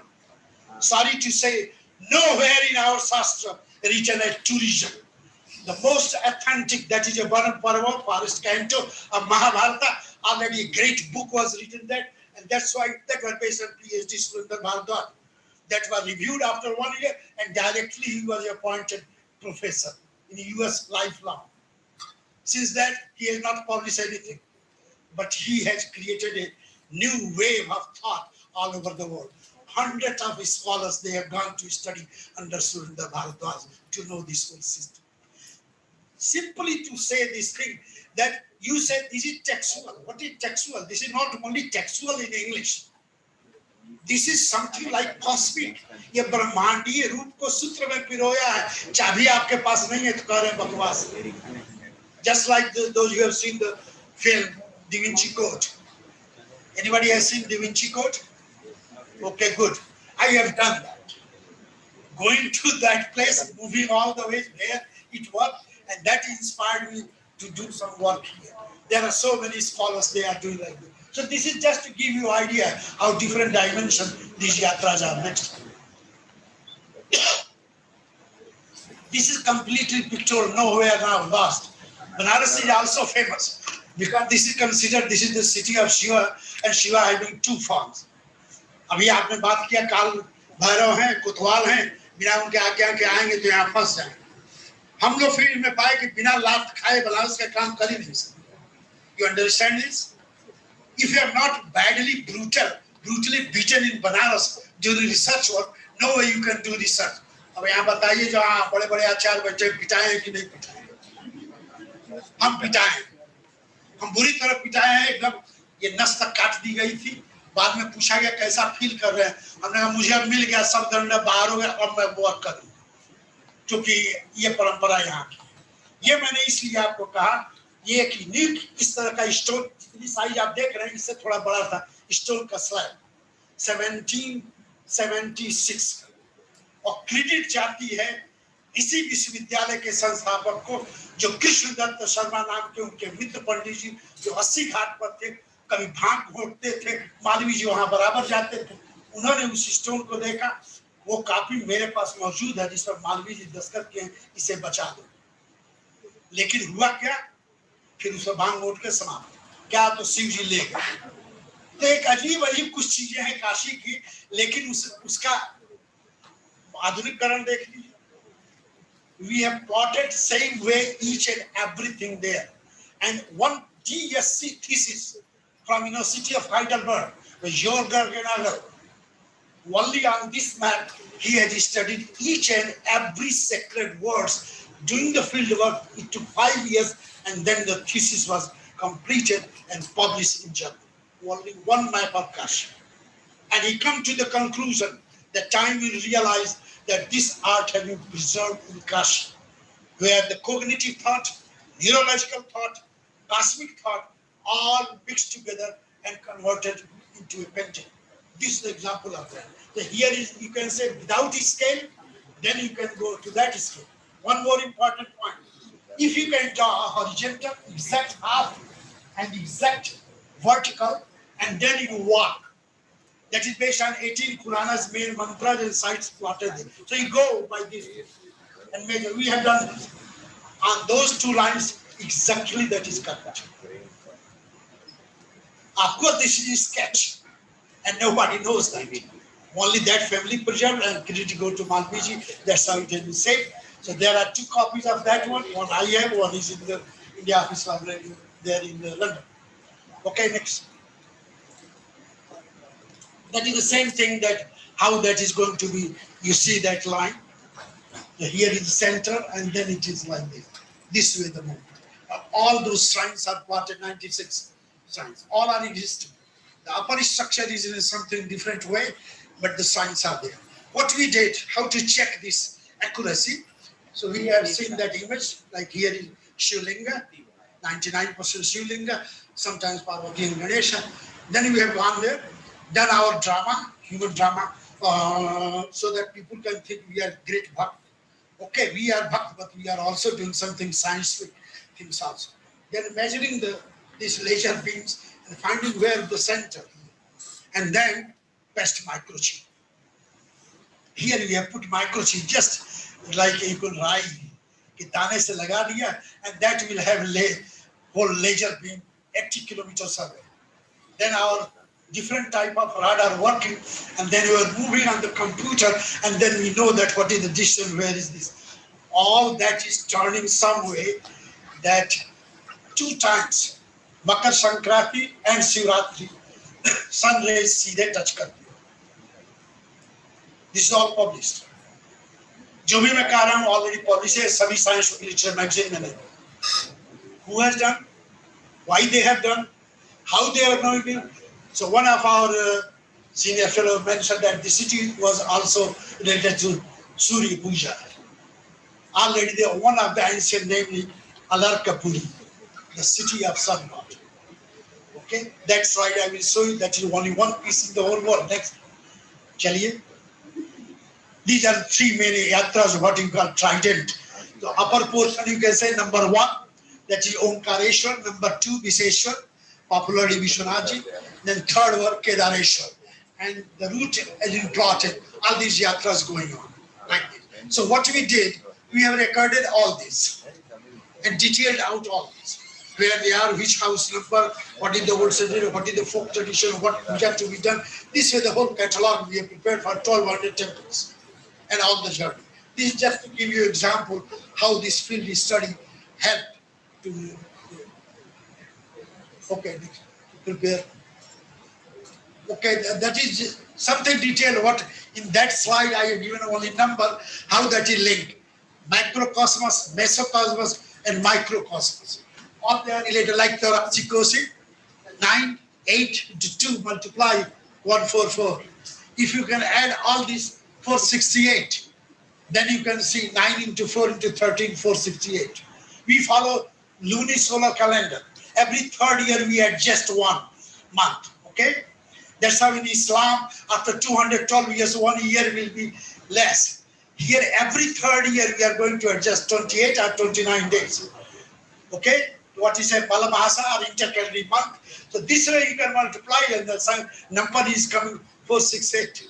How? No answer. So it is nothing like that, everything you can explain. It is question of deeper astha, simple astha nahi. वो दिखावटी नहीं कैसे चुन्नी लगा लिए टीका करने नहीं. Something different than that. What Marcia Eliade once said like this. In 1953, he wrote that a time will come, people will realize that ancient sages were not sages.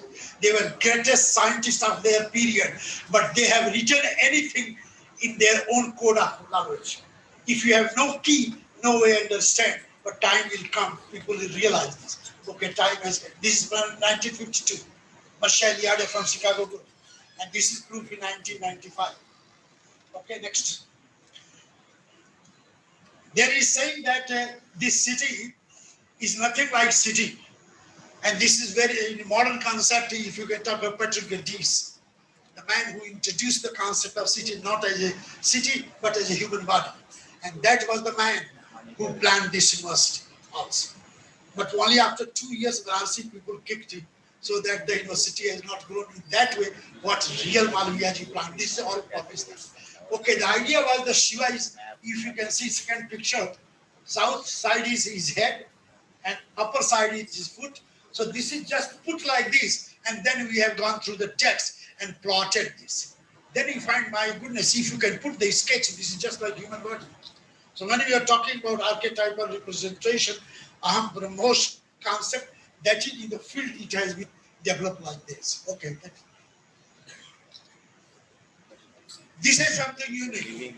Only one thing, this is the third most important thing in the whole world. The first is pilgrimage journey Santiago de Compostela in France and Spain, about 2,000 kilometers. That is considered to be the best maintained pilgrimage journey since 11th century. Second is Shikoku in Japan, and third is this, here in Panchkoshi, that delimited the outer side. What is this is best? There are about 50 such journeys in India, in our country, all corrupted. And the most corrupt one is Braj Yatra. Nowhere textually you can measure, we have measured, no one is going to set like this, all modern things added, and then that became something completely different. Okay, people are following that is different matter. But in terms of cosmological arrangement, that is nothing. But here something unique. All the 108 shrines or temples are images exactly at the same place, what was described in 9th to 11th century description. Later on Kashi, Khanki, etc. Mostly Kasi Rahasa, that is 16th century. So this way, just to give you an example, pictorial form is this, which popularly used as a souvenir, and practical form is that one. Next.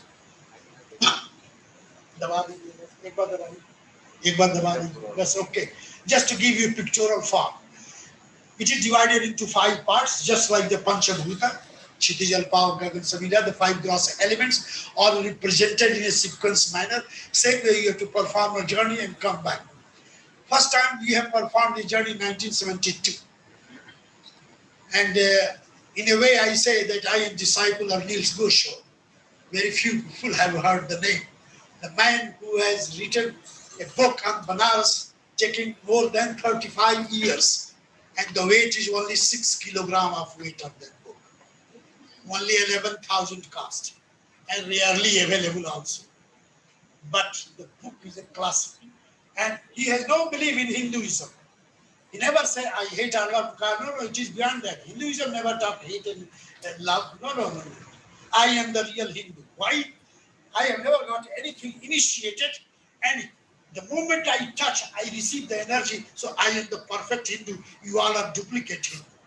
He take a joke that you always follow some line, and here without that I do that and I follow. It took several times Ganga ji bath, and he said, come on, Rana. Then I said, no, my body is different. Oh, you are idiot people not following real Hinduism. Just to give you example, there are people in the Western world, the best collection on Banaras of everything. About 2 million photographs in Heidelberg in his house. All donation based. He's not owner of the house. But those who want to do such work, they go to Heidelberg, contact Neil Gusho. So I have given a story that this way the things have been documented. First thing he said, you believe or not, clean your mind. You feel that whatever ancient sages have done in the past, this was nothing like written tradition, oral tradition, faith tradition. No, completely vacant, clean your mind. Without any notebook, without any camera, without any pencil, nothing. Do that. Be part of that. Then only you can have the energy. That's how our journey started in 1972. Okay? First time without that, then 2-3 places, I fallen down, but anyway. खत्म कर दें अच्छा ठीक है bore हो गए हमने तो आपसे कहा था कि टाइम बता दिए नहीं तो मत कराइए पहले ही बोल दिया these are something technical measurement leave चलिए आगे जल्दी चला दी बोर हो रहे हैं नहीं बोर नहीं हो रहे नहीं बोर तो हो ही जाएगा ना माफ कीजिएगा MIT में और कैम्ब्रिज में नहीं कोई बोर माफ कीजिएगा और सब लोग कहते हैं this is India this is real Hinduism my goodness. And that's why every year about 5 to 10 great scientists used to come and perform the journey. You believe or not? मैं पंडा के रूप में सब करता हूँ पैसा के लिए नहीं क्योंकि हमारा आर्टिकल पढ़े हैं तो मुझे असिस्ट करना मेरा धर्म, और अपने मेजर करके आते हैं स्पेशल इंस्ट्रूमेंट लेके, कहते this is happening in this world, this is Panchkroshi including Dawson जिन्होंने गॉड और फिजिक्स एंड गॉड लिखा, वो भी कर चुके हैं। भारत ये अपने काशी का अकेला मंदिर जो जीवित है, only alive temple in Kashi, nothing survive in Kashi after 1669। This temple already started 1777 on Mahashivratri 1780, that was open for the public. What you call nowadays, that is Jyotirlinga, I don't know, that is your system to say. But this is unique temple. What we have measured based on the scientific thing, that since 6th century the temple has grown. And we have all the series here. It started from this platform, 6th century, 7th century, 8th century, 10th century, 11th century, and then upper portion is 12th century. But historians say this is medieval period 12th century temple, because they never collaborate with scientists. Okay, they feel that whatever I am dealing with, that is the last word. That is another problem. And then they say that, oh, this is like this. And then 5 inscription inside that niche found that who has built this. When we are talking about like Shiva and Vishnu, this is the unique temple that was upper portion made by a Vaishnavite tradition, Govinda Chandra Deva, wife was Tantric, and Shiv temple was developed by the wife, and initiation was done by the great Vaishnava tradition.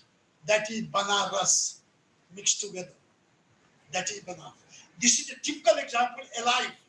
That is binary aside, but you go there, here is Buddhist tradition, Jain tradition, Brahma यहाँ पूजाते हैं, बनारस में एक ही जगह पूजाते हैं, ब्रह्मा घाट जरूर है, पूजा नहीं होती है, श्राप लगता है, लेकिन यहाँ होती है।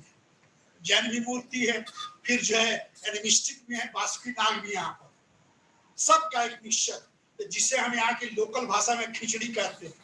Now West में कहते हैं the best Ayurvedic food is khichdi. So you come to Banaras, here is architectural khichdi, the best food in the whole world, and that is called Kardameshwar. And according to folk tradition, he was father of Kapila. That is textually difficult to say, but people say like this. That is another form of history. Next. Banaras is famous for making replica of all important sites of India. This is replica of Rameshwar. If you have performed Rameshwar journey, you go to 21 steps. Okay, and 21 wells you have to clean and do this. We have done this whole thing. The same thing is here in miniature form. What we did, that this type of structure and then original structure to the computer program, you can try to see what is the relationship. And we find such a close relation. Here Varuna is serving as Indian Ocean on Kartik Purnima. On the full moon day of the month of Kartika, you ask anybody, we have done this survey, and then पूछा कि भाई कहाँ गंगा में स्नान कर रहे हैं, तो बनारसी स्टाइल में पहले माँ बाप की 2 गाली दे दे, तो आप ये गाली पर चले गए तो तब तो छूट गया। यदि आप भैरव तंत्र में विश्वास करते हैं तो वहीं कहिए प्रणाम प्रणाम, अच्छा बच्चा, हाँ अब पूछा जे कहाँ हो। Now the fellow will ask what you want to understand. दादाजी चाचाजी चाची जी यहाँ नहीं जानते हो, ये जो है वरुणा नदी आज नहीं है, क्या है भाई, अब तो समुद्र से मिल करके नीचे गंगा जी के जरिए आ गया है, इसलिए Rameshwar. Look at such a deeper faith. In a other way you can say this is superstition, but on the other hand you can say this is deeply rooted ecological sense of consciousness. You can say like this. So that is the example. One replica Rameshwar. Next. सब तीर्थ बार बार, गंगा सागर एक बार. There is common saying that as a Sanatani Hindu, once you have to go for Ganga Sagar. If you are real Islamic fellow, then you have to go to Makkah Madina. Okay, Hajj karna hai. हमें गंगा सागर जाना है. But in Banaras, 90% people never gone to Ganga Sagar. अच्छा जी सही है हमें. Then no problem. Banaras has a solution of everything. Everything is here because replica has been made in such a manner that always say this is equally same thing what is described in the Shastras. Here is miniature of Ganga Sagar. So same type of ritual will be performed. All the Shad, Kriya, Sankalp, everything, and you can get with. But one more example is here. भगवान शिव को cheat तो कर ही रहे हैं Banarasi, Banarasi is famous for cheating. नहीं है तो picture देख लीजिएगा दिलीप कुमार की संघर्ष 1965. नहीं देखा तो महादेवी श्वेता पर के नाम पर आधारित है, फेमस फॉर चीटिंग. लेकिन चीटिंग का दो अर्थ, हम आप भी तो चीट कर रहे हैं, तो यहाँ आप शिव को चीट कर रहे हैं. Then you can solve it. How? Chama Strotam. So everything you do and do Chama Strotam, and you say मैं तो idiot हूँ, कहाँ से आया हूँ, आसाम से आया हूँ, कुछ मैं नहीं आता, मंत्र भी नहीं आता, अब आपको जो देना हो दे दो, अब मिल जाएगा सब. This is so rich tradition. We have made several small pieces of film and all that. This is something special. So just to give you an example, next. चलिए जल्दी लिखो. Here is a miniature of that Panchkoshi Yatra. You can't go for 6 days. Then there is a temple. All those are on the wall in a miniature form with inscription. So there you can have 5 rounds and 6 rounds just to namaste, and you get that is Panchkoshi Mandir. That is called Panchkoshi Mandir itself. Of course, the date is 1830 to 1840. But this is something very special in Banaras. Only one piece. Next. Quickly, just to give you that whole plotting of the yatras, how it is started. At the center, you find that Sankalp will be at close to Charana Paduka, and then it start at the center, and then it move clockwise and return back. Next. Another example is say Avimukta. Here description, this is just like circle. And Shiva is moving, always moving. We have plotted this one. This is the way it is coming up. That is another question. Next. You can see theoretical and practical. Theoretically, this is just like the whole chakra system is going on. Once you perform that journey, then only you can realize. It is not only by a sketch. You do that, then one can realize something unique. Next. This detailed way we have plotted each and every space. Okay? Okay, that took more than 45 years. Okay, next. That is something unique, Antargrihi. Satmar, the same 7 layers, Kundalini Chakra. And a study has been made in Astrophysics Department in the city of Kyoto. They wanted to know that what is going on, how the people having that sense.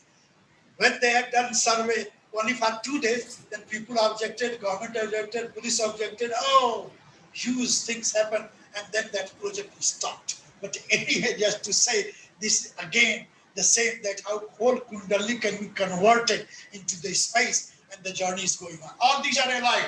This is nothing like historical record, all that is alive. Next. The detail of that one. So, the mosque area and the temple area, what happened recently. Next.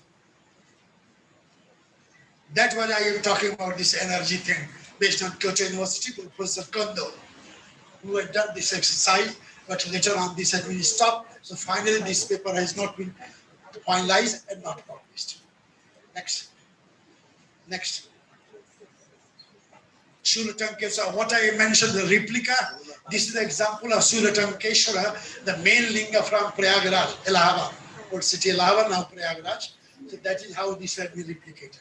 The other important thing is the way they have described in the text, that from original this is like this way, so we have measured that. And then we find out how they were knowing in the past that same angle and same thing, we call it orientation. How they have fixed, we don't know.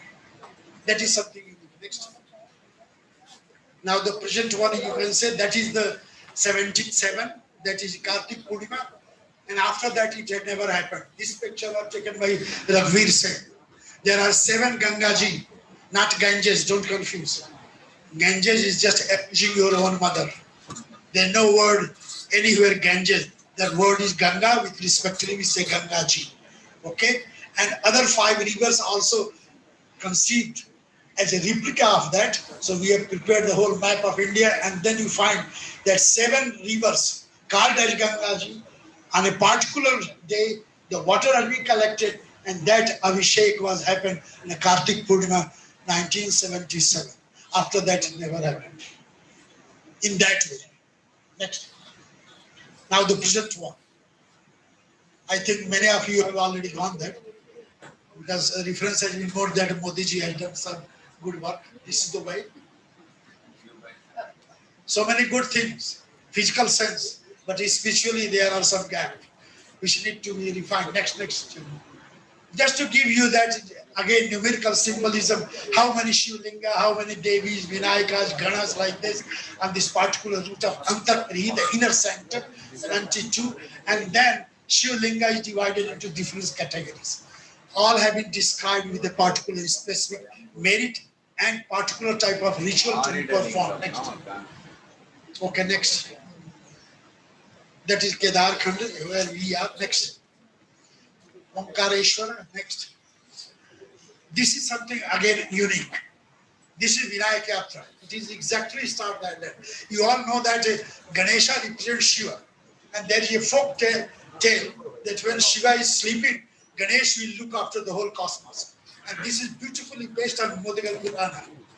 And that is started that Ganesh itself is mother, Vayanayaki, having the form of that. So whatever Ardhanarishwar Maliji had mentioned, here is a beautiful example that even Ganesha having that sign. The first started in Southeast Arkan. When you worship, it is nothing like that, only physical sense, mother and father. It is the divine force of motherly form of Ganesha uniting the two, and that's why Ark, translated as nectar. This way the whole cycle started, and the end will be death. What type of death? Manikarnika. The mother dancing in a beautiful manner with all that sound and light. Same way Ganesha will give that blessing. This is something unique. This will take 2.5 days to go all that 8 into 7. 7 chakras, 8 directions, 56. That's how we call it 56 Vinayak Yatra. Next. Okay, this is how this whole triangle system, then that the law of physics has been tested, that how it is going to fit into it. Okay, leave that. आगे चलिए. भैरव कितने हैं भैरव? आचार्य बताइए हमारे. बोलिए कितने भैरव हैं काशी में? फोक और क्लासिकल दोनों जोड़िए. माली जी बताएं. हैं? बोलिए. एकदम झूठ. क्योंकि बनारस में झूठ बोलने की बड़ी तगड़ी और झूठ में ही लड़ जाएंगे. कहेंगे अरे हम वेद हम ही पढ़ रहे हैं. आचार्य से नहीं पूछेंगे, हम ही पढ़ रहे हैं. That is another unique thing. There are 8 inner cycles, 8 directions, then upper 8 मिला दीजिए 16. और 16 की यात्रा आप नहीं करते हैं तो एक काल भैरव सबसे अलग है. That is 17. You can go there and you can get merit of all that. This is the way the thing is. Next. हो गया खत्म है जल्दी. हाँ मुझे पता है. चलिए भाई. This is something unique. ये Manish ji, I am sorry that I no way I can stop for this. This is the only one piece in the whole world. And scientifically studied for 6 years. It is related to National Science Foundation and NASA program. On 14th of January, you can see that line. Exactly the sun rays touching Yamaraja, and then from Yamaraja, that light is going to reflect to Sambaditya. Samba, the son of Krishna from Jamwanti. You know that whole story of skin disease that he started with sun. Durvasa ka jo shap itna. So we have tried to decode it. What is that? तो अंत में जब Durvasa shop देते हैं तो वो कहता है कि हम नीच नहीं हैं. भाई हमारी उम्र है तो लड़कियों के साथ बैठ के मजा ले. नीच तो तुम हो, बड़े भारी बने हो शिव के. And then दुर्वासा ये सब डिकोड किया हम लोगों ने. ये सारे साइंटिफिक ऑकरेंसेस. Then दुर्वासा को आभास होता हो माय गुड. तो उन्होंने सारी शक्ति अपनी लगा के सूर्य के उस शक्ति को उनको दिया कि अब तुरंत ही तुम्हारा जो लेप्रोसी है रुक जाएगा और आज से सूर्य का नया प्रकाश चलेगा. Exactly that site is this. On 14th और महाभारत में आप भीष्म पितामह 14th को ही अपना शरीर त्याग गए. उत्तरायण movement. This is all related to this. This is the only thing. And then we find 5th century inscription, all that to plot all this. So this is just to say there are several things based on the pure scientific phenomena that converted into popular way, but we don't know. चलिए आगे चलिए. 84 घाट हैं, 84 लाख योनि, 88.4 the million species in the whole cosmos. So if you are going to bathe yourself, purify on the one ghat, 1 lakh योनि में अपने को शुद्ध कर लेना. That is the नहीं टाइम है, don't worry, only go to 5 घाट. सुबह बनारस आप लोग कई लोग देखे होंगे, आप पर व्हाट्सएप में दिया गया था कि जरूर जाके देखिए 80 घाट पर. ओके, चलिए ठीक है. So this is the last thing. Okay, so let me close and just say that our dharma is sanatana, coming from the infinity, existing, coming into infinity. That is the word sanatana in Western tradition, in scientific literature. लेकिन हम लोग इसको यहाँ के लोग जो हैं जिनको पता नहीं है तो अपना कहते हैं कि ये नया मूवमेंट चला है, पॉलिटिकल है. Nothing like that. Let me read that. By the deeper faith and continuity of tradition passing through space, sthana, time, kal, and implicit belief, astha, this is an ongoing learning, transforming and transferring process forever from the rooted past, continuity and practice in present, and with hope and vision moving towards the future. This way, young kids, they are learning Gayatri and Puja. तो ये बचपन में हमें देना पड़ेगा, नहीं तो ऐसे नहीं है. We have to generate young such people. Okay, खत्म हो गया. Okay, thank you very much.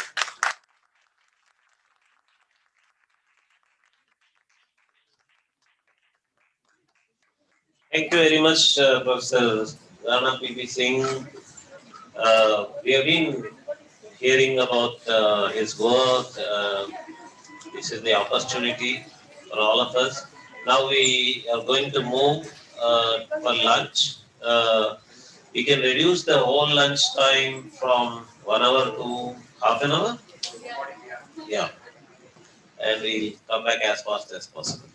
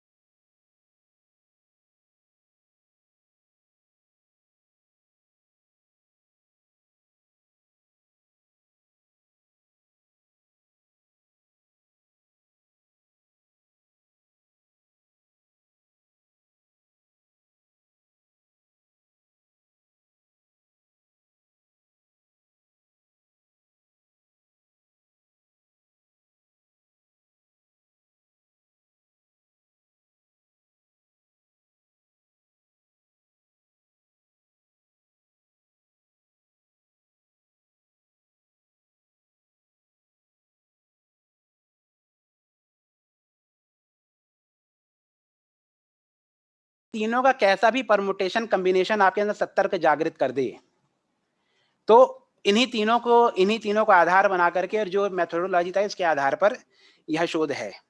तो सर्वप्रथम तो आपको एक बात बताना चाहूंगा कि प्राचीन काल में काश्मीरी शैवाद्वैत या काश्मीर शैविज्म तो कोई नाम ही नहीं है, और ये बोलना भी नहीं चाहिए। मेरा व्यक्तिगत मत है कि ये हमें यूज ही नहीं करना चाहिए। काश्मीर शैविज्म शैल नेवर बी यूज्ड। और शैवाद्वैत मत भी नहीं, अभिनव गुप्त प्रभृति आचार्यों ने तंत्रालोक में और मालिनी विजय इत्यादि में परमाद्वैत या पराद्वैत नाम से बताया है।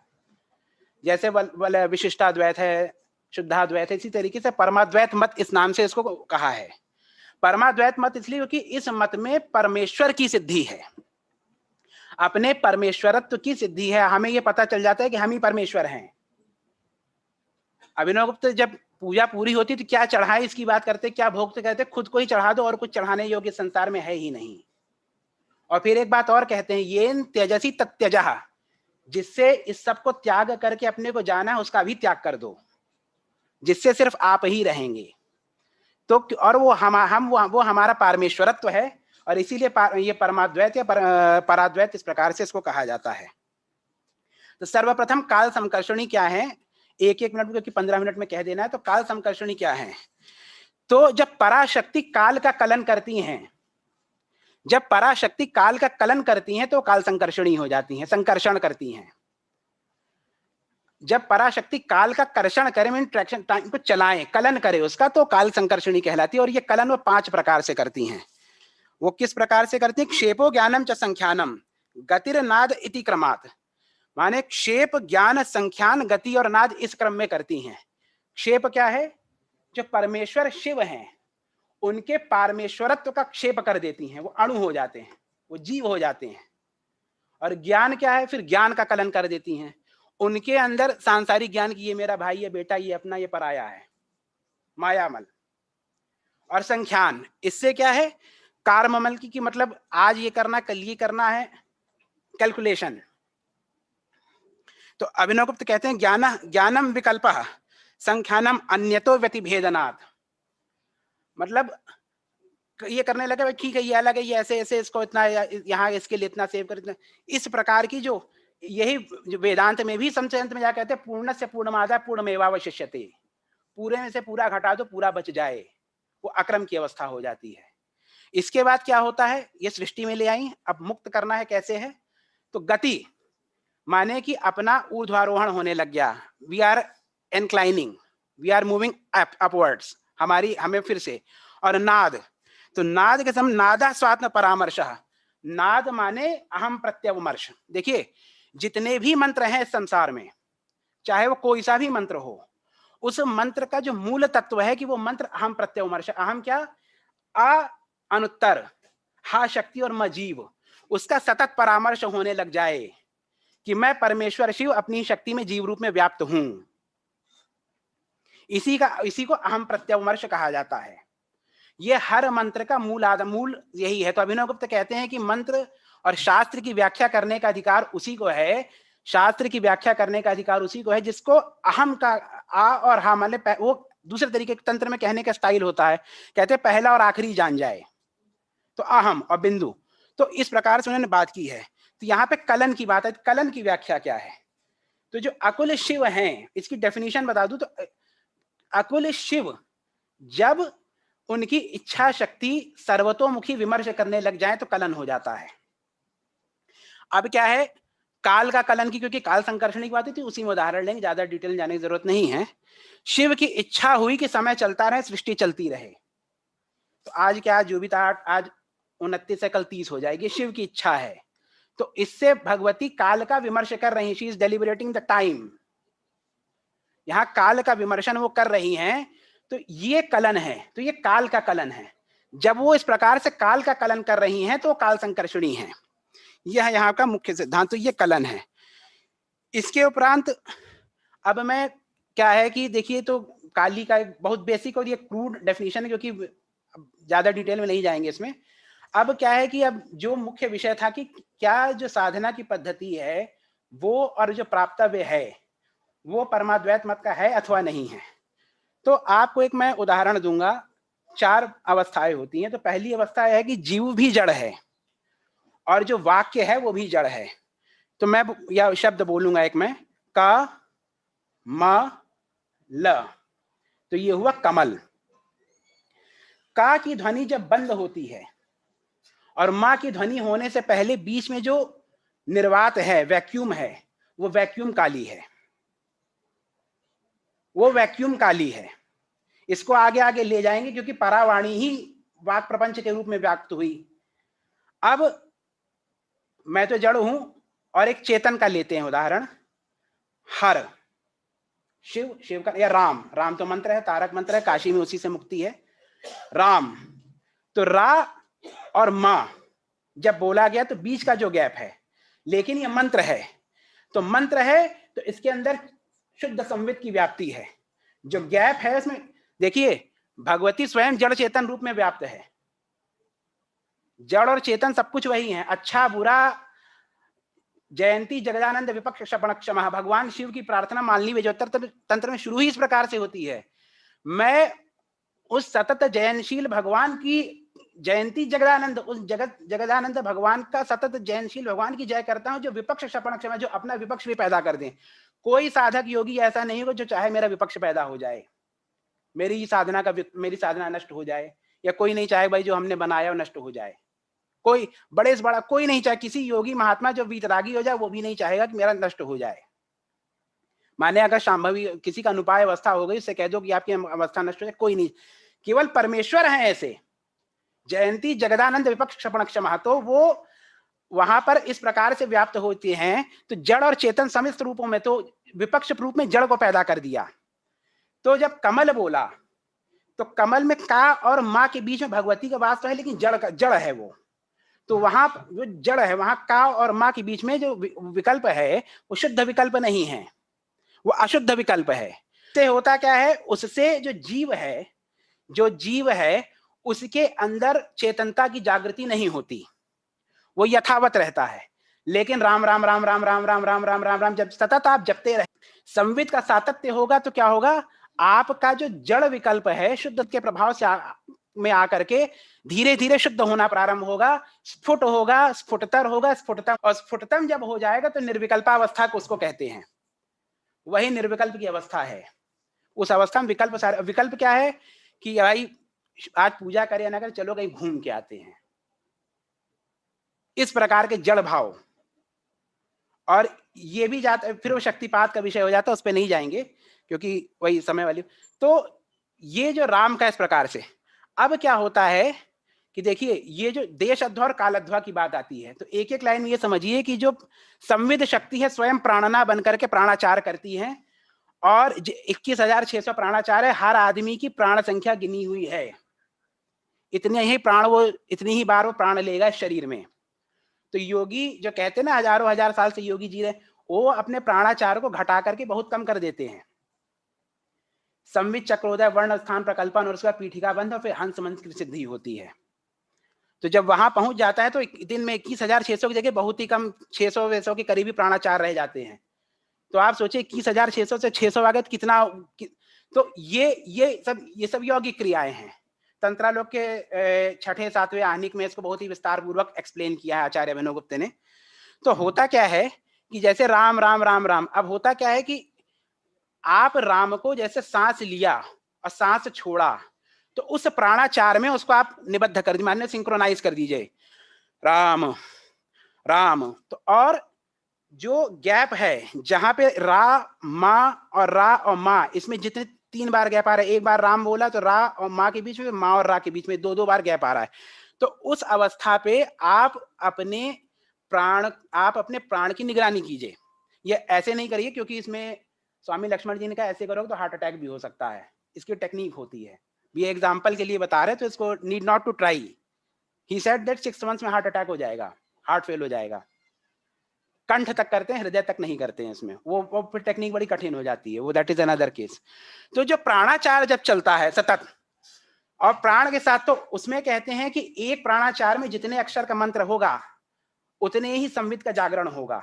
फिर धीरे धीरे जैसे ये बढ़ता है तो पीठिका बंध की अवस्था आती है। उसमें क्या होता है, पीठिका बंध में सांस लिया तो क्योंकि वायु जा रही है तो दिन है, छोड़ा तो रात हो गई। तो एक मंत्र जप में एक दिन का कर्म फल विपाक होता है। इसको बढ़ाते बढ़ाते बढ़ाते बढ़ाते कल्प कल्पांत तक ले जाते हैं। और 2 कल्पों के मध्य में भी जो व्याप्त है, प्रलय और सृष्टि के पुनः सृष्टि के बीच में भी जो व्याप्त है, वही भगवती हैं, वही भगवती काली हैं। और क्योंकि वो प्रलय वो इसी में व्याप्त है, दिखती नहीं है, निबिड़ता है, तो भाई जब जो दिख नहीं रहा तो कह दिया अंधेरा काला है, इसीलिए काली है। ठाकुर रामकृष्ण परमहंस वर्ल्ड में जो व्याप्ति है वो काली है। तो इस प्रक्रिया से होता क्या है कि आपका सतर्क का जागरण होता है, आपका जो विकल्प होता है विकल्प शुद्ध होता है, और आपके सतर्क की जागृति, तो आप निर्विकल्प, सतर्क की सिद्धि से निर्विकल्पावस्था आती है। और जो निर्विकल्प और सतर्क का जो सिद्धांत है, शाक्तोपाय का सिद्धांत है। त्रिक मत में 4 उपाय बताए गए, अनुपाय, शांभवोपाय, शाक्तोपाय और आणवोपाय। आणवोपाय में 3 प्रकार के प्रमाता, 99% जो साधक है देह प्रमाता होते हैं। 99% साधक देह प्रमाता है। देह प्रमाता का क्या है? जो देह को शरीर, देह माने मैं ये देह हूं, इस अन्नमय कोश को ही स्वयं को मानता है कि गिरि रत्न मिश्र ये शरीर है। प्राण प्रमाता प्राणाचार को, और बुद्धि प्रमाता अपनी बुद्धि को। तो विज्ञान में कोश तक की बात ऐसे लिया की गई, तो बुद्धि को, तो बुद्धि प्रमाता के लिए ध्यान का उपाय बताया। प्राण प्रमाता के लिए प्राणायाम के कुछ उपचार बताए गए हैं। देह प्रमाता का मंत्र योग, वर्ण स्थान प्रकल्पन, ये सारी क्रिया जितनी बताई है ये देह प्रमाता के लिए, जो अभी उदाहरण राम राम वाला दिया। तो जो तो जो शाक्तोपाय के अंदर सतर्क की बात आती है, और संवित से अपने जो दुर्विकल्प है उनको सविकल्प बनाने की बात आती है। तो वो जो शुद्धि की जाती है, अपने विकल्पों की जो शुद्धि की जाती है, वो काल संकर्षणी की साधना से होती है, क्रम काली की साधना से होती है। इस कारण से इसको उसके साथ रखा गया है। और जो यहाँ पर आप अगर देखेंगे तो इनकी एक अपनी स्वतंत्र गुरु परंपरा तो रही है। उस स्वतंत्र गुरु परंपरा का राजानक जयरथ ने भी वर्णन किया है। अब इसके उपरांत देखिए, ये तो इसमें आंतर और बाह्य दोनों प्रकार की, आंतर और बाह्य दोनों प्रकार की साधनाएं प्राप्त होती हैं। तो आंतर साधना में मैं आपको बता दूं, मौन का अवलंबन किया जाता है। मौन का अवलंबन करके विकल्प का निर्वात किया जाता है, मतलब मन में कोई विचार विकल्प आने ही नहीं देना है।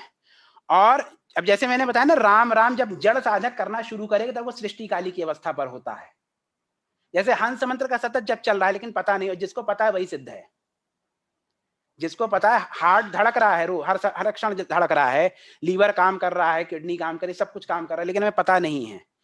तो जब हमें ये पता चल जाता है कि अजपा चल रहा है तो हम सिद्ध होते हैं। तो चल तो रहा है, हंस तो हर समय चल रहा है, हंसा सो हम हमेशा चल रहा है। तो उसी प्रकार से बाहर के समस्त विचारों का त्याग करके द्वादश काली के स्वरूपों को अपनी चेतना से मिलाना। वही उदाहरण मैंने इसके एब्स्ट्रैक्ट में भी दिया था कि मैं आज तक आ रहा था, BA के आया, बाहर से लौट गया, पता नहीं क्या, अब अंदर आके मैंने देख लिया तो मुझे तात्विक अनुभूति हो गई। तो ये पूरा साइकिल है, यही 12 काली के स्वरूप में यहाँ पे बताया गया है। अब इनकी बाह्य साधना, क्योंकि ये समय समाप्त हो चुका है, तो बाह्य पूजा के भी इनके क्रम है। महाकाल संगीता में सृष्टि स्थिति संहार अनाख्य काली का पूरा बताया गया विधान। हमारी दतिया की जो परंपरा है उसमें भी क्या कहते हैं, सृष्टि स्थिति संहार का और अनाख्य काली के मंत्र हम लोग के विधान है। और आपको बता दें, प्राचीन काल में जो द्वादश काली हैं, ये द्वादश आदित्य आकृष्णेन रजसा वेद मंत्र है। जो सूर्य हैं, जो सूर्य है, सूर्य भी कर्षण करते हैं काल का। इसीलिए अभी सांब पंचाशिका का, सांब का उन्होंने वर्णन किया था, कश्मीर में सांब पंचाशिका का बड़ा वहां चित सूर्य, क्योंकि वो प्राण का कर्षण करते रहते हैं। तो ये इसका बड़ा संबंध है। और विशुद्धानंद कानन जी के यहाँ भी मूल काल जो सूर्य विज्ञान उनका है, गोपीनाथ कविराज गुरु, उसका जो आधार है काल संकर्षणी की साधना है। काशी तो ऐसा है कि काशी तो भगवान शिव की चिदानंद इच्छा ज्ञान और क्रिया तीनों के समष्टि का स्थूल स्वरूप है। ऐसा कोई संप्रदाय नहीं जो आज भी काशी में पूर्ण जीवंत न हो। यहाँ सूर्य की उपासना है, लोलार्क षष्ठी सबसे बड़ा त्योहार है यहाँ का, मतलब सूर्य का बहुत बड़ा पर्व बनता है। अब मुद्दे का यहाँ पे क्या है कि तो बहुत से संप्रदाय, अवधूत भगवान राम का जो आश्रम, वहां पे भी इनकी बड़ी साधना है।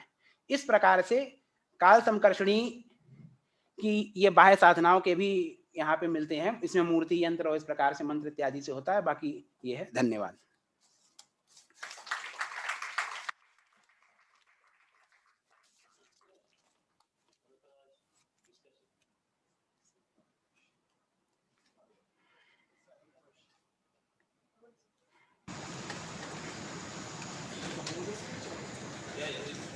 speak out, the mic is not working correctly.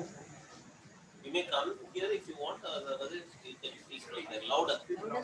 That's audible. Yeah, you are audible now. Yes. अच्छा, तो एक प्रश्न थी, मतलब अभिनव गुप्ता जी ने जो 12 कालियों के क्रम की बात की है शांतोपाय में, जो वो चौथा जो आनिक है, अब उसमें त्रिका बेस्ड क्रम, इट्स ऑलमोस्ट लाइक दैट, लेकिन त्रिका परंपरा से पहले जो क्रम का फॉर्म जो रूप था, जैसे जयद्रथ यामन में या फिर जो मन क्रम सद्भाव, उससे जो आता है जिसमें त्रिका के साथ एक जगह पे एक बहुत डिफरेंस रहती है कि उसमें निस्वभाव की बात आती है। काली का जो पहले स्वरूप निस्वभाव, जो बाद में जाके विमर्श आ जाती है, स्वातंत्र आ जाती है। तो अब फिर जो भानवी क्रम जो पहले था, वो जो 12 कालियों का जो क्रम था जिससे ज्ञान था, अब इनके साथ कैसे इसका रिकंसिलिएशन किया जा सकता है, जो मतलब संवितवाद जो क्रम है त्रिका बेस्ड, और उससे पहले का जो निस्वभाव जो क्रम था। देखिए, शक्ति का जितना भी स्वरूप है वो संवित स्वरूप माना गया है, चाहे देवी यामन लीजिए, जयद्रथ में लीजिए, जहां भी लीजिए, शक्ति का स्वरूप संवित स्वरूप ही है, वो संवित रूप में ही व्याप्त है। ये मतलब बेसिक इसका आप शक्ति को, क्योंकि जब वो संवित अपना संवित स्वरूप को त्याग देती है तो वो विश्वमय हो जाए, विश्वमय स्वरूप में संवित रूप त्यागती है तो नील सुख की उत्पत्ति होती है। स्थिति तो कहते हैं उसको। हाँ, तो बस डिफरेंस की जगह है, मतलब त्रिका बेस्ड क्रम और उससे पहले का जो क्रम था। देखिए, इसमें क्या है, जयरथ ने भी इस बारे में बहुत चाहता कि 13 काली और 12 काली की इस प्रकार से बहुत सी व्याख्याएं आती हैं। और ये देखिए ऐसा है ना, मैं आपको बता दूं, जैसे इस पे एक उदाहरण दूंगा, वेदांत का ही है। ब्रह्मसूत्र में आचार्य शंकर लिखते हैं कि श्रौत सत्र चल रहा है, बहुत विवाद चलते थे, षोडशी शस्त्र दिया जाए या न दिया जाए, इस पे शास्त्रार्थ करने की जरूरत नहीं है, आपका सत्र पूरा संपन्न होना चाहिए। एक शस्त्र के ना देने से आपके साथ को, जैसे आपको बता दें, केरल क्रम, काश्मीर क्रम, गौड़ क्रम, सब में पात्रा साधन से लेके यहाँ विनियोग तक की विधि अलग, ध्यान की विधि अलग है, लेकिन उससे कोई फर्क, वो क्षेत्र के कारण है। संप्रदाय भी आप काशी में ही आप पाएंगे विभिन्न मतों के विभिन्न, वीर शैव संप्रदाय भी यहाँ पे, अभी आचार्य जी बता रहे थे 8 भैरव 8 अष्टाष्टक की बात है वो, तो हर संप्रदाय है, तो संप्रदाय भेद तो है, लेकिन जो मूल सिद्धांत है, मूल प्राप्तव्य की बात है। और एक प्रश्न, हाँ, जैसे अभिनव गुप्ता जी ने 12 कालियों की चर्चा, 12 या फिर उसको 13 जो 12 ही माना हुआ जी, जो भी हो, लेकिन अब ये जो 12 कालियों का जो क्रम है, महान्याय ट्रेडिशन में, जो महान्याय की जो धारा है, उसमें इसका अनाख्या चक्र के अंदर काउंट किया जाता है। 5 चक्र है, सृष्टि, स्थिति, संहार, अनाख्या और भाषा। लेकिन भाषा चक्र के बारे में, मतलब भाषा मतलब ये जो मतलब व्योम पंचक है, तो इसके ऊपर क्या अभिनव गुप्ता जी ने कहीं पे कुछ विसर्ग भूमि का उन्होंने वर्णन किया है। और आपको बता दें, उन्होंने पंचपिंडनाथ की बात की है, मंत्र की, है ना, और मंत्र तो नहीं बोलना चाहिए, तो पंचपिंडनाथ विसर्ग भूमि की बात की है। विसर्ग भूमि को उन्होंने द्वादशांत बताया, 12 अंगुल ऊपर, तो भाषा आ जाए, तो वहां पे वो उसी स्वरूप में, वो आप पढ़ेंगे तंत्रालोक में, उन्होंने चौथे अंग, लेकिन बहुत ही इंडिकेटिंग है, बहुत सी। अब जैसे अब उन्होंने जो लिखा है, जो मैंने जो था कमल का उदाहरण वैसा नहीं कहा, उन्होंने कहा आंख में, एक आंख में 16 आ रहा है, दूसरे में 12 आ रहा है, उसमें 8 और 4 अरे वाले आप शिव शक्ति जब संघट होता है तो काल अध्वा की उत्पत्ति होती है, सहस्रार से फिर देश अध्वा की उत्पत्ति होती है। तो उसका अर्थ यही है कि प्राण कला, संवित शक्ति प्राण कला बनती शरीर में, और शिव स्वयं विश्व में शिव ये धारण कर लेते हैं। तो इसी प्रकार से उन्होंने इंडिकेटिंग, बाकी चीजें गुरु परंपरा की है, गुरुमुख से है ये सारी बातें जी। ठीक,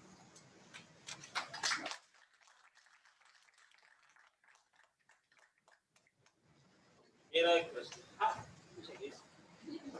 इसमें शिव की बात कहाँ है? देखिए मैं आपको बता दूं, निर्विकल्पावस्था जब सिद्ध होती है, ठीक है, अब मैं आपको बहुत बड़ी बात बताऊं, शिव के 2 स्वरूप हैं, एक विश्वोत्तीर्ण और एक विश्वमय। विश्वमय शिव ही शक्ति है, विश्वमय शिव स्वयं शक्ति है।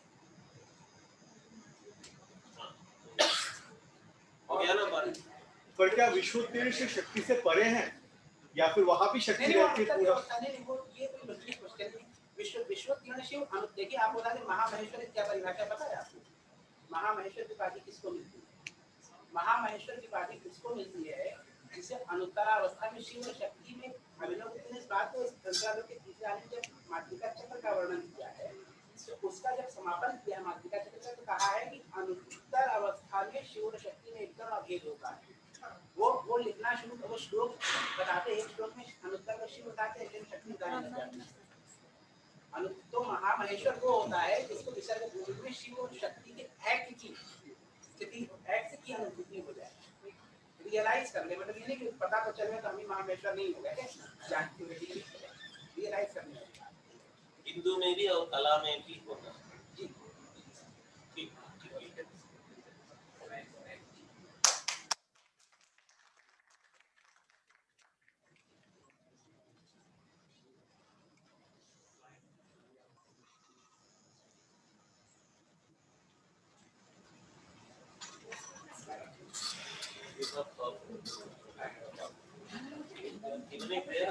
I've given it.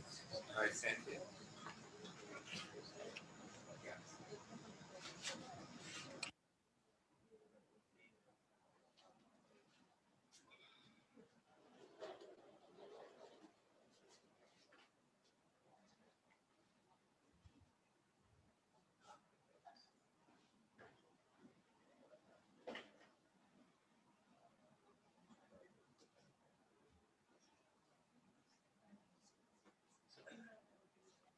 So when I tell you to change it,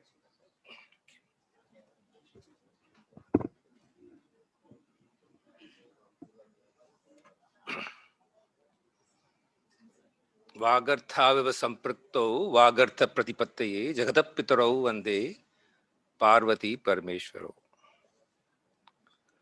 ओम नमस्ते भगवन् विश्वेश्वराय महादेवाय त्रयंबकाय त्रिपुरांतकाय त्रिकाग्निकालाय कालाग्निरुद्राय नीलकंठाय मृत्युंजयाय सर्वेश्वराय सदाशिवाय श्रीमन् महादेवाय नमः।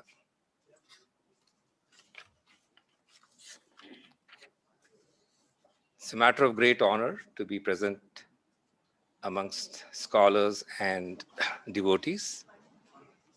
Can you change over? So I will plan for a precise 15-minute presentation, and the number of slides that are devoted to each topic are very clearly mentioned. So there's an overview slide that I'm presenting right now.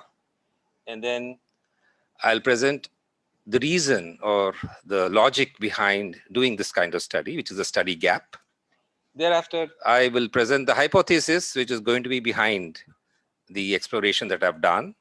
And then I'll present some evidence from the approach that I have outlined, and then a conclusion, and then I look forward to your questions. So that's going to be the flow of what I do. So let's go to the study gap. Okay. So the point is that, we talk about darshana, so there must be a darshan that has happened. So it's an insight, and it's not something that you read, it's something that you experience, and then you try to capture that experience and formalize it into schools. So, many a times we have people talking, but then we don't have their spiritual experience, which drives what they are saying. So that's my first observation, and therefore, that's a gap that I notice in many of the presentations, not here, but across. The second point is that, Kashmir Shaivism, while I'm so happy that in this dais, there are people who understand, but otherwise it's just a term that is not popularly understood. In my opinion, as it will be the opinion of my co-panelists, it's a brilliant child. It's amazing in terms of the comprehensive knowledge it gives, but it is not regarded sometimes, and it is not studied too well. Then the difficulty about, because my paper is looking at Bhagavan Sri Ramana Maharshi's thought. So he was one who always said that by speech you never learn anything. And he embodied the Dakshinamurti tradition, which is by Mauna. So what are we all here making presentations when the real knowledge can be got only by silence? So that's a gap, because ultimately we are communicating and we are trying to convey an experience, convey an understanding. Then you see, we are all sadhaks of one tradition or the other, and therefore comparative studies are actually not very popular, because I am a sadhak, I deeply believe in my tradition. And if someone says, I'll compare your tradition with my tradition, then you are deemed to be not a serious sadhak, or it's simple intellectual dilettantism, running around here and there to show off your intellectual ability. And unfortunately, it does happen when, we have statements of one form of sadhana being better than the other form of sadhana. Then it becomes, or it degenerates into a tutu meme, whose devotion? It's like what I say in very, very common parlance, and pardon me for that. Uski kameez mere kameez se safed kaise? Right? So pardon me for this very, very.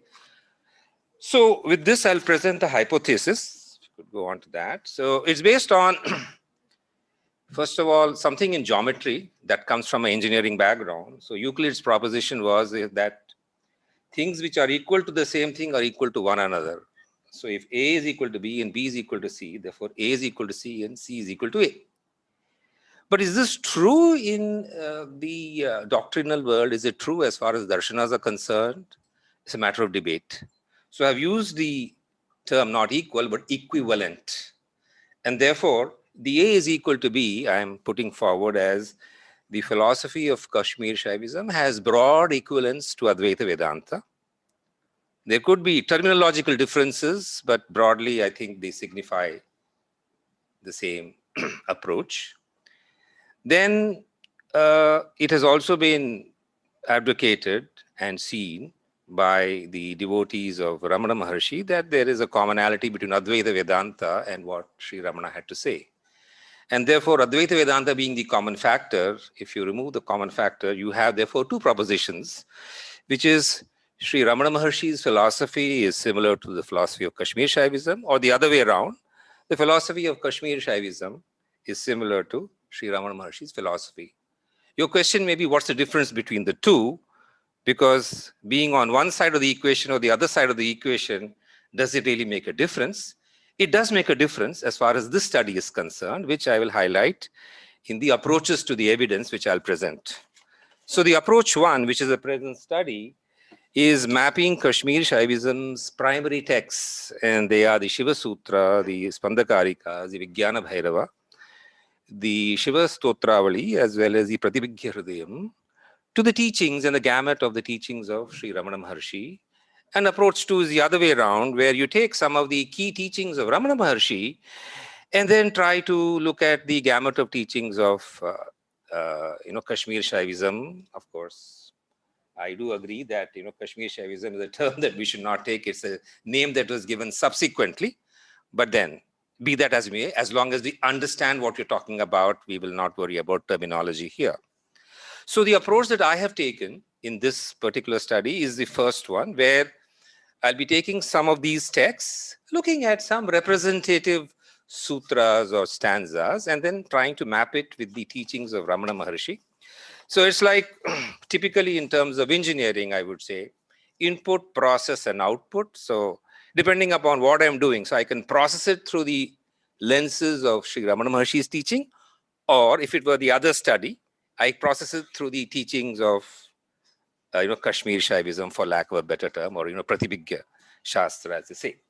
So the first evidence I present is from the Shiva Sutras, and I present them, and I present an equivalent that you would find. So Shiva Sutra, the very first one, says Chaitanya Atma, which is reality is the nature of awareness, which is absolute freedom of knowledge and action.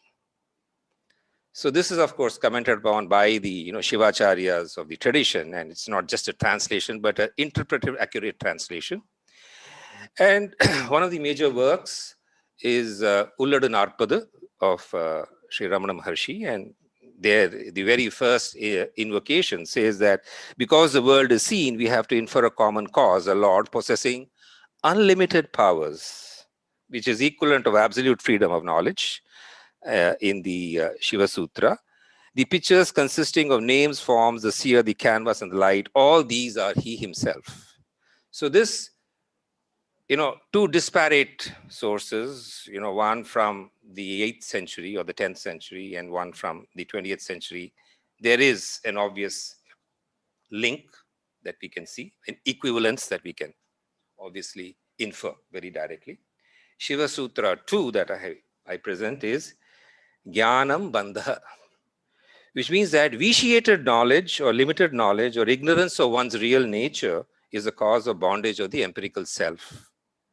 And then in Ramana Gita, which is of course composed by Kavyakanta Ganapati Muni, of the main teachings of Ramana, says very clearly, the wise say pure abidance in the self alone is jnana, and therefore we infer that anything else is ajnana, as has been implied in the Shiva Sutra.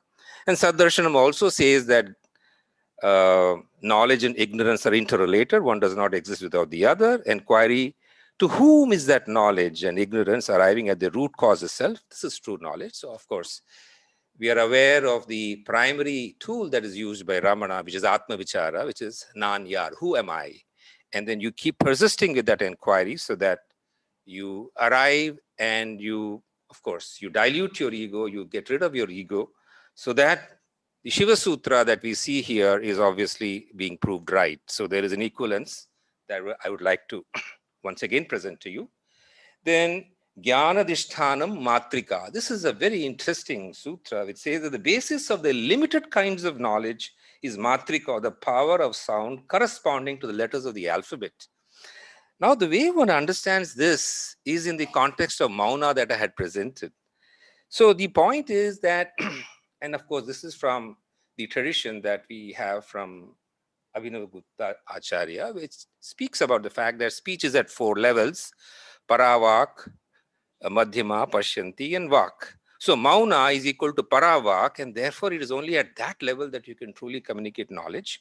And of course, what I have here, what I presented here, which I'll read out, is statements from talks of Ramana Maharshi, which is a state which transcends speech and thought is Mauna. That which is Mauna. How can Mauna be explained in words? All other knowledges are only petty and trivial knowledges. The experience of the silence alone is real and perfect knowledge. And therefore, limited knowledge is based on speech. And that is what the Shiva Sutra says. So that's my evidence from Shiva Sutra. Of course, one can go on, but I'm just presenting 3. And it is wonderful to actually do this entire study. Can you go to the next slide? Okay. Then we have the Spandakarikas, which are again a primary text of the tradition. And of course, we understand Spanda, which is in terms of the Sphurana, the vibration that is a part, because in the Advaita Vedanta tradition, the Brahman is taken to be Shanta Brahman, it's quiescent. And then the Maya Shakti is where you have the energy flowing out. But here, it's a part of the definition that you have, Paramashiv, and then you have the Sphurana that we have, or Vimarsha as it is called. So the Spandakarika says, even though differing states like waking, dreaming, and deep sleep occur, in which, however, the Spanda principle never departs from its own nature as the identical experience. So there is a substratum at the bottom, which has the component of Prakasha and Vimarsha, and that's the whole beauty of the Pratibhigya Shastra. And then look at what Sri Ramana says. I is not known in sleep. On waking, I is perceived and associated with the body. The world and non-self in general, such an associated I is called aham vritti. And when aham represents the self only, chit in the language of Shiva Sutra. So aham, and I think you had mentioned, the first and the last, and ma. Yeah, so we are in sync, sir. We are the Kashmir Shaivis. Okay, if I could use that phrase. Okay, and so this is natural to a Jnani because he understands this, and to a Bhakta also. And therefore, though everyone is present during sleep, it's not perceived. And the whole Sphurana is the reason why we wake up with the knowledge that we slept well. Then Spandakarika number 9 says, when the perturbation of that empirical individual who is incapacitated by his own impurity and is attached to action disappears, then the highest state appears. So it's saying the same thing perhaps in a different way. And therefore, the Jnani is also known as the awakened one, which is the statement from Sri Ramana.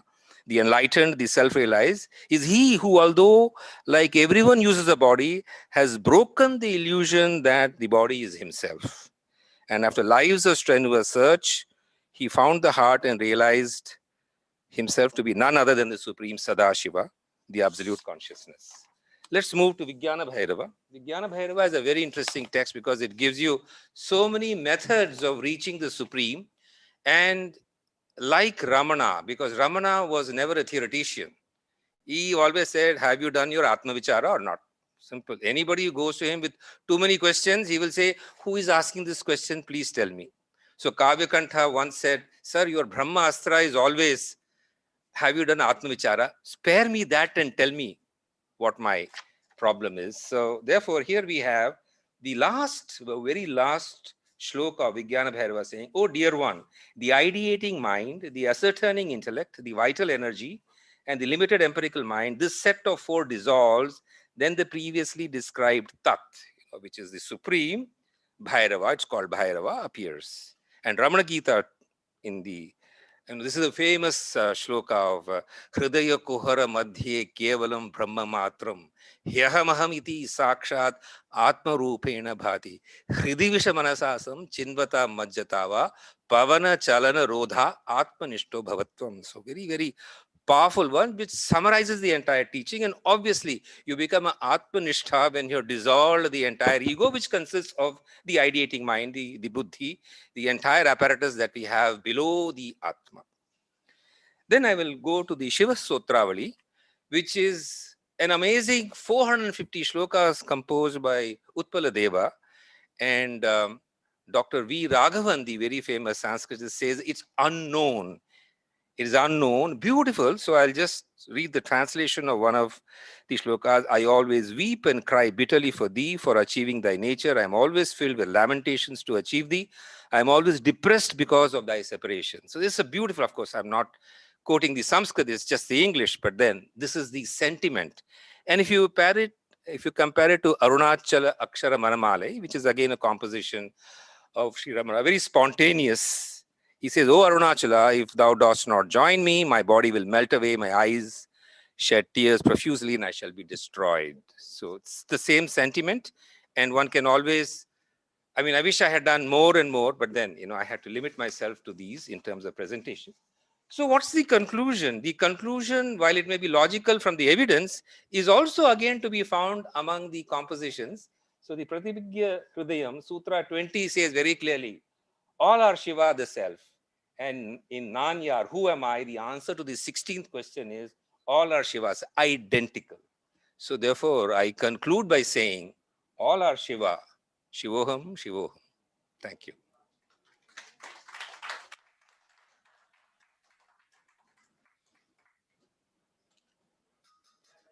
Yeah. Yes, sir.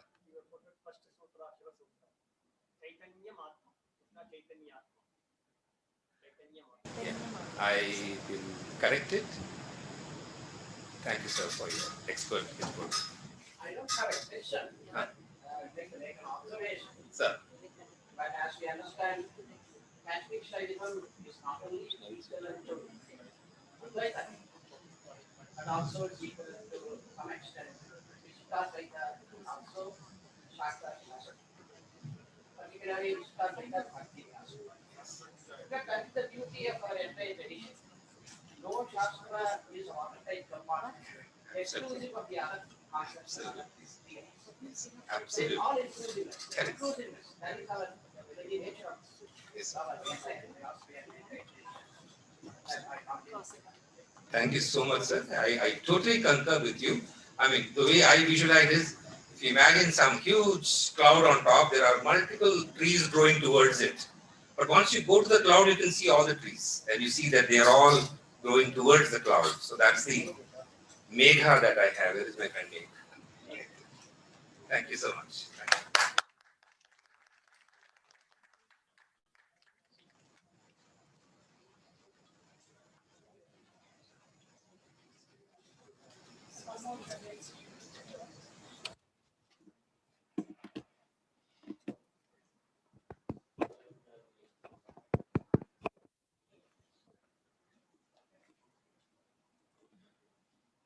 Manish, yeah.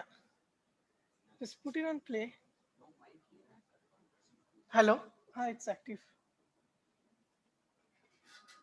Vacha karoti karmani shapa anugraha karak. The purpose of occult in the path of self-realization with special reference to Tantric philosophy of Kashmir.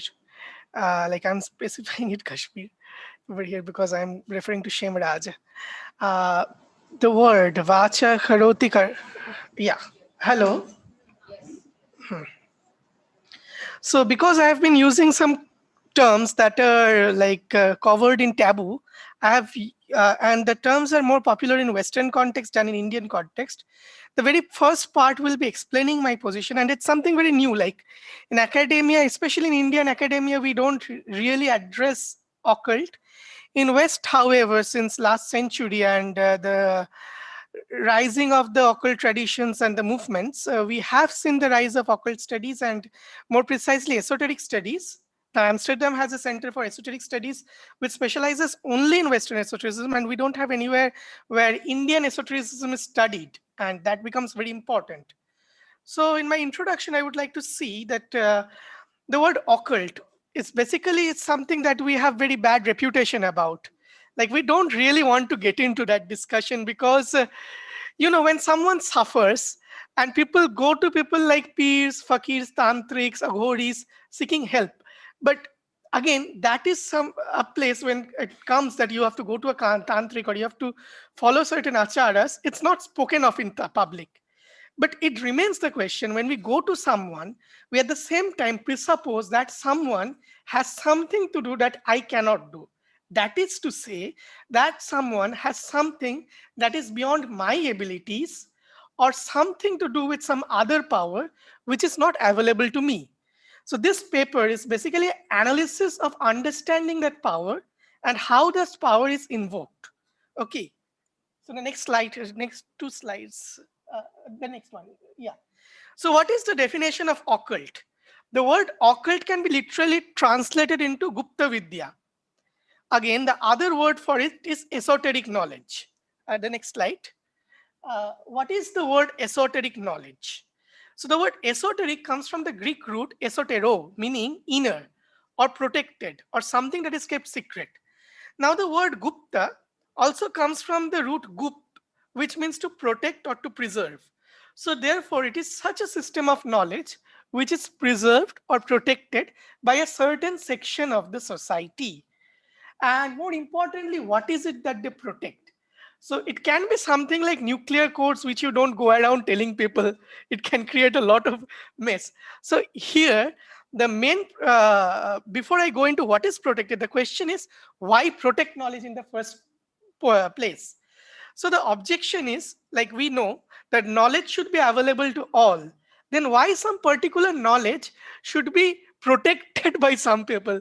Say in Srividya, which is very popular now, why should, like we have the statement like Rajyam Dehi Shiro Dehi Nadehi Shoro Shakshari. So why such a preservation is made?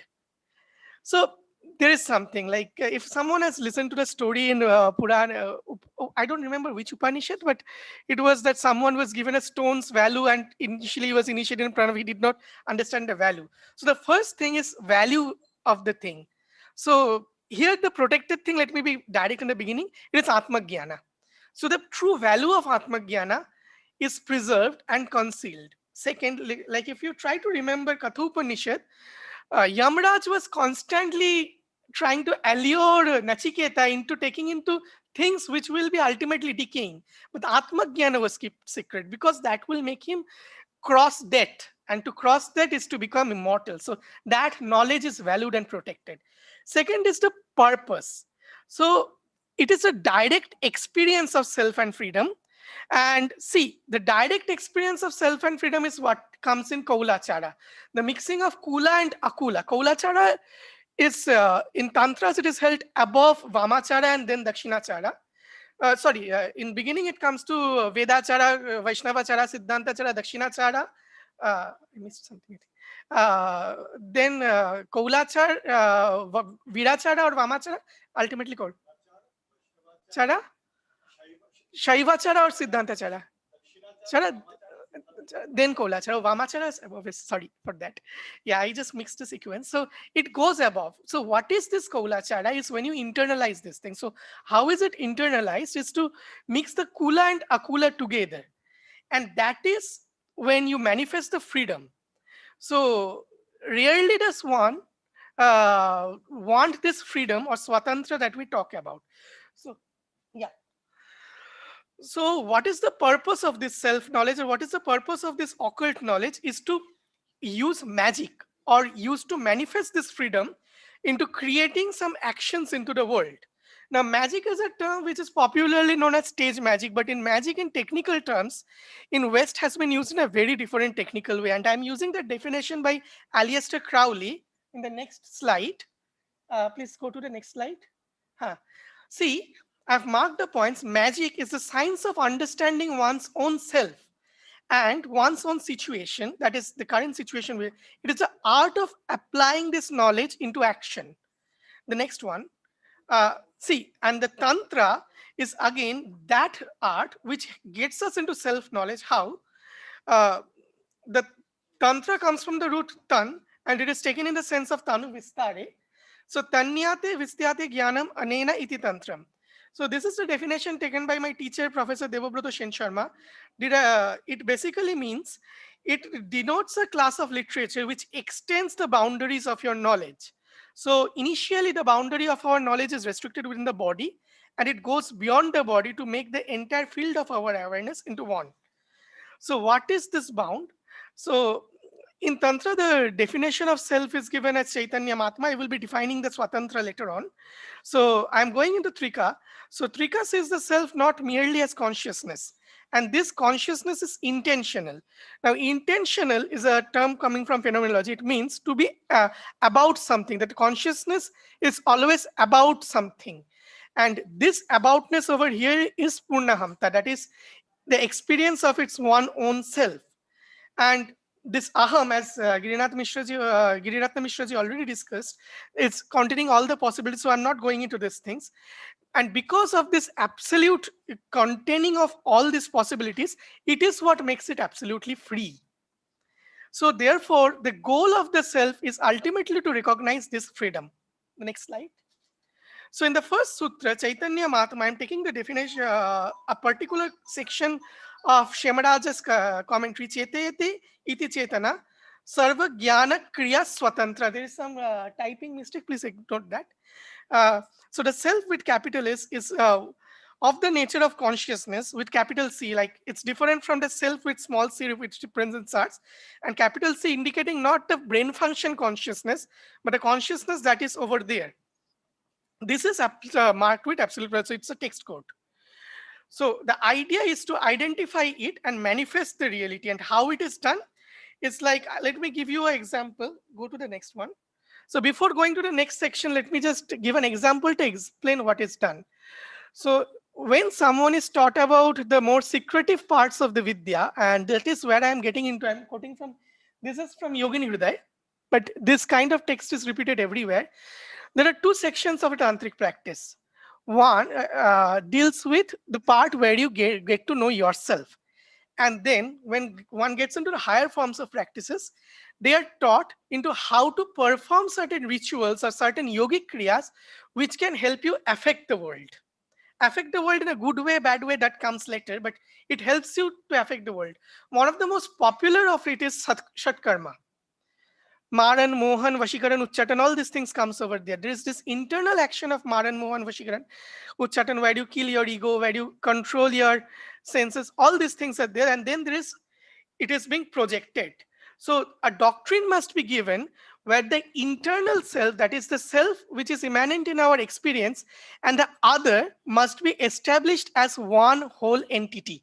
Therefore, the doctrine argues that the only way this can be done is by establishing that the other is not different from the self which is experiencing as me. Like swastik is same as the people sitting in front of me or listening to the video. So when that is established, only then can any kriya done be effective. So this is the ground. So therefore, Srunadevi Mahaguhyam, so it's kept into great secret. So because I like you, tat pritya kathayami adya gopitam visheshahata. Like there is some typing error I've written. So just ignore the typing here. Now this knowledge is basically an oral knowledge. So therefore this quote is used. Karnat karnupadeshena sampraptam avanitalam. So it is not to be, and also it's not to be revealed. Nadeyam parashishyato. Nadeyam parashishebhyo. So it's only like from one yogini's mouth, and yogini is an established sadhak, and it goes to the other yogini's mouth. So it does not pass down in written text where anyone will be able to reveal it. So this tradition remains oral, and this tradition remains secret. Why? It is not to be given, is in the next one. Etat kyatva vararohe sadhya khecharatam vrajet. So there is this word of khechari mudra in Hatha Yoga, but khechari in Tantra has a very different significance altogether. There's khechari, bhuchari, gochari, and all these things. Here, khechari avastha in Shiva Sutra is known as Shiva khechari. Shiva avastha is known as khechari avastha. So why this argument or the word of khechari is used? The word khechari is an indicative word, like it's like a metaphor where we say that the space is complete and it's free. Just like a bird moves freely in space, thus the accomplished yogin, in the space of his own consciousness, where the other is also being absorbed, roams freely in the Chidakasha. By roaming, it also means that he can act freely in the Chidakasha. So roaming is action. Next one. This is from a medieval book by Eliphas Levi on transcendental magic. Now, this is a very interesting book. He does go into Siddhantas, which is very close to Trika. 10 minutes, 5 minutes, okay. So I'm just ignoring the definition. Let's go to the next one. The sutra from Spandakarika that I have chosen says that when one has established into this, I'm not reading it out, when has established into this Spanda Tattva, that is realized that inner pulsation, is one capable of manifesting Jnana Tva Kritva Lakshana Yatastat Ipshitam Sarvam, whatever he or she desires is capable of manifesting. I'm just ignoring the next thing, I'm saying it in short. There are a few forms how this action is done. First is in Dravya, where you use roots or herbs or something, and then you make it, give it to someone and act is done. Then there is this other class where magic is done through the power of one's own mind. Then it is done in ceremony. And then there is another which is done through entities like yakshinis, pishachinis, and other entities. Now, the problem is the dravyas and the power of the own mind and the power of ceremonial magic are all insentient. So there needs to be some sort of power that runs it. However, the magic through entities is not insentient. And this is something that comes in the texts like Bhutadamana Tantra. Go into, let's go to the transcendental approach one. So, however, there is something in the Indian Shastra known as Gaurava and Laghava dosha. So if we go into the complicated things, we will have the problem of Gaurava dosha. So we choose the simpler path, which is being provided by the doctrine of Trika. And these are the sutras in Shiva Sutra from 13 to 14 in the first INDICA, which basically I'm not going deeply into the sutras because I don't have much time. So when one understands this raw power, that is Ichha Shakti Uma Kumari, Kumari is basically meaning the virgin goddess, but it's also raw power, which is untamed power. Does he see Drishyam Shariram? In his own body, the whole experience is seen. Hridaya Chitta Sanghata Drishyam Swapadarshanam. So and the center of this awareness is his heart, and that's where the thought is going to be inserted to what is to be manifested. So Vitarka Atmagyanam, then he settles in the Atmagyanam. So Vitarka is actually Sattarka over here, and Lokananda Samadhi Sukham. So his nature becomes such that Lokananda is also Jagadananda, that his experience expands, and that experience actually attracts people. So Shemaraj actually quotes Chandra Agama to do that. Since Shakti Shaktani Sarurotpatti, and the last sutra, Bhuta Samdhana Bhuta Prikathakatva Visharga Samghattaha. So that person becomes capable of arranging the elements through his own will. Okay, I'm going through the leaping the rejection of objectivity part, and I'm going to the main part. Just skip 2-3 ones. There is one after the next one. Yeah, this is going to the conclusive statement, the premise before that. So I have quoted from Nitya Shoroshi Karnava in the Mangala Charana. It says, Yadakshara Mahasutra Protita Jagatrayam Brahma Nadi Katahantam Tammande Siddhamatrikam. So this is a very interesting quote, and this establishes how magic is done, or how the act of a kriya is done, and how swatantra is experienced in its best form in language. So you can read the objectivity part later, but It is in language where you can move freely. Like in experience, you won't get an abstract concept, say like love or fame. If I ask you to picture fame, you really won't get it. But if I say that a person is Aishwaryavan, the language itself codifies the abstract concept of Aishwarya, Buddhiman. The language codifies Buddhiman. Second, we can say that square circle exists. And through Vutpyati of the person, intention of the speaker, we can establish the square circle exists, which will be logically true in language. However, in real life, you won't have an experience of square circle existing in the same point. So this is where the freedom is experienced best in language. Therefore, the manifestation of reality or the alteration of reality first happens in form of language. And then we have to go in the withdrawal form.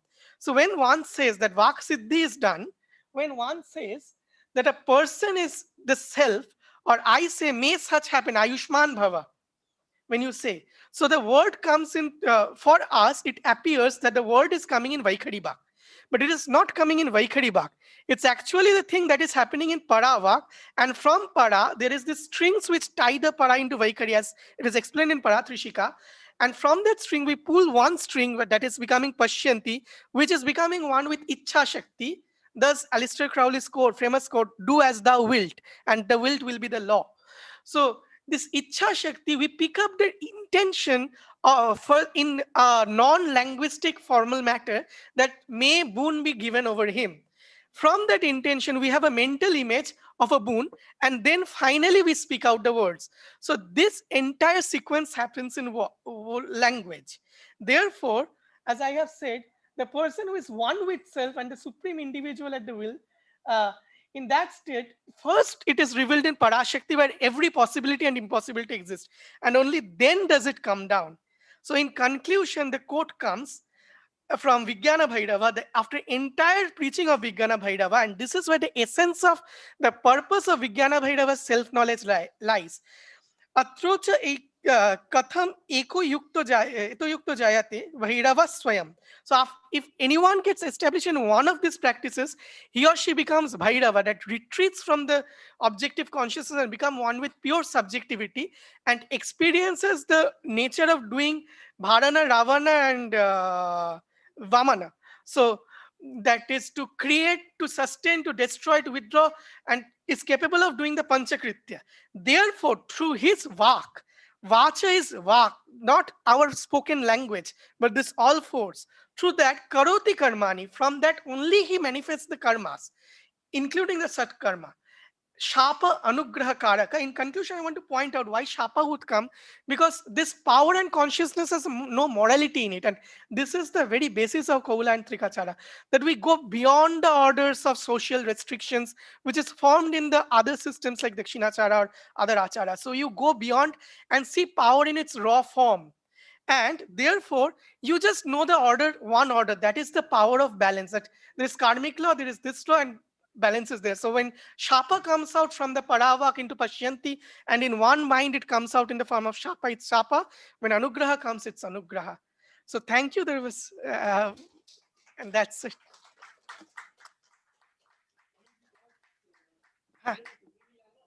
Yes, I had those things. I did not get into those things. It is basically done through Kundalini Jagannath.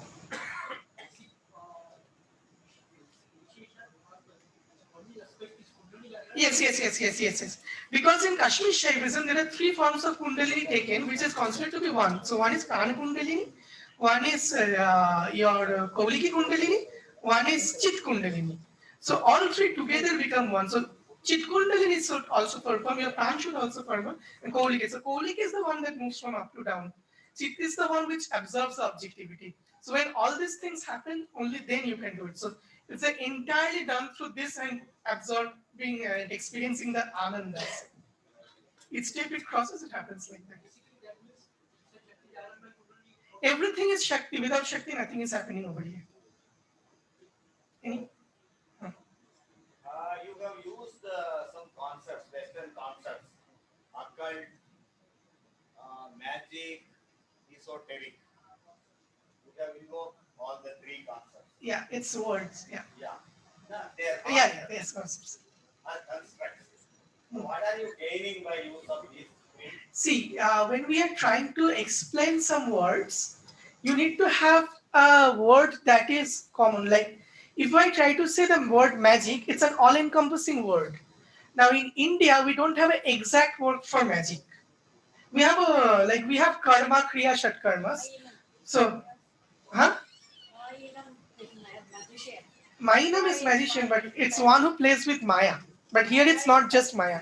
Actually, my point is that actually,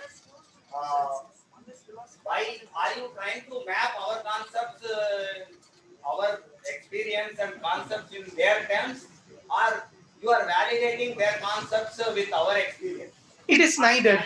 Do you see any correspondence between Indic experience and those experience in the West? Those who define all those magic, occult, you see any correspondence or this between? Or you are just a fashion invoking some Western concepts? No, I can be more clear about, like, the question is like a prashna bhasa, if I put it. The actual thing over here is it's not about comparison. There is no, when it comes to power, there is no geographical boundary as east or west. It's just power, which is not. No, let me finish. Let me finish. You can interrupt while I'm speaking. So the concept is, you are constantly trying to say that there is west, there is east. No, there is nothing as such.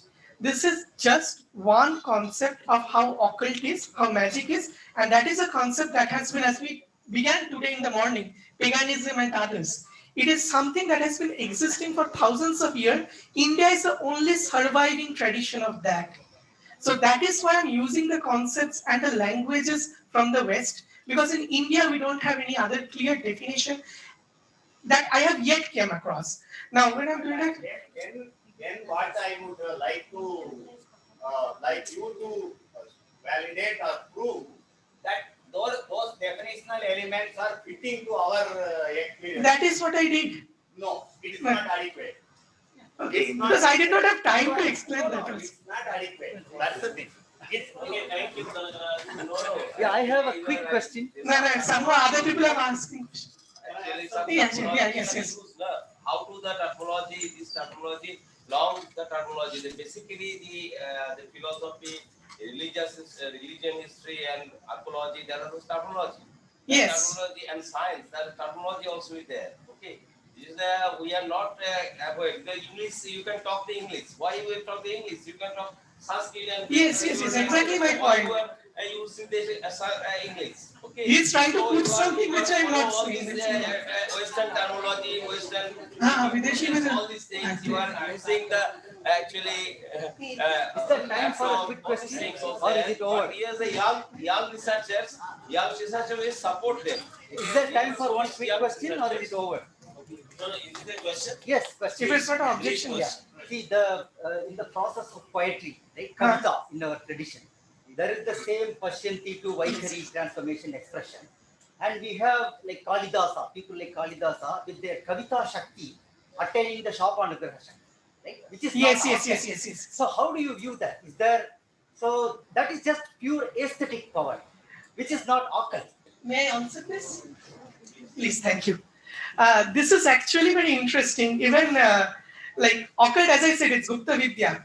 In West, when we are discussing of Shapanugraha, like, Kalidasa, that Vyada, first when he said, it was said in the form of Dwa Suparna, that sloka.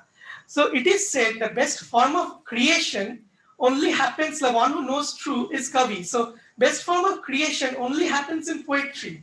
So may it be East, may it be West, and even 7,000 years ago, the first found literature, it's in the form of poetry. So creation itself happens in the form of poetry. And yes. So occult is just this rhythm that we are playing with. This rhythm we are playing in language and in this world. So we identify that rhythm and we create an act. That's the Shakti. Yes. Nava Unmesha Shalini. 1.2 Yeah, I was unable to find.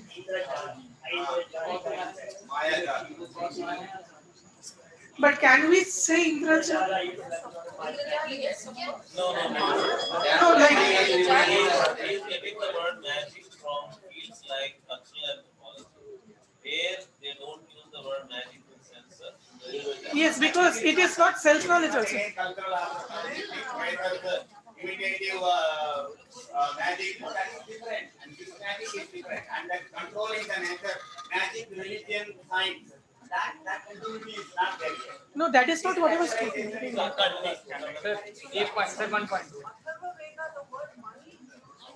Yes, yes, yes. No, here it's also considering self-knowledge, so that is not. Sir, one general point to add, sir, please just जहाँ पर जो हुआ मैं I speak in Hindi ना. हाँ हाँ हाँ बोलिए. सर जैसे ईस्ट और वेस्ट के विजुअल को देखकर हमने जो किया, हर समय की जितने भी विद्वान रहे हैं उन्होंने प्रकृति को अपने मूल रूप को जब जाना है तो अपने सत्य को ही जानने की कोशिश की है.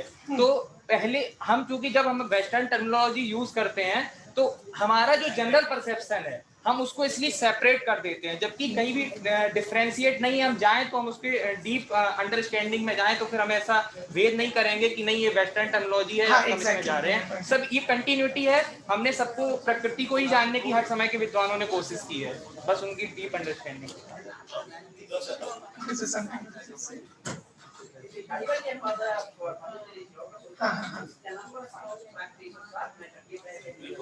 विभूति पाठ. विभूति पाठ. Now, in one of the sutras, suggestively, Patanjali says that the purpose of mentioning those 100 practices is to go beyond, Yes. not get stuck in it, so that can apply to these 100 practices also. Yes, that is precisely true over here also. But go beyond it. Go from the known to the unknown, as we say. Also go from the impermanent things to the permanent things. And also go from the non-eternal to the eternal value. Like that. That's your important. Yes, yes. From value to so that is the idea of another purpose that I should give you mind for them also. Yes, That yes. we can understand. I don't think.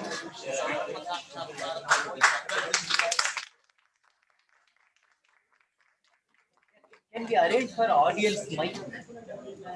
Yeah, that mic probably because of battery problem or something, it is not working. The handheld mic is not working. So one positive thing I request all of you to take from the presentations of this session is, including Kanakaraj, I request you to note that all, at least the two Kashmiri Shaiva presenters were challenging the methodology. The methodology, the methodological imposition that we have today, and imposition of, for example, objectivity, reliability, validity, all these in research methodology, they were actually questioning the so-called objectivity in it, and they were bringing subjectivity and objectivity together. And they were talking about experiential things, connecting experiential with the textual. So those methodological issues are very, very important. The other things, magic, occult, we can solve. We can have a separate workshop and resolve these problems. Instead of magic, you can say Vibhuti, for example, from Yoga Sutra. That's a different matter. But there are some very good methodological challenges that they have thrown to the present social sciences and humanities methodology to the universities. Please keep doing this. Do it in a university campus like this. Thank you.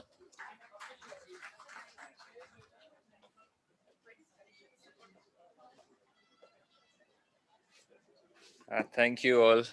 Now from the Kashmir tradition, we go to the east. We will start from Tripura, and then we will go to Assam, and then we will go to Bengal. So our speakers are Dr. Projit Kumar Palit. He will speak about the Devaraja cult in Tripura. Projit Kumar Palit is a professor and director at the Center for Indological Studies at the Department of History in Assam University. Our second speaker is Dr. Dhurjati Sharma. He will speak about the Shaiva cult in Assam, especially focusing on a text, a 16th century text, which is understudied so far. Professor Dhurjyoti Sharma is an assistant professor, Department of Modern Indian Language at the Guwahati University, Assam. Our third speaker is Arghya Diptakar. He will speak about the Bengali Kalikula Tantra. Dr. Arghya Diptakar is a coordinator, Center for Indic and Agamic Studies in Asia, and initiative of the Tantra Foundation. We look forward to their presentations.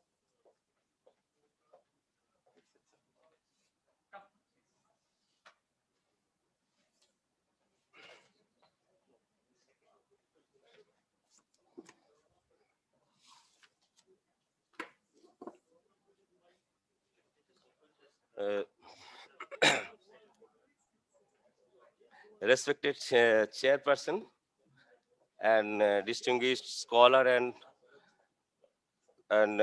guests and others present here. My topic, actually, we are working on Northeast, basically Tripura. I working in Tripura long times, and I actually explore my paper how the Shaivism or Shiva cult as a in Tripura, and not only Tripura but also that regions that's so popular. And actually there are also some problems in that part, because there are also research in Northeast, basically in Tripura and in Northeast. The mainstream historian but mainstream researchers, they are not actually field visit, or they are not basically they uses the real sources, but they are superficial narrative they are published. So we can try to change the that thoughts and the research methodology and actually issues in mainstream history. So in Tripura, next slide. Actually, that is the Tripura, present Tripura. Tripura is a 1964 and 1946 to 1949. Tripura politics was so turmoil, because Tripura, where the Tripura actually they joined Pakistan or India. So there are also the problems, and now finally in 1949 Tripura joined in India, and that is this that times they got the Tripura this geography, because there all the borders is actually in Bangladesh. Three, you can see the red is all only for Assam and Mizoram, they're connected. Okay, so but these but heritage or location, Tripura is actually that location, very important location. They are connected to Southeast Asia and also the East India. Actually, that is also the Eastern India. That is also be there. The how, because there are so many trade route also be there. They're connected. They from the Nalanda and not only Nalanda, that also the Varanasi and all these places, they connected to Southeast Asia through the Tripura. I published the 3-4 paper, how to trade route from that place to in Arakan. There are missionaries and also these missionaries and also traders. They are actually tradings and all these things, and that's also the traders also, and with the missionaries, they are all these religion cultures, they are actually explored are expanded from that areas. Next slide. Actually, and Tripura, so ancient Tripura, that is called the Tripura. Tripura also the linkage. We are not, this is not Tripura. There are also, I talking about the 6th century CE and that part, and also the Manikko dynasty. And before that, is joining the India, 1949, that Tripura was actually extended Tripura. this, that is also linked with this Sylhet, Somatoto, Noakhali, Chittagong, and that part. And that is also lot of we can got this actually inscription, the Mohipal inscription, Meherpur copper plate. There also there's lot of things also there. I not a detailed discussion. Next slide. Actually, that is also the first archaeological sources. We are talking about that the inscriptions, the Gunaighar inscription. That is also first archaeological sources. The Boinagupta.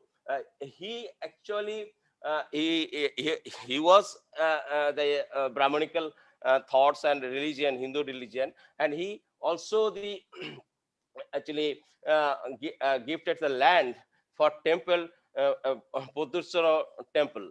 That is also the, you can know this, that is also the combined form, the Horihara.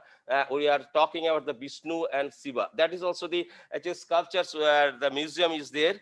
And this is also the earliest times, and there are detailed. I have not detailed all these things because time is not permitted. Because that inscriptions they are dominating, how to the dominating and popular the Shaivisms and in that part, because it is in that part, and how the Shaiva cultures and people also they are also the linked with that. Next.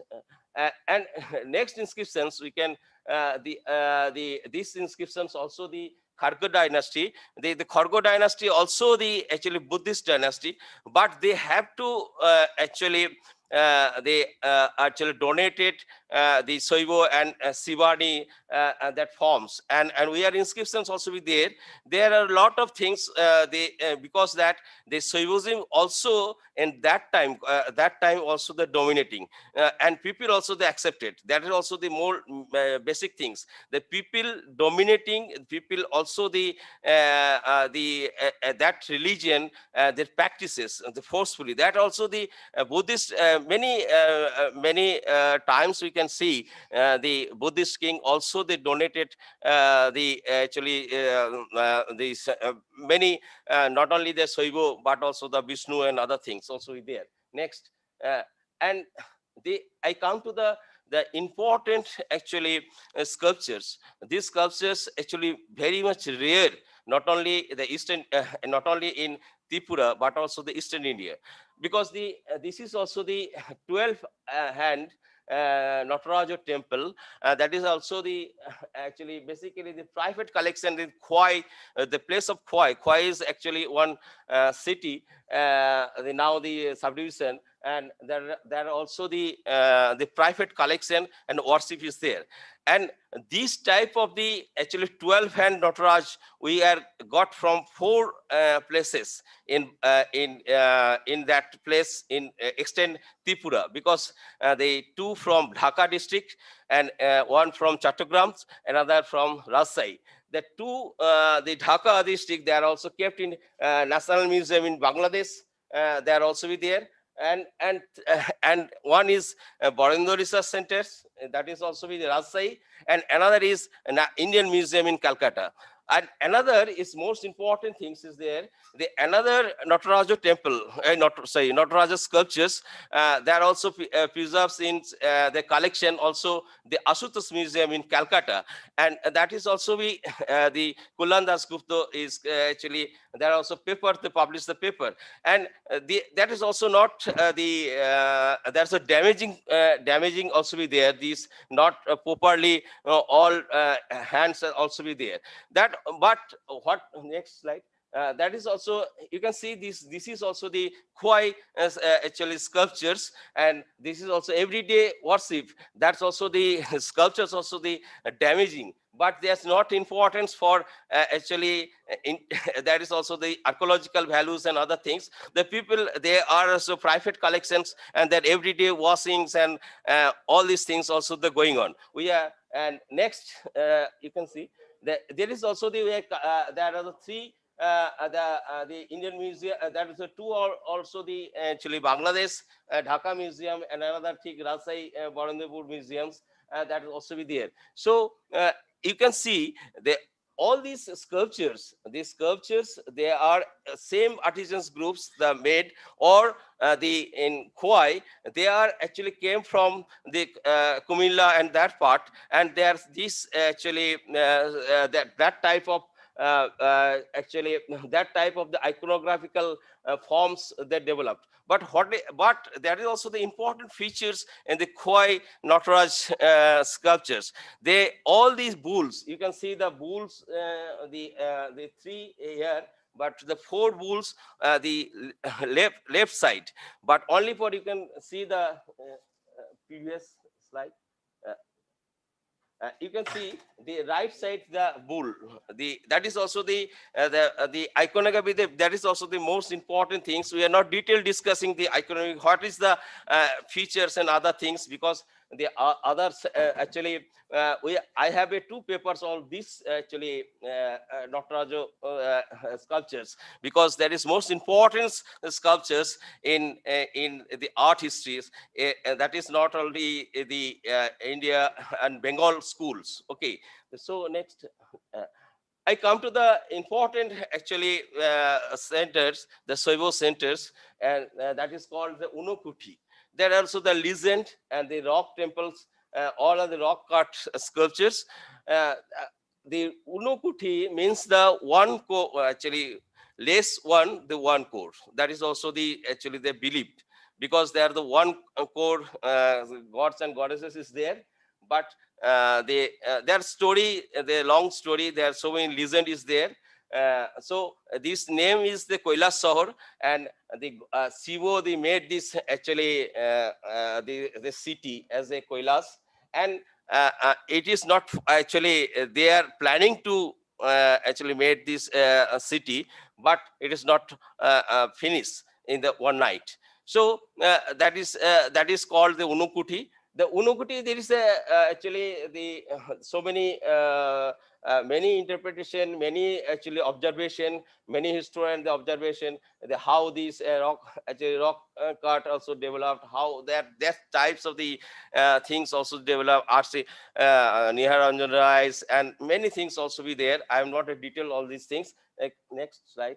I come to the direct. These are huge actually sculptures, rock cut sculptures, and that also the 5 kilometers areas, and this is location from Agartala to 180 kilometers, and that is also the deep forest, but later on we are archaeological survey, they are the site, they are actually the site also take about they took this site archaeological survey of India 1950, and after that they're developing this site, and there are a lot of insurgency problems and damaging many things. Next.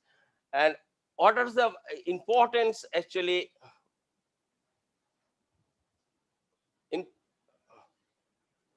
important things is there.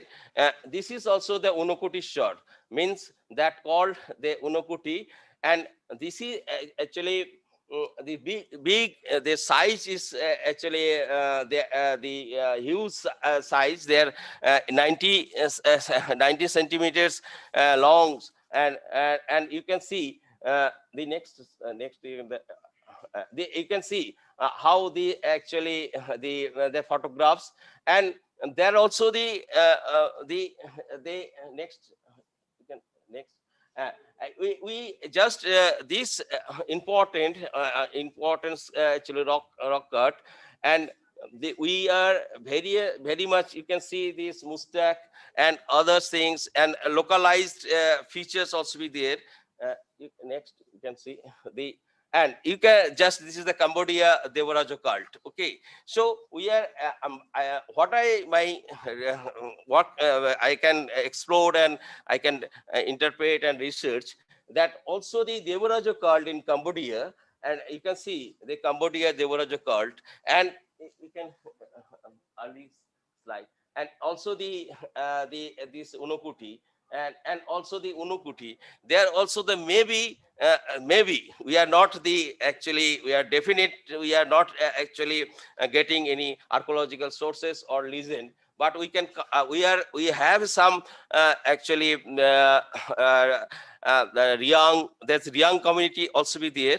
Riyang community, they every years in Makar Sankranti they came, and this also priest, they are called the Ochai, and this Ochai actually Riyang communities, and they are actually there many songs and many there are many actually the stories, the one stories also be there. They are linked with the Arakan and extent of the Arakan. So and Devaraja cult, the another chronicles, the Rajmala, that is the most important chronicles in Tripura Maniko dynasty. They are also the one king. They are the Trilochono. And Trilochono also, Trilochono, he born by actually blessings of Shiva. And he actually, Trilochono is linked with the Shiva, and Shiva also the Devaraja cult, we are talking with the Devaraja cult, there also this concept also be there, the Devaraja cult, and the king also became a actually god.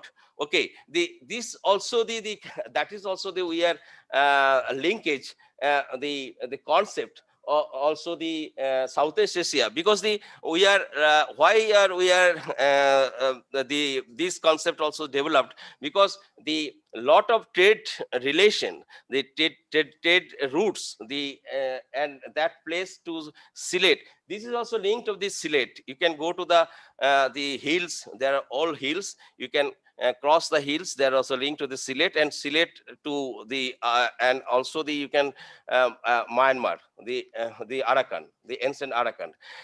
That is also be there. Next slide. The next. This Devaraja cult. This is the another. Next. This is also the Cambodia, and the next. This is also the another features, and I come to the another sculptures that are also the link to this. This actually this is Cambodia. This Devaraja cult and Cambodia. Next.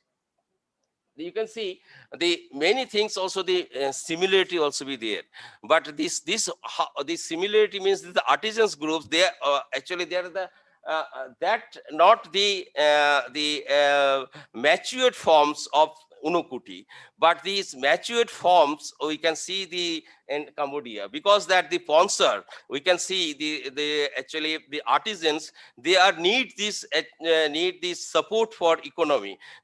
We are assume that they are not actually, we are not getting any kings or any traders groups they support it, the artisans, because it is not built up the one day or actually the long period. So we are working,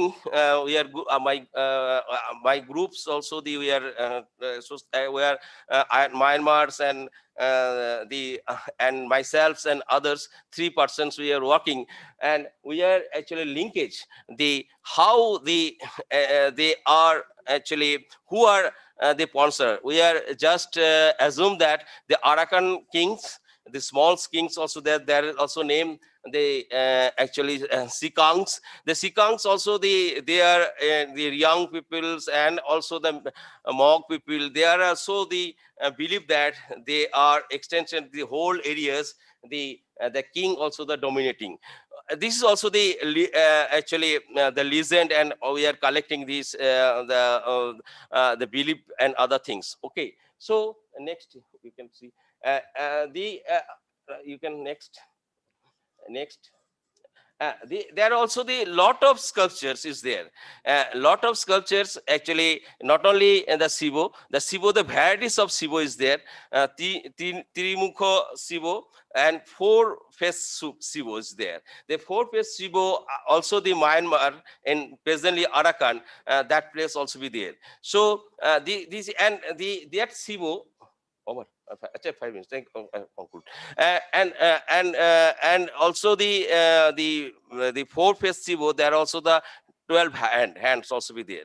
So that is not as the matured form. That is also be there. Next, I can finish it. This is also Durga. Next. That is also the another form of the Durga. Next. Next. This is also you can see the varieties types of the Durga and Saraswati and all forms also be there. I have not detailed each actually slide also they need the 6-7 times. Okay, means times. There are also the Ganapati and Kartika also be there. Next. This also Ganapati and the varieties of the Ganapati also 4 Ganapatis I say photographs. Next. And that is also the Ganapati you can see.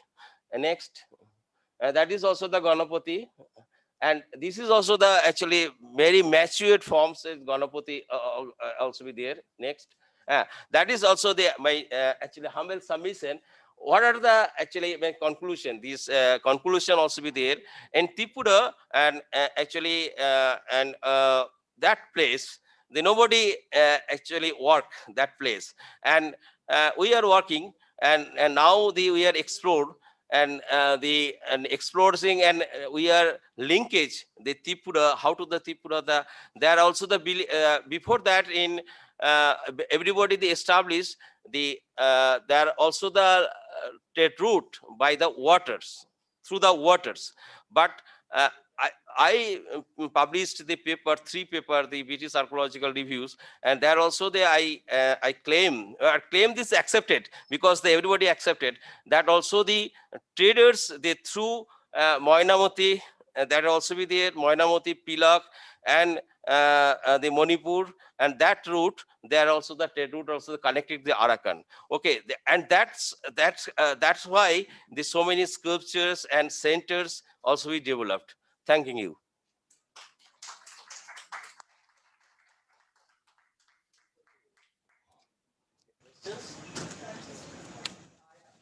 Paper, I have a small objection to your use of the term Brahminical. There's nothing like Brahminical or non-Brahminical in the Indian tradition. That is a term coined by the mischievous Westerners to divide Indians and Indian traditional culture. So I think we should desist from using that particular term. We can use other terms. We can say Seshwaravada, Nirishwaravada. You can say Vaidika Darshana, Avaidika Darshana. Like that, there are certain divisions. But Brahminical is not the proper term to be used. There are other equivalent terms that we can use. That is this trinity. This use of the Vienna that ours belong to all. Brahmins are only part of the system. And to say that everything. Okay, I give the answer. And I give the answer. I give the answer. Actually, that also be some technology we can use in history, in archaeology. Okay. That also the Brahmanical sculptures, non-Brahmanical sculpture. You can accept or not, that is not important. Actually, important is there. What is that? There is no, what I tell you, there is no alternative. Now we are not alternative terminology. Okay, just some example is there. They actually, you can understand. You can ask the question, I give the answer. Okay, then you can argument also be there. You can terminology, we are not given the proper terminology. Okay, number 1. You can everybody the sensor is not actually there are issues. We are working in the history because we are history people. The sensor, every scholar, the sensor is not a actually sources. But there is no alternative. When you demographical work, there are also the no alternative in the census. Okay, so when okay. Sir, you just showed 3 slides with 3 statues of Nataraja. I just would like to know, like the last Nataraja, which was in this site, it's very interesting that in South India, one of Padma Bhushan Dr. Padma Subramanian's student, Uma Akka, I think, they were working on Desi Karanas, and an exact similar slide to that, like a statue like that, is found in Bangalore, and the sculpture of it is also kept in airport. If you ever visit Bangalore, do look into that. I just don't remember the place in Please actually collect these photographs and you connect this, because I working this in Nataraj sculptures, 2 paper also published, and you can I think help. just one small point. I think the 12 hands are basically represented karanas only, the movements. So it will be. No, they have karanas. The movements. If I may just continue on this before I ask my question, because I have been researching on Nataraja Tattvam. There is artistic representation, there is symbolism, and it is a very vast subject on its own. For one thing, what you last mentioned about many hands, 6 pairs or 8 pairs of hands representing the motion. Well, not exactly, because the Samhara Tandava, and then when you have many pairs of arms and you have different implements or weapons, they have their own symbolism. Okay. So, and regarding the pose of Nataraja being identical with some other, that is not a very big surprise, because the Karanas, as Nritya is an expert here, Karanas are very specific. 108 Karanas are defined in the Natya Shastra. The Desi ones. No, even so. I see. It's possible. I mean, if there is one pose somewhere, it is possible to have the same pose, very consciously made by the sculptor. I'm not saying that it's a random thing. So it is very possible, very much possible. That is all I'm saying. Yeah, because the subject is well understood, documented by the sculptors and in the field. So there could be a reason why they wanted the same pose. But from what I understand of research, I think Nritya will second what I say. I think it's not a surprise you can have statues in a precisely same stance of that is the wonderful thing about our. At 12 hand, Nataraju is rare. Other musical instruments also. I don't think it's unique either. And also bull, that is also quite bull side, right side. The head is right side.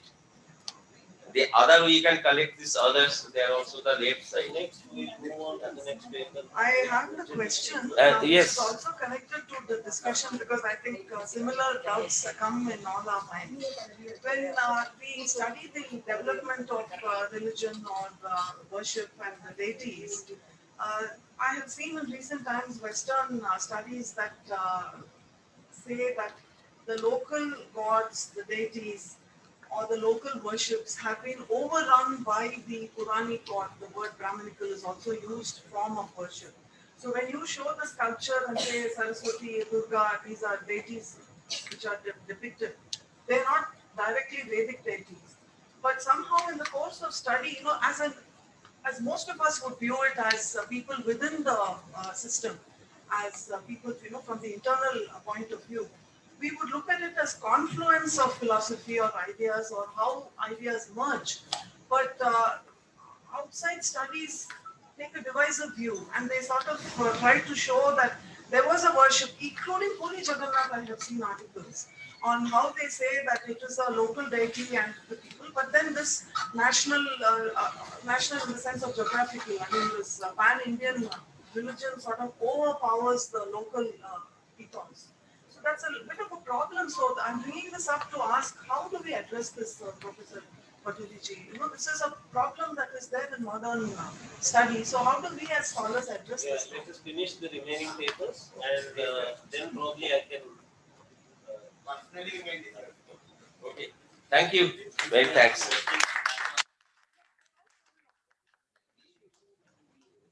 Any question actually?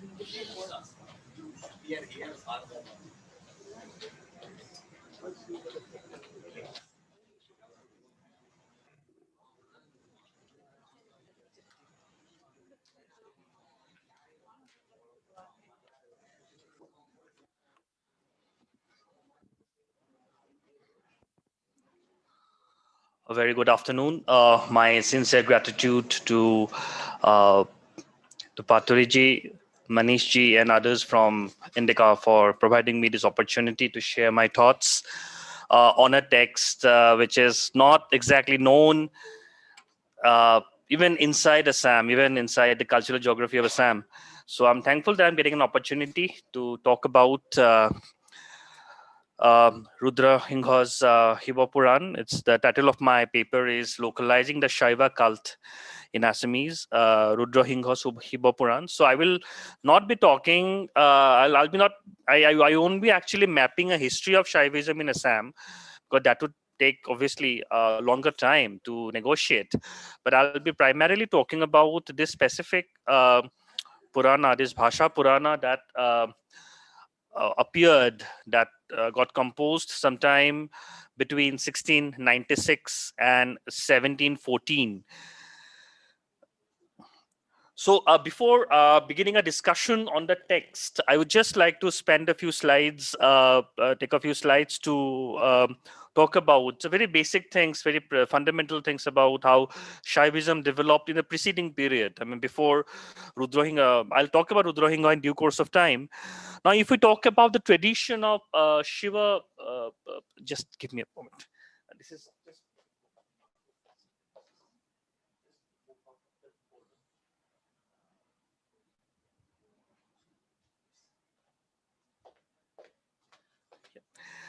if we talk about the tradition of Shiva worship in Assam, and I'm here using the term, first slide please, Assam Kamarupa, because Assam, as we see now, were actually three kingdoms during the medieval period. There was this Assam, Kamrup, which subsequently became Coach Bihar. So therefore, I'm using Assam Kamrup as a compound term. Assam here refers to the kingdom which came under the Ahom rulers. I'll come to a map subsequently. So this tradition actually goes back to the 7th century, to the time of the Varman kings. So there are three prominent dynasties of Kamarupa kings: the Varman, the Shalastambhas, and the Palas. And here I'm talking about the king called Bhaskar Burman, who is described in Banabhatta's 7th century work, Harsa Charita, as an ardent devotee of Shiva. In the 7th chapter of this work, there's a reference to this king, and where it is stated that it's I'm referring from the English translation, that from childhood upwards, it was this prince's firm resolution never to do homage to any being except the lotus feet of Shiva. Now, as is the case with most Eastern languages of India, including Assamese, obviously we all know about how Chajapadas became the common, instance of a written literature for Assamese, Bengali, and also Oriya and also Maithili, composed between the 9th and the 12th centuries. Now, for that period, from the 5th till about the 13th, it's only in the 13th century that the Ahoms actually come from South China, from Yunnan. So till the 13th century, textual evidence in the vernacular is somewhat scarce. So for that period, the major source of political and literary cultural documentation, we have the copperplate inscriptions, we have the stone inscriptions, and the sectarian religious texts composed in Sanskrit, and the oral traditions. So in one of these early copperplate inscriptions known as the Nidhanpur copper plates of Bhaskar Burman, and this was issued sometime between AD 620 and AD 643. Incidentally, when Yuan Song had visited Kamarupa, he had met this king, Bhaskar Burman. The opening plate contains an invocation to Shiva, which is as follows. Please pardon my Sanskrit. Om pranamya devam sashishekharam priyam pinakinam bhasmaka nair vibhushitam. It is translated as salutations to the god who wears the moon as the crest jewel, who is lovely and who holds the pinaka bow, and who is decorated with particles of ashes.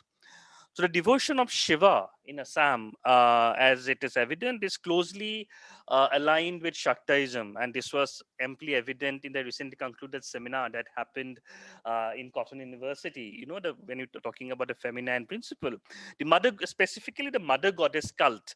Banikando Kakoti has a very important book on this, the mother goddess cult, and by extension with Tantricism. So Shaivism, then as a devotional order, existed in the region, however, prior to the propagation of the Shakti cult, as attested by the Kalika Puran. Now, this is a Sanskrit Purana which was, it's assumed it was composed in Kamarupa around the 10th, 11th century.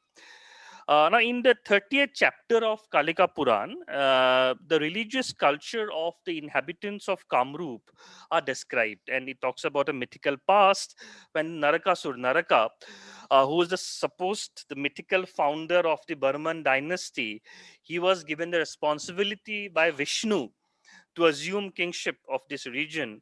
So it's a reference from Kalika Puran. It says that Nimajja Kshan Matrena Pragjyotish Purangatah Madhyagang Kamrupasya Kamakhya Jatra Naika Sacha Desha Swarajarte Purbang Guptasya Shambhuna. The translation: in an instant, Naraka and Vishnu reached Pragjyotishpura, which is one of the early names of Kamrupa, which is located at the center of Kamrupa. So Pragjyotishpura is primarily a city within Kamrupa, and where Kamakhya is a ruling goddess. That very country was earlier kept hidden from view by Shiva for his own sake. This is from the Kalika Puranam. Now, with the arrival of Shaktaism and possibly also challenging the primacy of Shaiva worship in the region, what happened eventually was the fusion of the two traditions. And what we find in the subsequent literary cultures, both Sanskrit as well as in the vernacular literature, is a long-standing and a vibrant culture of Shaiva Shakti literary culture, kind of a composite culture that emerges during the middle centuries of the second millennium. So second millennium AD is something that Pollock refers to as the vernacular millennium. And in the case of the Kamarupa kings, I talked about the Varman dynasty, and two more dynasties came up after Varman, the Salastambha and the Pala dynasties. They ruled from the 7th to 12th. Now, allegiance to Shiva was mixed with that of Kameshwar Mahagauri, thereby reflective of a strong and vibrant mother goddess cult prevailing in the region. Now, I had many instances from the inscriptions where we see a kind of a composite devotion to both, Kameshwar and Mahagauri. But for paucity of time, I couldn't quote from those inscriptions. But it actually provides a very interesting study in the way in which, these religious and political motives of the kings were made evident in those inscriptions. So this could be an independent study, maybe a subject for another paper in the future. So within this context, this present paper undertakes to analyze the Shiva Puran, Hiba Puran, by the Ahom king Rudrahingha, who ruled from 1696 to 1714. Now, with the fall of the Pala dynasty around the early quarter of the 12th century, the reign of the Kamarupa kings came to an end. Now, what followed was the rise of many new kingdoms and chiefdoms within the political geography of the Kamarupa, Assam Kamarupa, including the emergence of the Kamata kingdom on the western part of the region. Now here, this is something that I thank Manishji for actually raising the question in the morning, that, see, when we talk about the Ahom dynasty, it says the Ahom dynasty did not rule over the entire Assam. The Ahoms came from the eastern part. So they extended their rule gradually towards the west, whereas around the same time, around the western part of Assam, there emerged another kingdom called the Komata kingdom, which was followed by the Koch kingdom. So from the eastern frontier, the Ahoms, who belonged to the Shan tribe of Upper Burma, entered Assam in 1228 and established an empire in the style of a monarchical oligarchy, which survived for about 600 years, till about 1826, and subsequently gave its name to the region. Now, as noted by Diganta Kumar Horma, he says, the Ahoms practiced Mahayana form of Buddhism combined with elements of animism, Hinayana Buddhism, and worshipped a number of gods and goddesses, usually with making sacrifices. So the contention is that the Ahoms, when they first came into Assam and when they ruled for the first 300 to 400 years, they did not practice Hinduism. They brought their own religion, they brought their own gods and goddesses, and those who regularly Somdev is the god whom they prayed, and his temple could be seen very prominently within the royal palace. So it's sometime from the late 16th, early 17th century that the Ahom kings gradually showed interest towards Hinduism, not Hinduism as a whole, but maybe either to Vaishnavism or to Shaivism. It's only around 1637 to be particular, when the Ahom kings formally accepted like the sectarian Hinduism, either like initially they adopted Vaishnavism, they were initiated into Vaishnavism, but subsequently some of the kings also shifted their allegiance to Shaktaism, and obviously there were political motives behind that. Now this is a map of Assam. So here you can see the Ahoms actually occupied the. This is of a later time. They're from the eastern and the central part of Assam, whereas the western part was mainly the Koch kingdom. This is where. So the border was more or less present day Guwahati. So the Guwahati was more the border of the Ahom kingdom, the westernmost border. So, however, the mid 17th century, as I already said, it marked the acceptance of Hinduism by the Ahom kings. I'm shifting this slide. Now, Rudra Singha,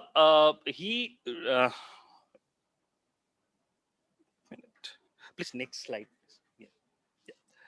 Now, Rudrohingha, as I already mentioned, he was the Ahom king and he ruled from 1696 to 1714.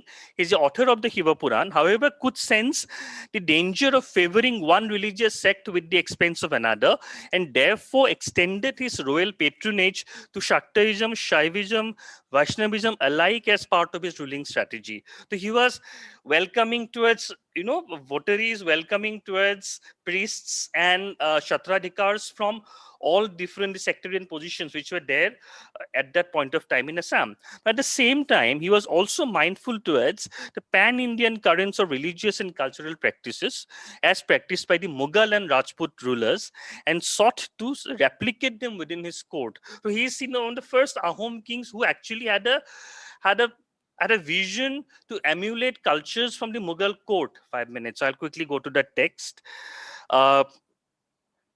Okay, so seen from this perspective, the Shiva Puran, composed by Rudrahingha, was an acknowledgement or an indication on the part of the king, not only of the millennium-long history of royal patronage accorded to the recognition and dissemination of Shaiva, devotional order from Assam. If we start mapping from Bhaskar Burman, almost 1,000 years, but also of his attempt to connect the region with the pan-Indian expressive cultures, both tangible and intangible. I'm referring. Yeah, next slide. Yeah, so alongside Shiva Puran, we also come across another important Purana called Padma Puran. This is Padma Puran. This is basically a Manasa Puran, which came about in the early part or later part of the 17th century.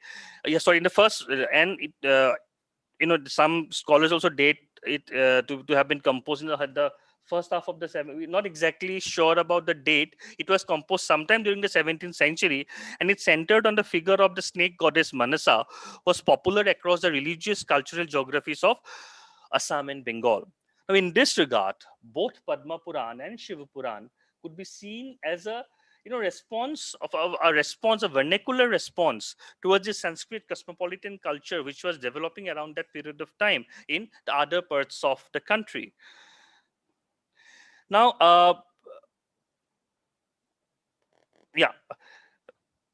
I missed giving an information that the Shiva Puran in Assamese, it's not a literal translation or a retelling of the Sanskrit equivalent. The Assamese work instead is a Purana, which is there in 8 cantos. It's preceded by a Sanskrit sloka, and it has a total of 351 verses. Now, the logic behind Rudrasingha's division of the Shiva Puran into 8 cantos could possibly be based on the philosophy of Ashtamurti, which refers to the 8 cosmic bodies of Shiva.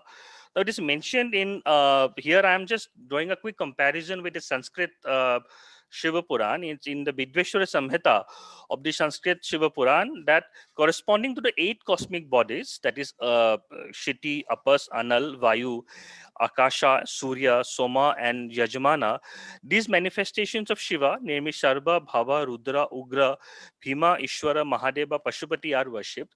Now, this we get similar references to these Ashtamurtis in Rudrasingha's Shiva Puran, which refers to this cosmic manifestation of Yoga, Dakshina, Varuni, Kubera, Patala. Now, I'm not very sure because there is no other literature which actually expostulates on what could have been, the exact philosophy behind, this kind of a vernacular transposition. But, since this text has not much exegesis has been done with this particular text, so it's really difficult to say at this outset.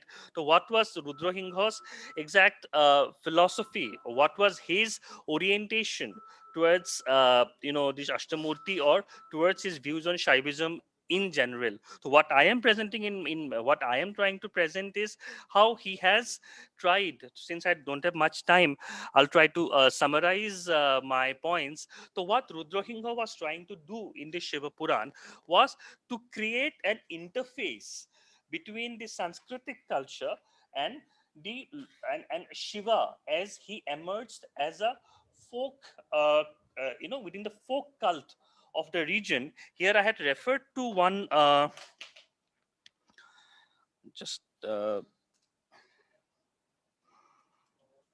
yeah. Now, in the fourth canto, which discusses the Sanat Kumar's devotion towards Shiva, his meditation, and the eventual receipt of a boon from the god. Now, considering the particular emphasis of the exalted description of Shiva, suffused with Puranic metaphors, the parallel representation of him within the oral performative tradition, which shows him as a Jyotiya Bhangara, there is this passage I will read before I conclude.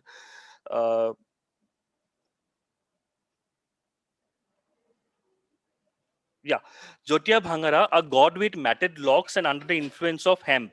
A couplet within this is, I'm taking this couplet not from Rudra Puran, but from the folk culture, which describes Shiva in this way. Bhokyon Bhangor Gura Nam Tripurari, Jogodoke Die Dan Apuni Bhikhari. You consume particles of hemp, and yet you are known as Tripurari. You bestow riches on the whole world, and yet you are a mendicant by yourself. Now, what Rudrasingha is trying to do is he's trying to combine these two visions of Shiva into his textual narrative structure of the Shiva Puran.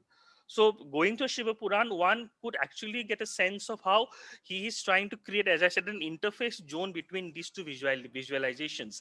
And he's also trying to, and one thing that was what was important to note around this point of time is that from the 16th century onwards, what happened in Assam was the emergence of a movement called the Neo-Vaishnavite movement, where we have been the mention of Shankar Dev. And what happened within Neo-Vaishnavism was a production of a mass corpus of vernacular literature in Assamese, which actually appealed to the people at large. Something similar did not happen in the case of Shaktaism or Shaivism. They primarily stayed at the level of Sanskrit compositions, right? So what Rudrasingha's attempt could be vis-a-vis the composition of Rudra Puran is trying to initiate Shiva into this paradigm of bhakti within Assam. Bhakti as in like not bhakti within a temple or a court, but bhakti as a quotidian culture. I'm here using a term which was popularized by Christian Lee Nowitzki as part of the quotidian culture. Because he says, I'll be concluding, I'll be ending with this. He says, yes, he...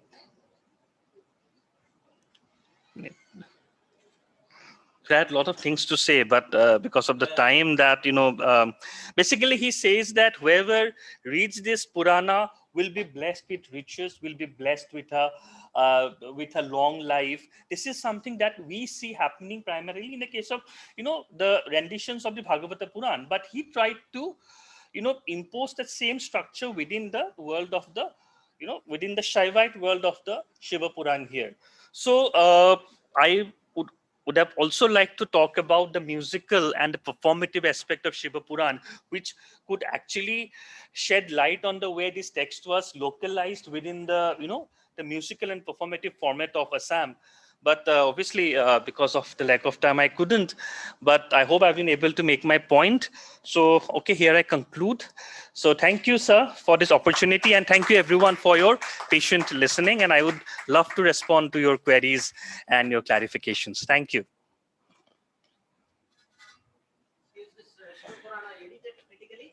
It has been, it has not, yes, edition has come out. Yeah, I have referred to a critical edition, but I don't refer to that as a critical edition per se, because yeah, it is printed, and that's the only, and the issue with Shiva Puran is that there is no second manuscript available. Is the author, because the editor has only worked with the autograph copy. And based on that, he has edited, or he has, or what, and one good thing editor has done, he has not altered the orthography. He has retained the orthography. In the footnotes, he has given the possible variants. Namaste, Durgadi ji, very nice presentation. And you see, Astamurti is very much there. Yes. All over India, in all schools of Shaivism. Okay. And particularly Veerasaivites. I belong to Veerasaivism. So we have Ashtavarnas. That Ashtavarnas are reflection of Astamurti. Right. And Shiva Purana Samhitas are similar to Sanskrit Shiva Purana only. Right. But you with Kalpana, no Kalpana, he may have his own Kalpana also. Yes. Definitely that will be there. Yes. And you talked about political motive. See, this political motive, this one, this is coming from somewhere theory, I think. If you give some data, that is fine. Politics, see, what I'll tell you, because why I'm talking about political motive was that this was the whole issue with patronage. Right, because, see, what was happening, see, Rudra King himself was an Ahom king. He was from the royal, he was a royal figure. Now, what was happening around the 17th century was that these new Vaishnavite monasteries had come up. Now, these monasteries were essentially tax-free land. They were tax-free land, right? And within the Ahom kingdom, there was this system of dakaka, as in like, you know, there was, everyone has to spend 3 months serving the king. Whoever joins the monastery were exempted from doing that service. So lots and lots of people were joining these Vaishnavite monasteries, which were revenue-free land. They were patronized by the king, right? So from that perspective, I'm saying, and the Shatra culture, they also, they were very economically self-sufficient. They had their own ecosystem of their own, which they developed. And eventually, you know, in 1769, there a movement happened where the Shatras actually challenged the Ahom ruling order. In 17, this called the Muhammadiyya rebellion, right? And this actually eventually led to the toppling, dismantling of the whole Ahom royal order. From that perspective, I'm using the term from political. Yeah. Thank you very much. Now, Arghya ji will present his paper.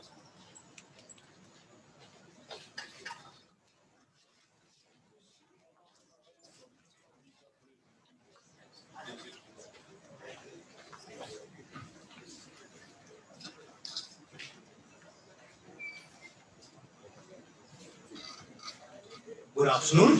My paper is titled Kali's Play with Mahakala, Dialogic Ontological Accounts in the Tantras of Bengal Kalikula, which I'll be demonstrating with some of my paintings, like, paintings like which I composed like in course of these years. Well, to begin with, just I'm briefly summarizing what Alexis Sanderson, his observations about the emergence of Shaktism as an independent canon from within the canon of Shaivite non-dualism.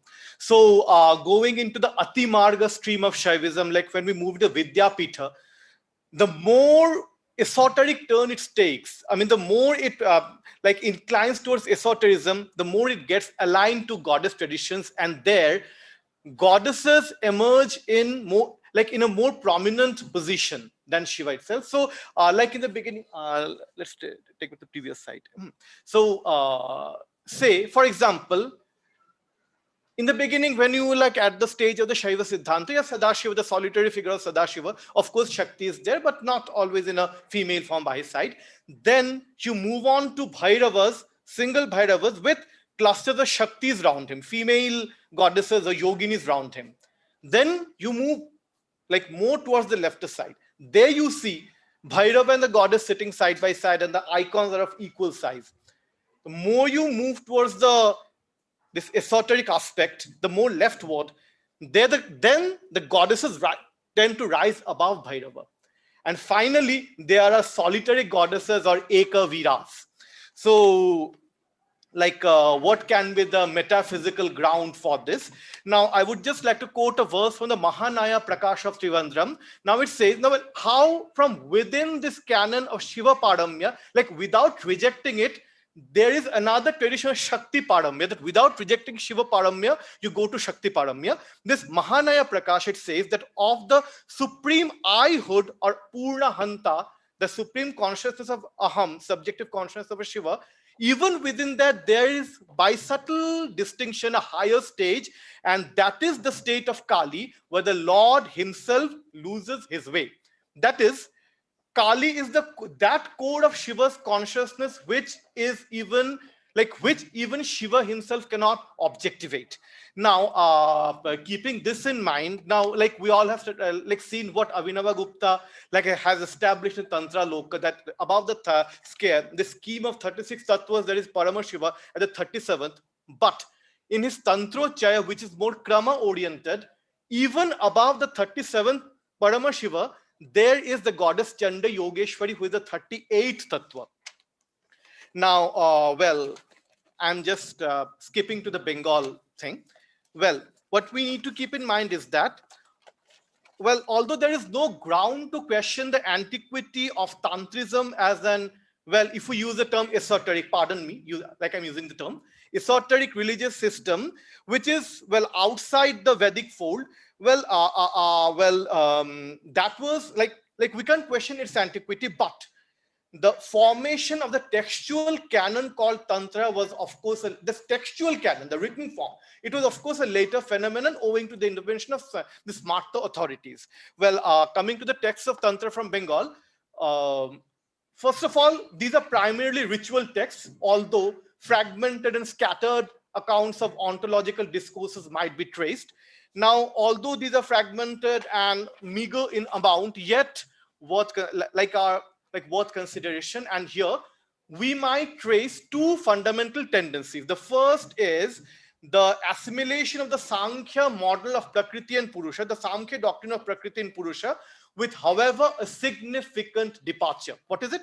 In Sankhya, we see that there is a conscious Purusha and unconscious Prakriti. The two are different. This dualism has been reduced to the non-duality of Shiva and Shakti. Although terms like Purusha and Prakriti are used, the implications become different. Because now, when rendered non-dual with Purusha or Shiva, then Prakriti ceases to be unconscious, and although she is active or she is dynamic, she is nevertheless pure consciousness, and both Nirguna and Saguna. Now, the Niruttara Tantra, as it describes Kali, Prakriti personified as Kali, that Shiva Shakti is twofold, both Nirguna and Saguna. As Nirguna, she is Param Brahma Sanatani, and as Saguna, she creates the universe. Now, accepting the inseparable non-existence of both Shivahood and Shaktihood in the supreme state of the absolute, the metaphor which is employed is that of a Chanaka, a gram. As you see, in a Chanaka or a gram, there are two halves which are which are joined to each other, which are combined, inseparably associated. Similarly, in the supreme state, Shiva and Shakti are inseparable. But the interesting point is that the ultimate whole, where Shiva and Shakti become non-dual, has been in the Bengal Tantras, which is Shakti in orientation. This whole has been identified as Kali.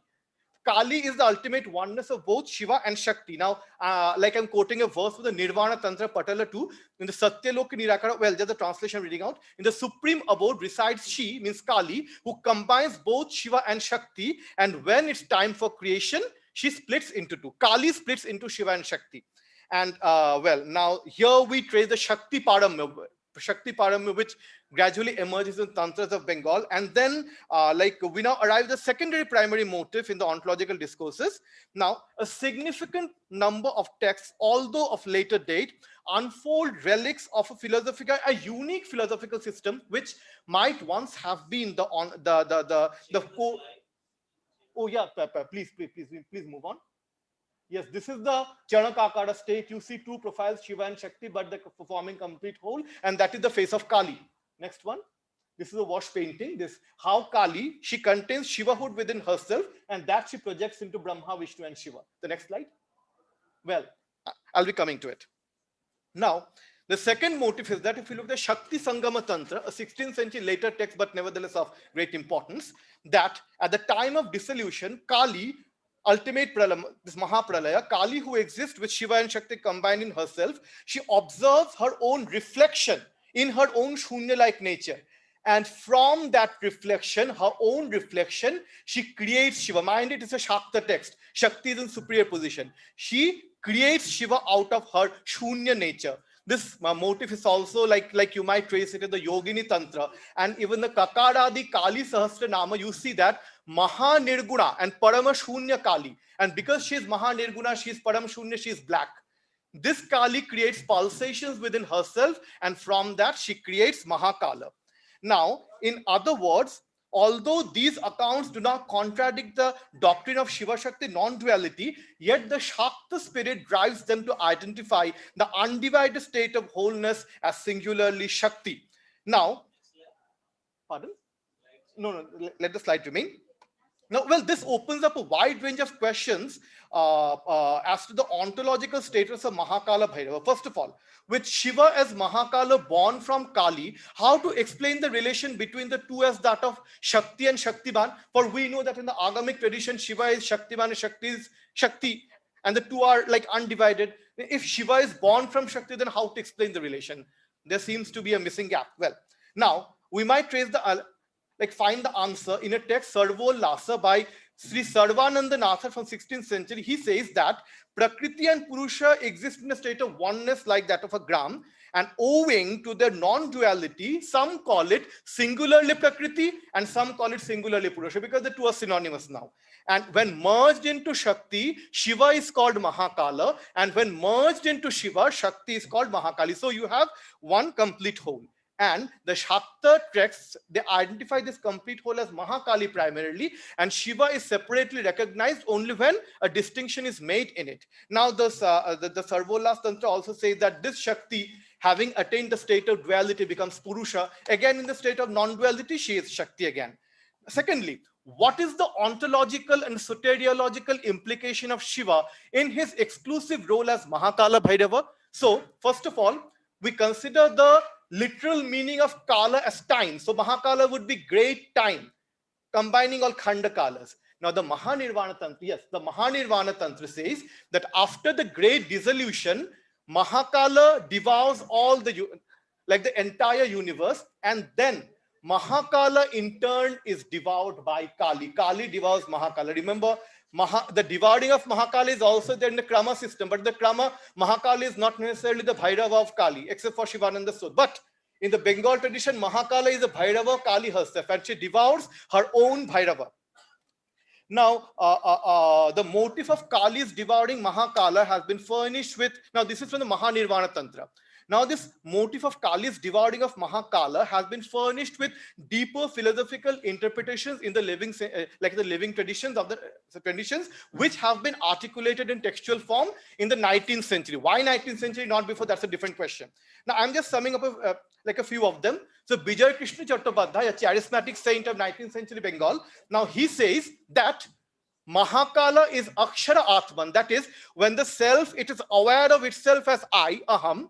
And when this awareness of self is suspended, when it is the complete state of nirvana, where the self loses its own awareness of itself, pure bliss, the transcendental indeterminate self, that is Kali. Again, when it comes down to the determinate self, like the determinate selfhood, it is Mahakala. And when this is transcended, she is in the state of pure bliss, undetermined, undeterminate, then she is Kali, Mahakali, black, transcendent. And well, we now come to Shiva Chandra Vidyarnath, the guru of Sir John Woodruff, how he looks at this point.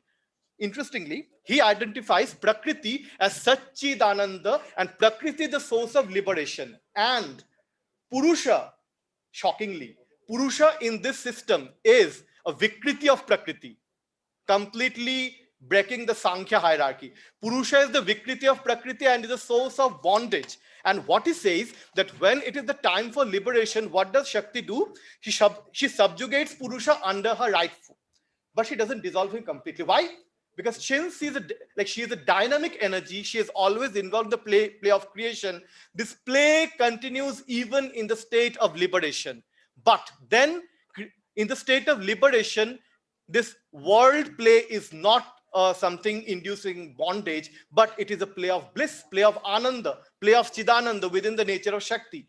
Mahakala is there, the creative phenomenon, but he is kept subdued under her feet. Now,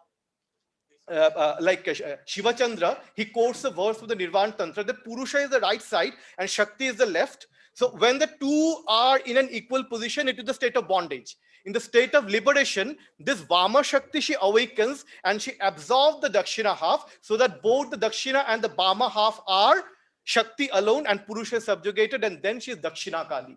That because she conquered the Dakshina half, that is why she is the Bengal Dakshina Kali, and this is the form you can see all like everywhere in Bengal. Like my own Gurudeva, his own observations about it, that when we say Shiva, the Ikara in Shiva comes from Shakti, the Icha Shakti. Now, Shiva Shakti Ayukto Yadi Bhavati Shakta Prabhavitam, like you all know it. And when she has, put this Ikara in the Shava and made him into Shiva. But when the play of creation is over, what she does, she withdraws this Ikara back into herself, withdraws the Shivahood of Shiva, and then Shiva is reduced to a corpse, and she is standing upon the corpse. In the iconography of Kali, as you can, next slide. Yeah, she has withdrawn the Shivahood and he has been turned into a corpse. This painting was made under my Guru's instruction. Well, and then having absorbed the Shivahood of Shiva, she alone is both Shiva and Shakti, and as such, she is Purna Brahma Sanatani. Now, well, a problem is that it becomes apparently difficult to reconcile all these diverse positions because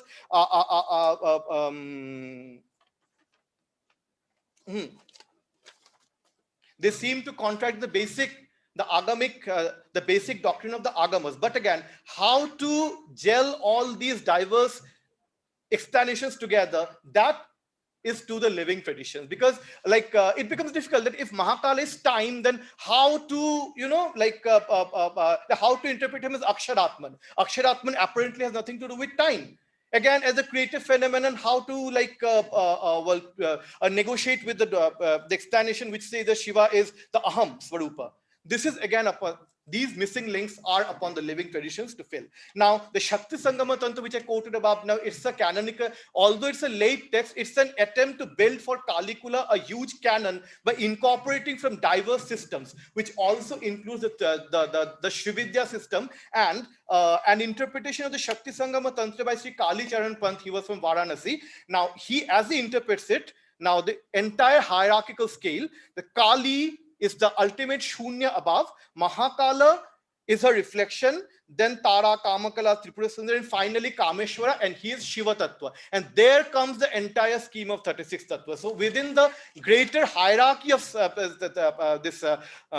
this cosmic scheme, the whole Trika system has been put in a very lower position here. Now again, how to explain the whole Shunyavada in Kalikula?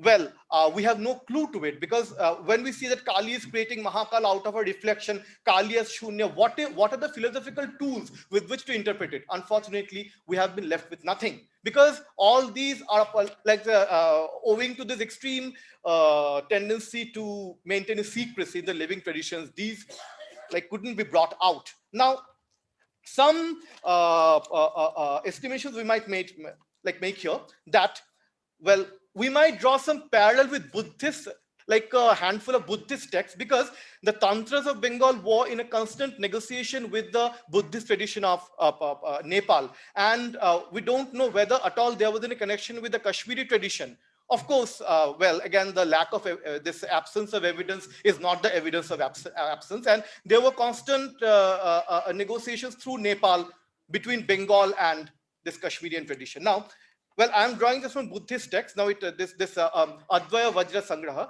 there is a poem Prema Panchaka which says that Shunyata is the bride and the reflection is bridegroom, Shunya and Upaya. Now, without the bridegroom, the bride is dead. And if the bride is separated from the bridegroom is in a state of bondage. So the two come to the Guru, and the Guru gives them the stage of Sahaja.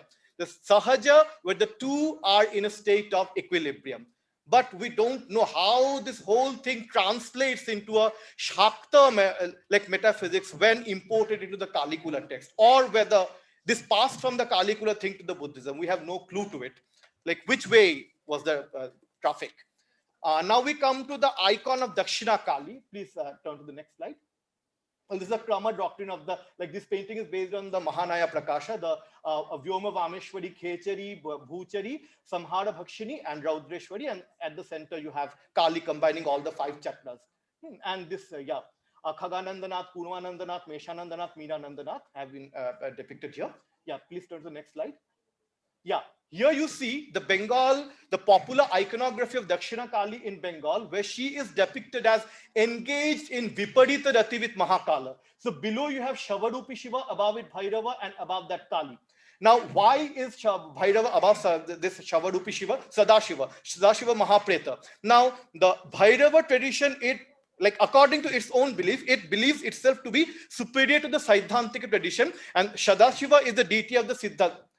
Well, the Shaiva Siddhanti. So Bhairava is above the corpse of Sadashiva, and Kali, although she is non-dual with Shiva, the sexual imagery implies a non-duality. Although she is non-dual with Shiva, yet this non-duality is not horizontal but vertical. Kali is above Shiva. She is enjoying Mahakala from above. Mahakalena cha samam viparita rataturam. She is engaged in viparita rati with Mahakala. And please turn to the next slide. Yeah. In later stages of development of this icon, in place of this one Shava or one Bhairava, the number of Shavas have been multiplied, but it also evolved into the, well, it incorporated from the Srividya iconography. So you have Pancha Preta, you have Shat Preta, and finally Sapta Preta. In the Krama Sadbhava Krama text, you have the description of Kali as Sapta Pretasana, Brahma, Vishnu, Rudra, Ishvara, Sadashiva. Well, in the Bengal tradition, it's Parashiva in the Agnya Chakra. In the 5 chakras, the Brahma, Vishnu, Rudra, Ishvara, Sadashiva, Parashiva here. And then above you have Bhairava. And in some secret yogic systems, she even penetrates beyond Bhairava. She transcends Bhairava to the Saptadashi Kala. That is a very esoteric thing and can be explained here. She is transcending even Bhairava above the Sahasrara Chakra. So here Kali, well, although Dakshina Kali icon seated on the Sapta Pretasana thing, well, there are textual references to it, but iconic depictions are hard to find. So I just made one here, attempted to make one.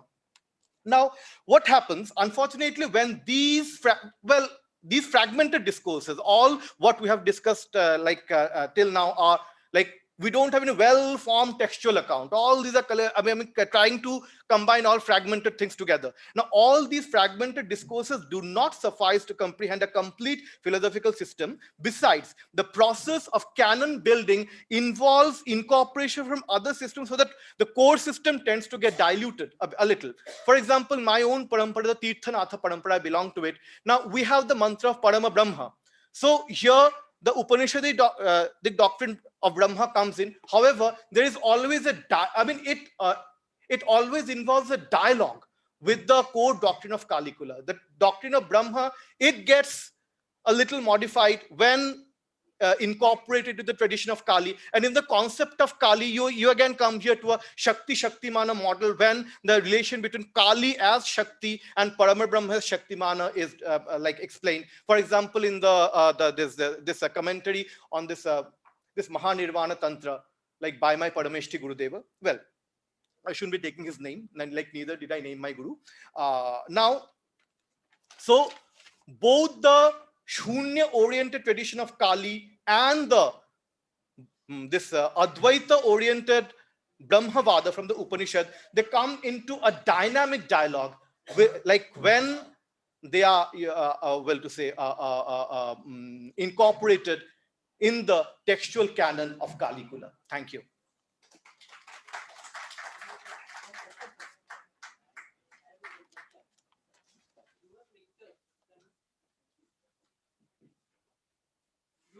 Conveyed me that Purusha has no control or Purusha has no role in it. Yeah, only Prakriti has. it is. Only Prakriti will take. Only Prakriti will take the lead, and she will do all the things. This is what we have conveyed. Am I correct? Should I answer? Should I answer? Yes, yes. Yeah. See, this is one particular tradition, the Caligula tradition. Not that Shiva has no role to play in it. Both. Let me remind you, the doctrine is primarily non-dual. The non-duality of Shiva and Shakti is there, but Shakti is having the upper hand. Not that Purusha has no role. We have the Shiva mantra first, and then the God mantra of Kali is given. No, mantra has a very important role to play. The whole ontological. I'm saying with technical Purusha, one gets the impression that Purusha has no control. No, Purusha. Yeah, if you speak about control, one. May I answer that question? Should I make one attempt to answer? Yeah. Yeah. Well, whenever this question is raised, whether Shiva has any control over Shakti or not, just let me speak. No. Whenever this question is raised, the answer is, well, if you say the Shakti moves by the will of Shakti, fine. Then you are accepting a duality of Shiva and Shakti. In that case, it must be admitted Shiva is inactive. Can there be will in something very inactive until and unless will is infused into it by Shakti? And if Shiva is inactive, because will itself is a vritti, Ichha is a vritti. There cannot be anything called vritti in something purely inactive until and unless Shakti, she stimulates the vritti, this Ichha vritti in Paramashiva. So even if you say that Shiva is controlling Shiva, or Shiva is like Shakti is moving by Shiva's will, this will or Ichha is again Shakti herself.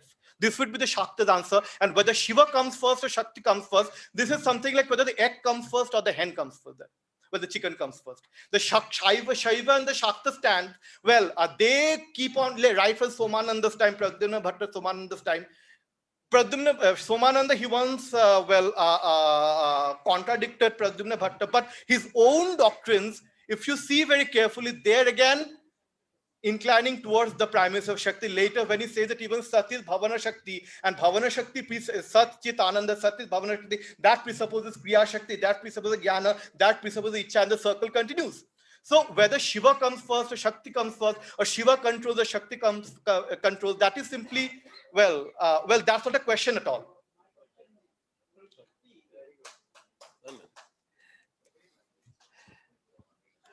Thank you very much, Gyaji. Let us come back to this question and answer after coolly we make some announcements. First piece through announcements, then come back to the question and answer session. We have one more session to be completed for the day as per the schedule. We have 4 papers in that session. Manish ji, the curator, and myself had a discussion just now. We decided that if we begin at 8:30 tomorrow, then we'll be able to complete all the papers, including the 4 papers of the session scheduled for today. So, are you all okay with 8:30 tomorrow? 8:30 tomorrow? Okay. Yeah, this is being done because we have made announcements earlier on the WhatsApp group that time is given for darshan and other things for the pilgrimage here. So if we continue, that will be disturbed for the participants. So we thought Manish. I think we can take a poll. Whoever wants to be here till 6 or whoever wants to start at 8:30. Can we split the session like of the 4 papers? Jataji's suggestion in the afternoon itself was to split it into 2 and 2. That's So two papers now and two papers tomorrow. Maybe one paper now and whatever. See, people are okay, I think. People are okay now to do two papers. I think we can go ahead. So, how many are you with the splitting idea? 2 and 2? So, okay, we are already losing audience. Okay, so how many of you are okay with continuing with two more papers? Some audience have left already. No, they are, I think BHU audience. BHU वालों को शायद city bus है, जाना है जल्दी. ठीक है. Okay. At 8, tomorrow 8:30, how many continue today? How many?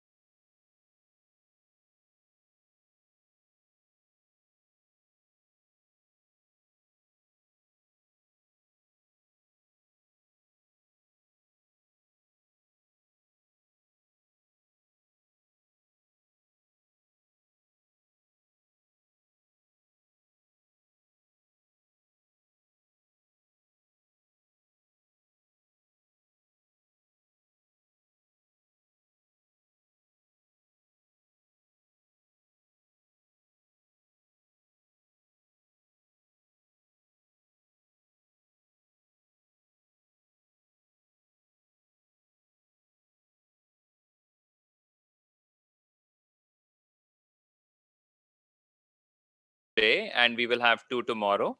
Our first speaker is Dr. Kanagraja Ishwaran. He is a professor at Mizoram University, and he is also a Shaiva practitioner. Our second speaker is Dr. Sharda Narayanan. She is a assistant professor at MGR Janki College of Art and Science in Chennai. She would be speaking about the Shaiva saint, the 9th century Shaiva saint, Manika Vachagar. And please come.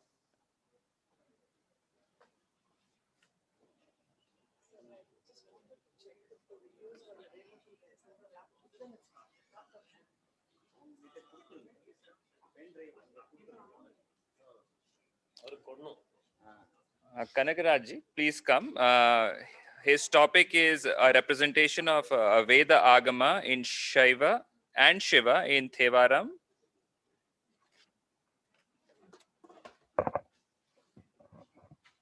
உலகெலாம் உணர்ந்தோதற்கரியவன் நிலவுலாவிய நீர்மலி வேணியன் அலகில் ஜோதியன் அம்பலத்தாடுவான் மலர் சிலம்படி வாழ்த்தி வணங்குவாம். Most respected Acharya, Professor Nagaraj Paturi ji, our young friend, very inspiring friend, you know, who is increasing our confidence that we will have more and more scholars to work on Shaivism and all our spiritual traditions, and we will have greater opportunity for sharing our wisdom. I am all our Shaiva friends and all other scholars who have come here for this conference. I take this as opportunity, as a call of Lord of Kashi, Vishwanath Vishweswara, to focus on Shaivism also. So far, I have been working on mundane matters, livelihood, resources, exclusion, inclusion, all these things. After all, going around all that, I have come to my Lord, my heart of heart, soul of soul, Paramatman or Paratattva Shiva. Actually, today, go next. Today, you know, we have seen a lot of presentations and all. This conference is, you know, bringing us very closer to the Shiva consciousness.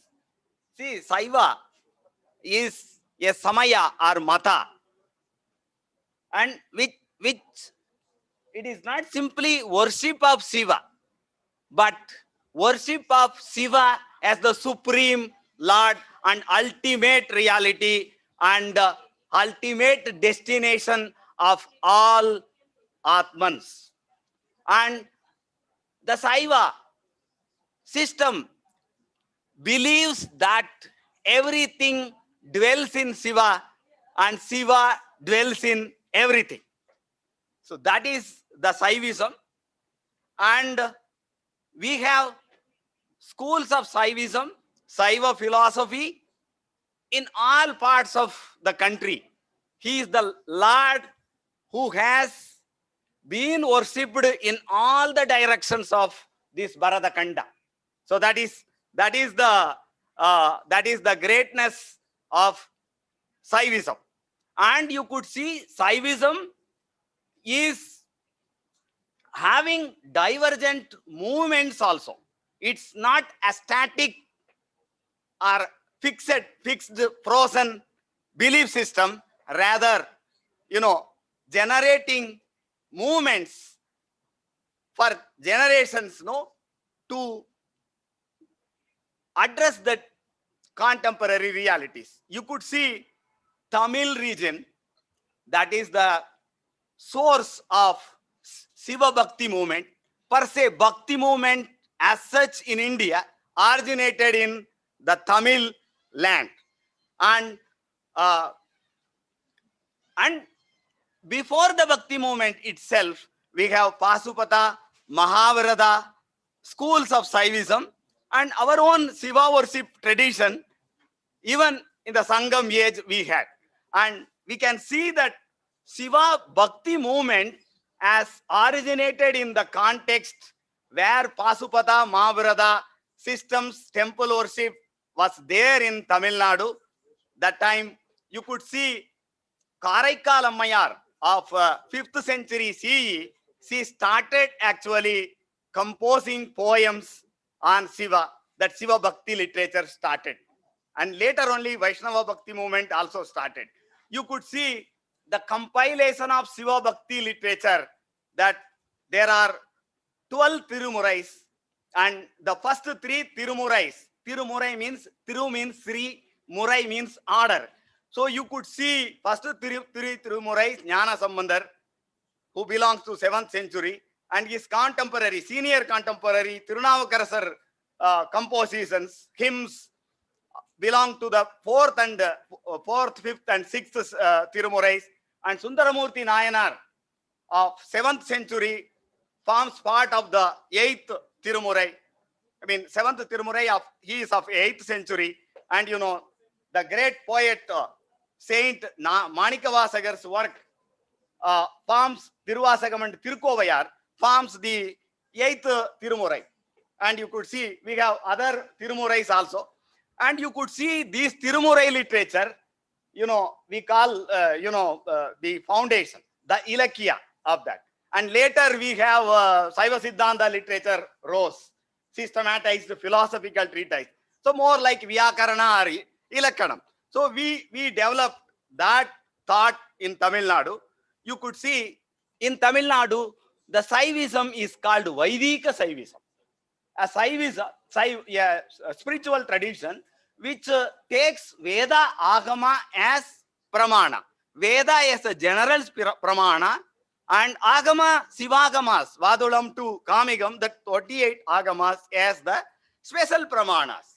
You could see, and in the pre-independence period, you could see lot of literature developed in Tamil Nadu. As soon as print came, there was lot of publications on Shaiva Siddhanta, Shaivism and all. There was a heated debates between Advaita tradition, Kevala Advaita tradition we call, and Shaiva Siddhanta tradition also.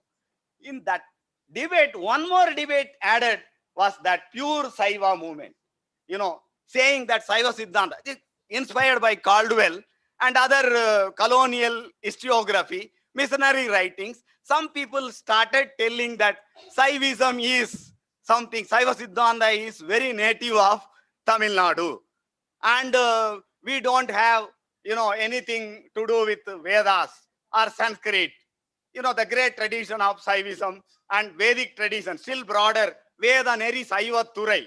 Veda Marga and Shaiva branch, and Shaiva bank of, that is the understanding of the traditional Shaiva scholars. But this, in the debate, Maraimalai Edigal and Kasu Pillai, these were the two prominent Tamil writers, scholars, of course. This Kasu Pillai wrote a book, Tirunanmarai Araichi. In that book, what he wrote is that these 4 Vedas, it's 4 Marais, Marai, Veda. Marai is Tamil equivalent of Veda. So these 4 Marai are not actually Rig, Yajur, Sama, Dharvana. Rather, we have Aram, Porul, Inbam, Veed. These are the Marais, like that he wrote. And then, from Sri Lanka, Kasu Pillai's father's friend, one Sambasivam Pillai, has written a book refuting this with authentic evidence from Tirumurais again.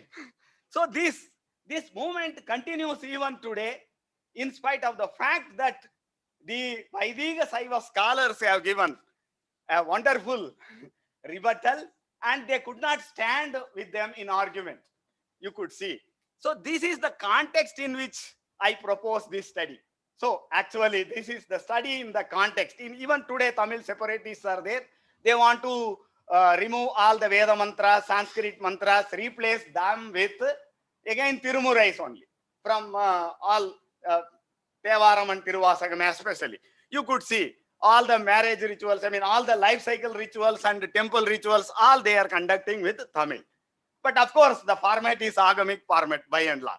So you could see this, this is the thing, and really Veda mentioned in our Tirumurai are Veda. Really that Rigadi, 4 Chatur Vedas or something else. Agamas are also whether they are that. And what is the relationship they have? They have with Shiva, as seen by our great Acharyas, Samayacharyas. That is the research problem I have probed into that. And when I look at it, because I am a Shaiva, so I have not gone much deep into the Western literature on Shaivism per se. But I was familiar with only Tamil literature. And you could see when you look at the literature, please go to the next. See, when you see the literature, I see two types of literature. One is the Indic literature, the literature of people belonging to the Shaiva tradition and who are in Tamil Nadu, are living there practicing Shaivas. So that you could see one prominent literature is Kasivasi Sendinadayar, who was actually a Sri Lankan Tamil Brahmana Mahasaiva. The Brahmanas who have taken Siva Diksha and accepted agamic authority are called Mahasaivas. Shivacharyas are Adi Saivas, and next level the importance is given to Mahasaivas. He was a Mahasaiva and disciple of the great Saiva scholar R. Muganavalar. He wrote 2 books in the 1917, that range, that time. Tevaram Vedasaram, Tiruvasagam Upanishadasaram. These 2 books very clearly demonstrated that this Tevaram corpus, that means first 7 Tirumurais, you could see all, echo the understanding of Vedas. And especially you could see Upanishadic, Siruvasagam, it is more talking about Vedanta. So that is very clearly he has demonstrated. And you could see after that recently Nagaswamy, Professor Nagaswamy recently has passed away, archaeologist, numismatics, Vedic scholar, Tamil scholar, something, of course, he has written Tamil as land of Tamil Nadu, the land of Vedas. In that, he has devoted a chapter on Tevaram literature, and where very clearly he demonstrates Tirunjana Sambandar was a Chadurvedi Brahmana, Nanmarai Valla Munivan. You could see he is telling in his poems often and often, and Chadurvedi, using that Sanskrit term Chadurvedi, he demonstrates, and many places, he quotes Vedas, Rig Yajur, all that also he quotes, and he has demonstrated. And especially another Acharya, Appar, in his commentary on Appar's life and all, he writes that Appar was though a Vellala or so-called Sudra, he was well versed with Vedas, and his Nindra Tirutandakam very clearly echoes Rudram, Sri Rudram, Sadarudriyam. We call Saivites call Sadarudriyam as the means for moksha. So Yajnavalkir says so. So that he quotes that actually Nindra Tirutandagam, actually one hymn of Tirunavakara is echoing Sri Rudram. So this is the thing. It is settled issue, but still I want to further probe into little more systematically. That's the thing. And coming to the Western literature, you could see their interest from Caldwell days. You could see they have focused on Shaiva, Shaivism, Shaiva Siddhanta. And not only Shaiva Siddhanta, even Lingayatism. One Daniel Uttangi, he focused on that. They were very much looking at Shaivism, how to construct it. And you see, and recently I have seen Indira Viswanathan Peterson, one Indian settled in America, Indian scholar. She has also translated some Tevaram's works. You could see these translation works also, they are doing a lot of work. And you could see a lot of theologians working on that. Of course, the same tendency I could see the literature of Vachanas also, the Kannada Veera Saiva literature also. See this you could see Manika Vasagar's next Manika Vasagar's image of Shiva, shrines, shamanism, love poetry, goddess in Manika Vasagar, Tiruvasagam. You could see concept of Arul akin to grace. You could see Shiva as heroic father, theology and hagiography, Bhakti ideology. So many things they are doing. And again, one study again, that same Peterson, she has done on region and construction of regional identity, Tamil identity. What are their interested? Or no, you look at. So when I look at as a social scientist, that too particularly working on decolonization, I call Bharatiya Karan of social sciences and social work. Next, you could see, next please. So you could see they are using the conceptual categories very much rooted in theology. Their conceptual category are very much theological. The theoretical framework are very much drawn from Christian theology. And you could see the methodology and the methodology used is very much theological and very much, selective, and, which is not systematic and not necessarily having any much scientific thing. And the overall paradigm, the worldview in which and the cosmology in which they operate are very much Christian centric. And the culture, worldview, cosmology are different. We are not living in a universal world. The terms, concepts, the understanding are not universal. And we cannot accept that their concepts are universal unless otherwise they are tested and validated. And you could see, technically speaking, they are not adequate. And very important thing, the perspective is the perspective of colonizers on the colonized. How the colonizers look at the colonized people, their literature, their culture, as something mean, as something low, as something weak, as something problematic. So that is there. So this is there. And you could see from the Shaiva point of view, this is academic point of view, social science. When it comes to Shaiva point of view, very clearly, you could see this is, we use Agam, Puram, Agapuram, Purapuram, Agam, near us, very distant perspective. And the concepts, categories, perspectives which are very much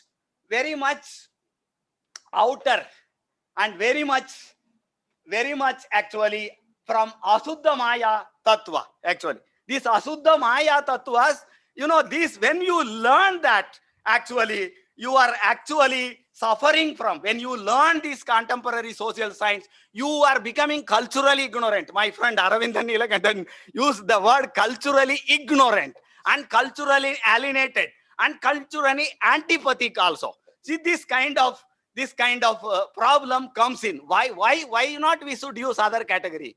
You use other category, but who are the other? And are they really people who are enlightened, like our rishis or our jnanis? You could see that's not. See, coming to the work, what I have done, you could see, I have collected the verses, not hymns. The poems they organized as hymns. Within that, we have verses. So I have chosen the verses selected from Tevaram.org. There is a site called Tevaram.org. I have chosen the verses or the poems, 4 or 5 4-line couplets. From there, I have analyzed how Veda, Agama, Marai, Velvi, all these are coming. Yeah. So I have analyzed what I have found. You could see Veda. Next. Yeah, I will show that. Next. And then I will go. See, when you see the word Marai and Vedam are used, you could see Marai.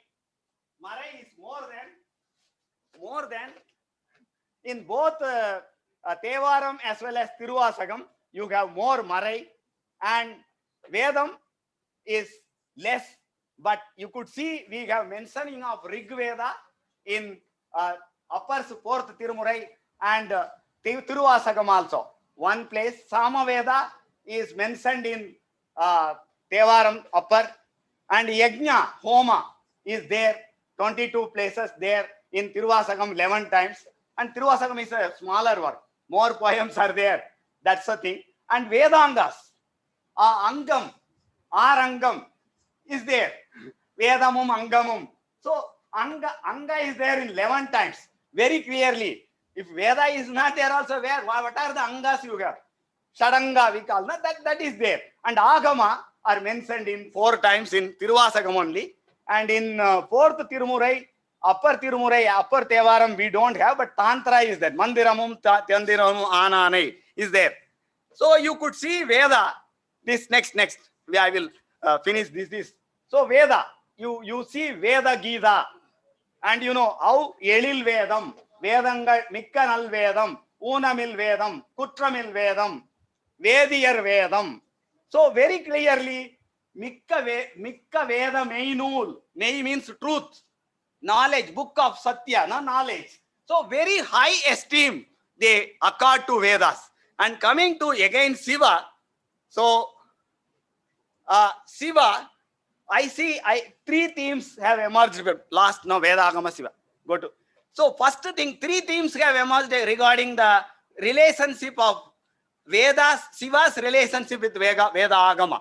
So Veda Vittu, actually, he is the source of all Vedas. We don't, Shaivas, we don't believe that, finishing. So we don't believe that Vedas are Anadi. We don't believe. It has come from both, Shiva has given Agamas and Vedas. That is very much clearly stated, emphatically stated. And he has become Veda also. He has taught Vedas too also. He is singing and dancing for Vedas also. You could see. And he himself is a Brahmana, the Brahmana. Shiva himself, Vediyane, Andanane is there. And he is actually, you know, very much Brahmana. And ultimately, he is Vedanatha. He is the Veda Parabrahmam of the Vedas. Very clearly in Tiruvasakam, Parabrahmam itself, Brahmam is there. Very clearly is there. And you could see he is worshipped by Brahmanas. He is worshipped by Devas with Vedas. And he is again beyond the reach of the Vedas. Vedas are searching him. And Veda Vigirdan, because they are not able to completely comprehensive of Shiva. That is the idea. He is the ultimate. That understanding is there. And again, conclusion, you saw the Veda is as such is, you know, the Rigadi Vedas only, and Shiva as the author of the Veda and the end of ultimate Vedas, that is there. And we don't have anything, anything to support the claims of the followers of the theologians. Thank you very much. Vande. வாழ்கந்தனர் வானவரானினம் வீழ்க தன்புனல் வேந்தனும் ஓங்குக ஆழ்க தீயதலா மரண்ணாமமே சூழ்க வையகமும் துயர் தீர்கவே.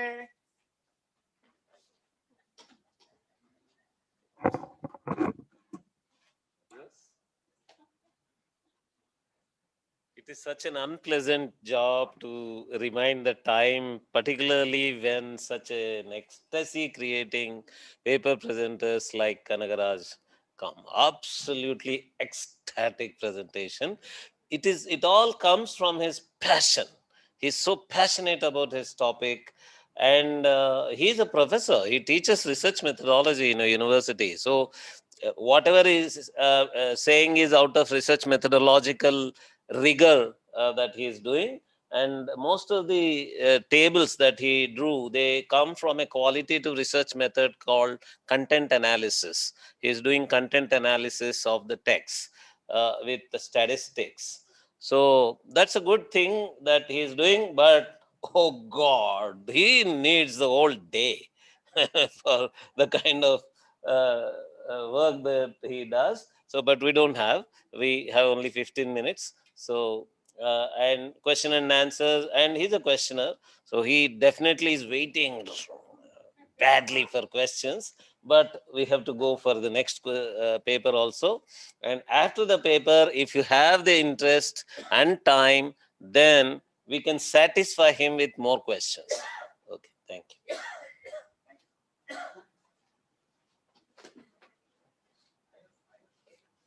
Okay.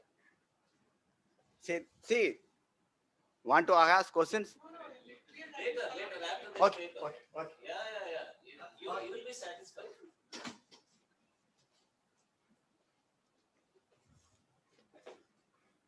Shri गुरुभ्यो नमः. अत्र पुण्यक्षेत्रे काशीक्षेत्रे महादेवं माहेश्वरं प्रति किञ्चित् वक्तुम् अवकाशं प्राप्तवती. अत्र उपस्थिता अहम् आत्मानम् अतीव धन्यं मन्ये.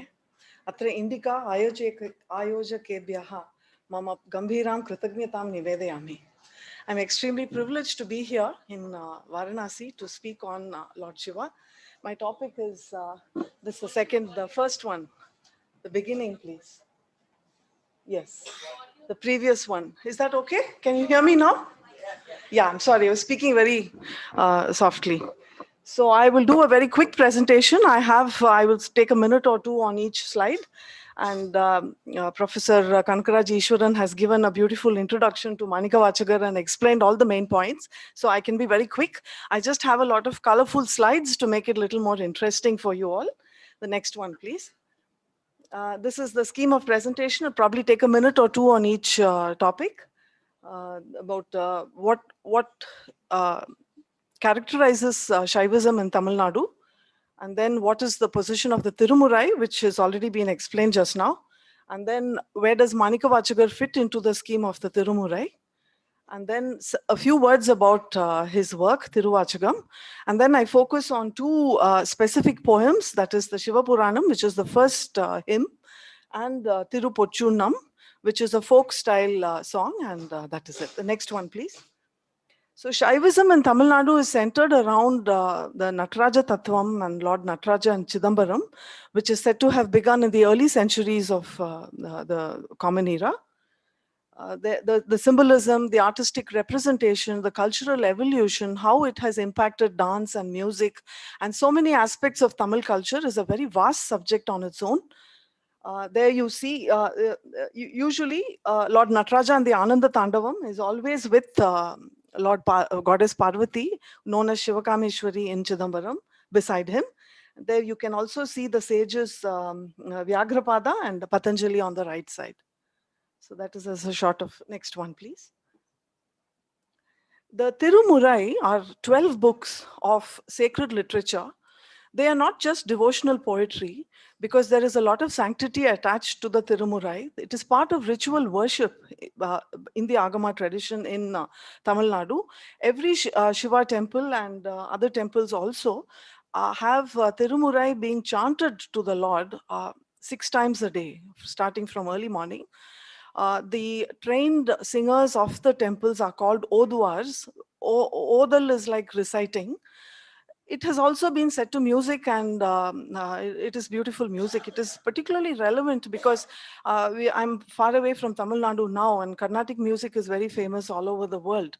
But most people forget that the origins of classical music in Tamil Nadu begins with the Tamil Isai or the Tevaram or the Tirumurai music, which is really very ancient, whereas Carnatic music, which is it is a natural evolution and development of the Tamil Isai. Which is more like about 400 years old, 500 years old. But we are talking of Tirunjana Sambandar, who is credited, he is considered an avatara of Murugan, and that Shiva himself blessed him to be born on the earth to revive Tamil literature and music. The first 3 are famous. These are the typical images that come to one's mind when we speak of the Nalvar and the Mover. Mover is the threesome and the Nalvar are the 4. And the first 3, Tirunjana Sambandar is 6th and 7th century. Tirunavukarasar was a later contemporary. Sundaramurti Nayanar lived in the 8th century, and Manika Vachagar was in the 9th century. Now the first 3 composers were well-trained musicians, where they were trained, they were gifted, I mean they were divine. So they composed Tamil Isai, that is the words came out set to music. So we can see it, and it is amazing. It is a very vast body of literature, and the kind of alliteration and the Edugai Monai and the repetition of the same syllables is simply amazing. And they are set to proper ragas. There was a particular way in which they were sung, and it largely continues to modern times, although because of the antiquity, they may have changed in the form in which they are sung, but there is a living tradition that continues it to this day. Now, Manika Vachagar is a little different because he did not compose his hymns, his poetry set to music. His style is known, the next one please. About the origins of Manika Vachagar. He is said to have been born in a village called Vadavur to the south of Madurai, from a family that was known to be very erudite and very scholarly, and individuals of great integrity and illustriousness, from which the king regularly appointed ministers. They were called Amatya Brahmanas. And by the time he was about 17 or so, he was appointed as an Amatya by the Pandya king and invested with great authority and powers. We also realized that an amatya was somebody who would carry out any kind of a project or any task that the king gave. A minister or a mantri was more of a counselor, but an amatya was also invested with the powers to carry out his commands. And he was given the title of Tennavan Brahmarayan. Tennavan is the title of the Pandya king. It means that he was a southerner and he was associated with the Pandya court. But despite, next one please, despite having great authority and seeing a lot of material success at a young age, he was not satisfied. There was a deep discontent and a searing quest for Shiva Tattva and to attain Lord Shiva in him. This is a quotation from the Arthashastra, which I found. I thought it was very nice to have it here. So we can appreciate what kind of qualities the king would look for in appointing a minister. So it's very incisive. It's Kautilya Arthashastra. So I just have it up there in my paper and the slide. Next one, please. So there were a series of misunderstandings with the king because he was not able to focus on the task given to him. He was looking for Diksha under a Shivagnani. So the story goes there were several miracles which showed the king that the greatness of Manikavachagar and that he should not be punishing him for his failure in carrying out his royal duties. But at some point, Manikavachagar got fed up with the material life and he left the kingdom in search of, he undertook Diksha with a guru and left in search of the truth. And he was given the name Manikavachagar by his guru because he uttered such gems that were, the verses he uttered were such gems.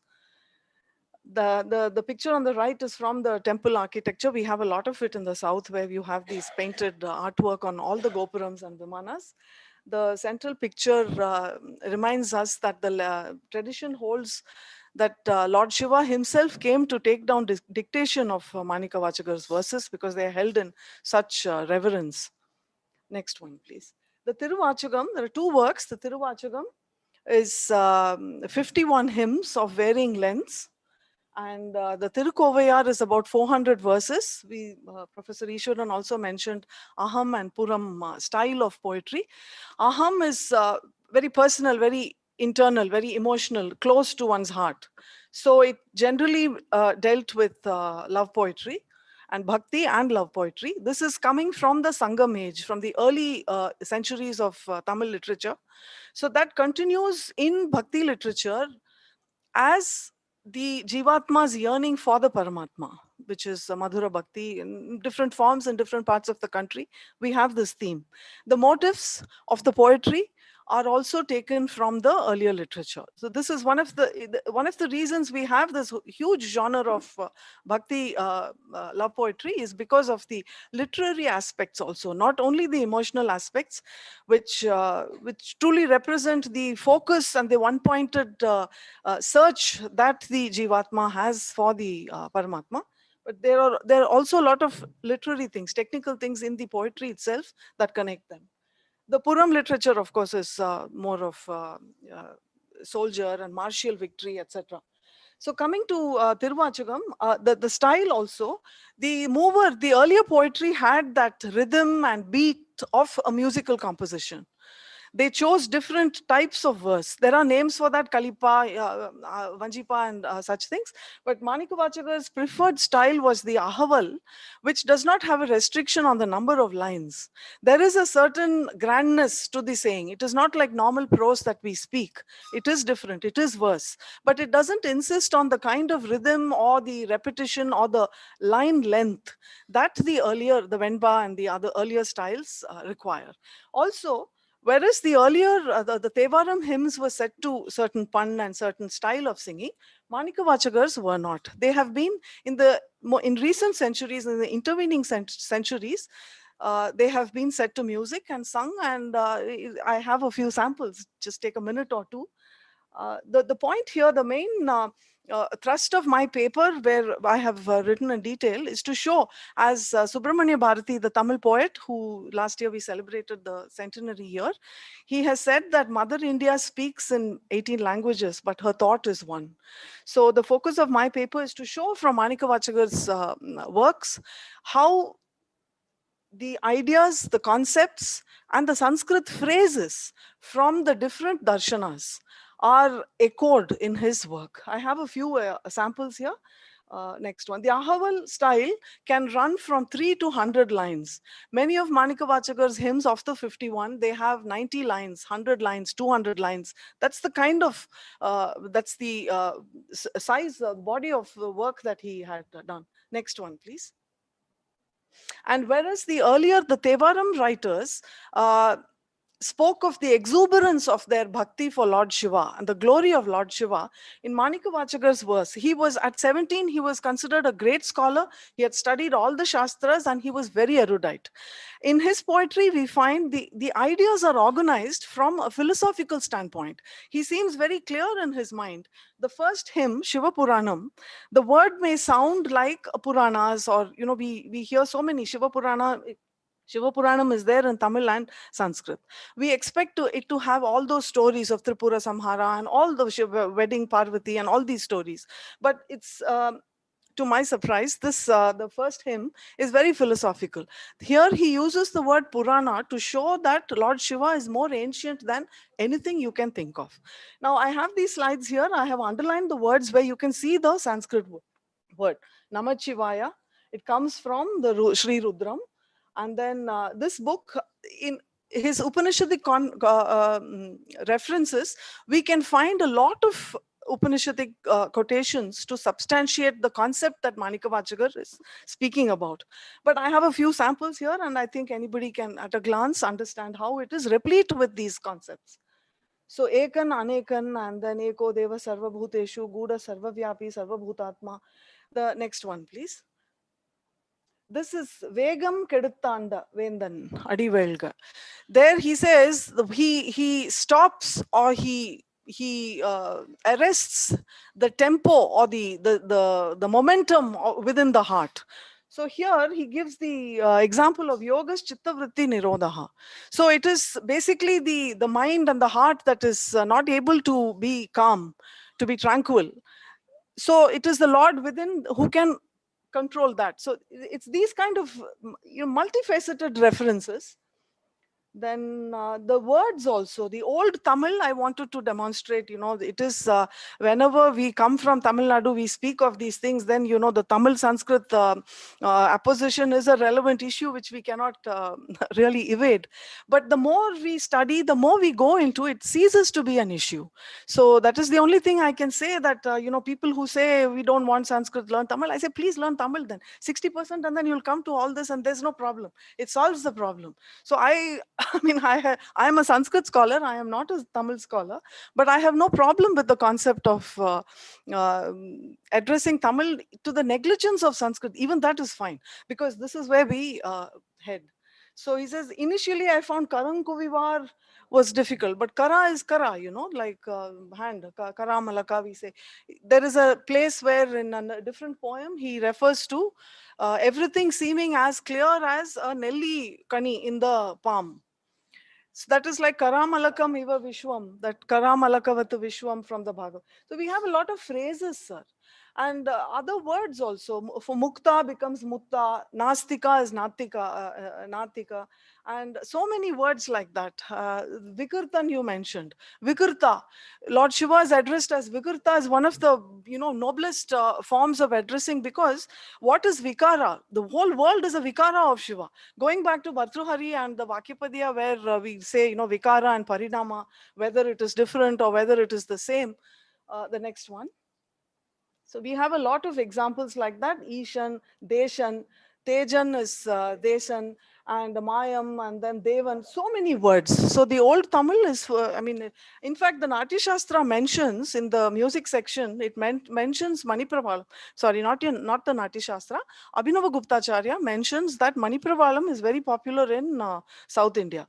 So I'm sure that he is referring to the Tirumurai and the Divya Prabandhams, which are full of Sanskrit words. Next one. I have a short video here to demonstrate. Can you play that, sir? If you press it, that arrow comes. If you take it to the full screen, or otherwise, and if you press it, it comes. No, this way. Can you go to the direction? Okay. Video number 2. I have a short video of 2 minutes. The previous one. No, it should come. The arrow should come. Can you go to the video or the pen drive?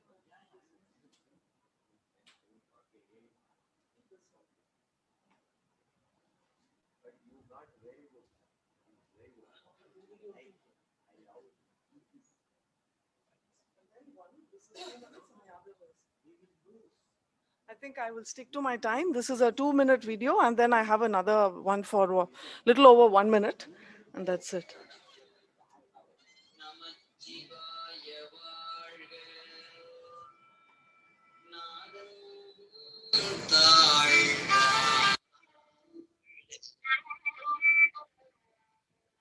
இவை பொழுதும்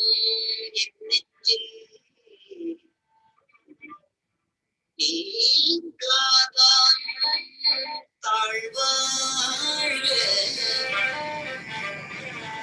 கோகழியாண்ட குருமணீதம் தாழ்வாழ்க ஆகமும் ஆகி நின்று அண்டிப்பான் தாழ்வாழ்க ஏகன் அநேகன் இறைவன் அடிவாழ்க வேகம் கெடுத்தாண்ட வேந்தன் அடிவல்க பிறப்பருக்கும் பிஞ்சகந்தன் பெய்கழல்கள்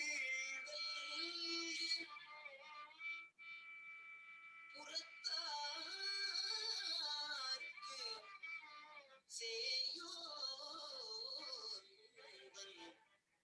பூங்கழல்கள் வெல்க கரங்குவிவார் உள்மகிழும் கோன்கடல்கள் வெல்க சிறங்குவிவார்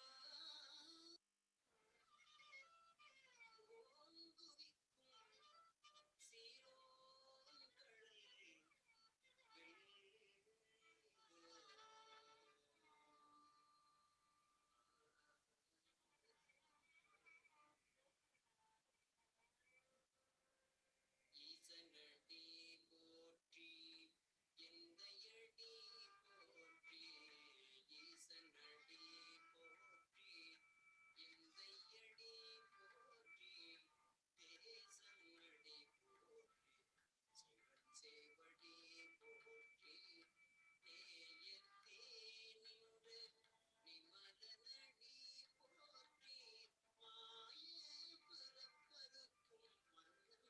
போற்றி சிவன் சேவடி போற்றி நேயத்தே நின்ற நிமலனடி போற்றி மாய பிறப்பருக்கும் மன்னன் அடி போற்றி சீரார் பெருந்துரைமன் தேவனடி போற்றி ஆராத இன்பம் அருளும் மலை போற்றி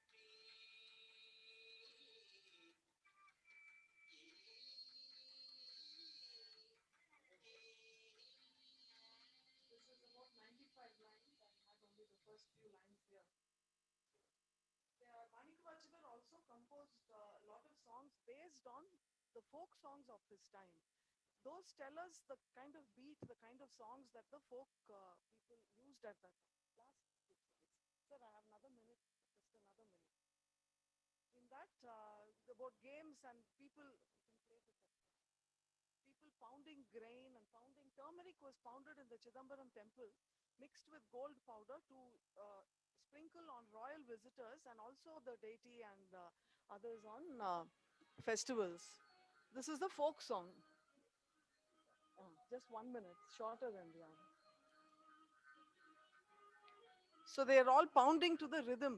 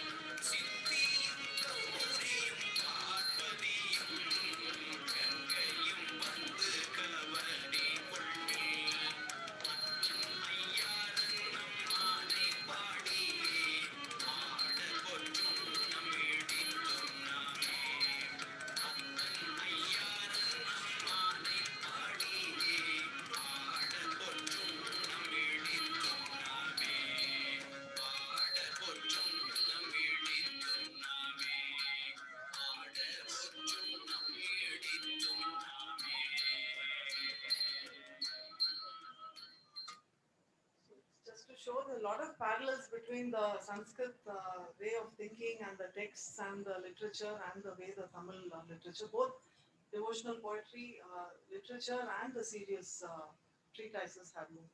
Thank you very much.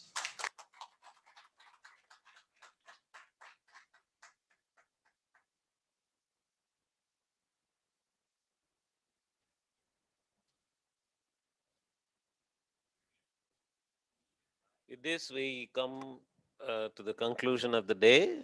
There is such a coherence between the two papers. Actually, probably the second paper is a case study for the first paper, kind of thing. There's such a very good coherence. Wonderful two papers. And we have two more papers which we are postponing for tomorrow early morning. 9 o'clock, because we have not, we have covered two papers now, no need of 8:30. We are going to meet at 9 o'clock. Jatayu ji has his paper, and one more. Who is the? Nitya ji. Both the papers are going to be, we are going to begin with those two papers tomorrow, and then we'll have the days, scheduled days papers for tomorrow. Thank you very much for being present.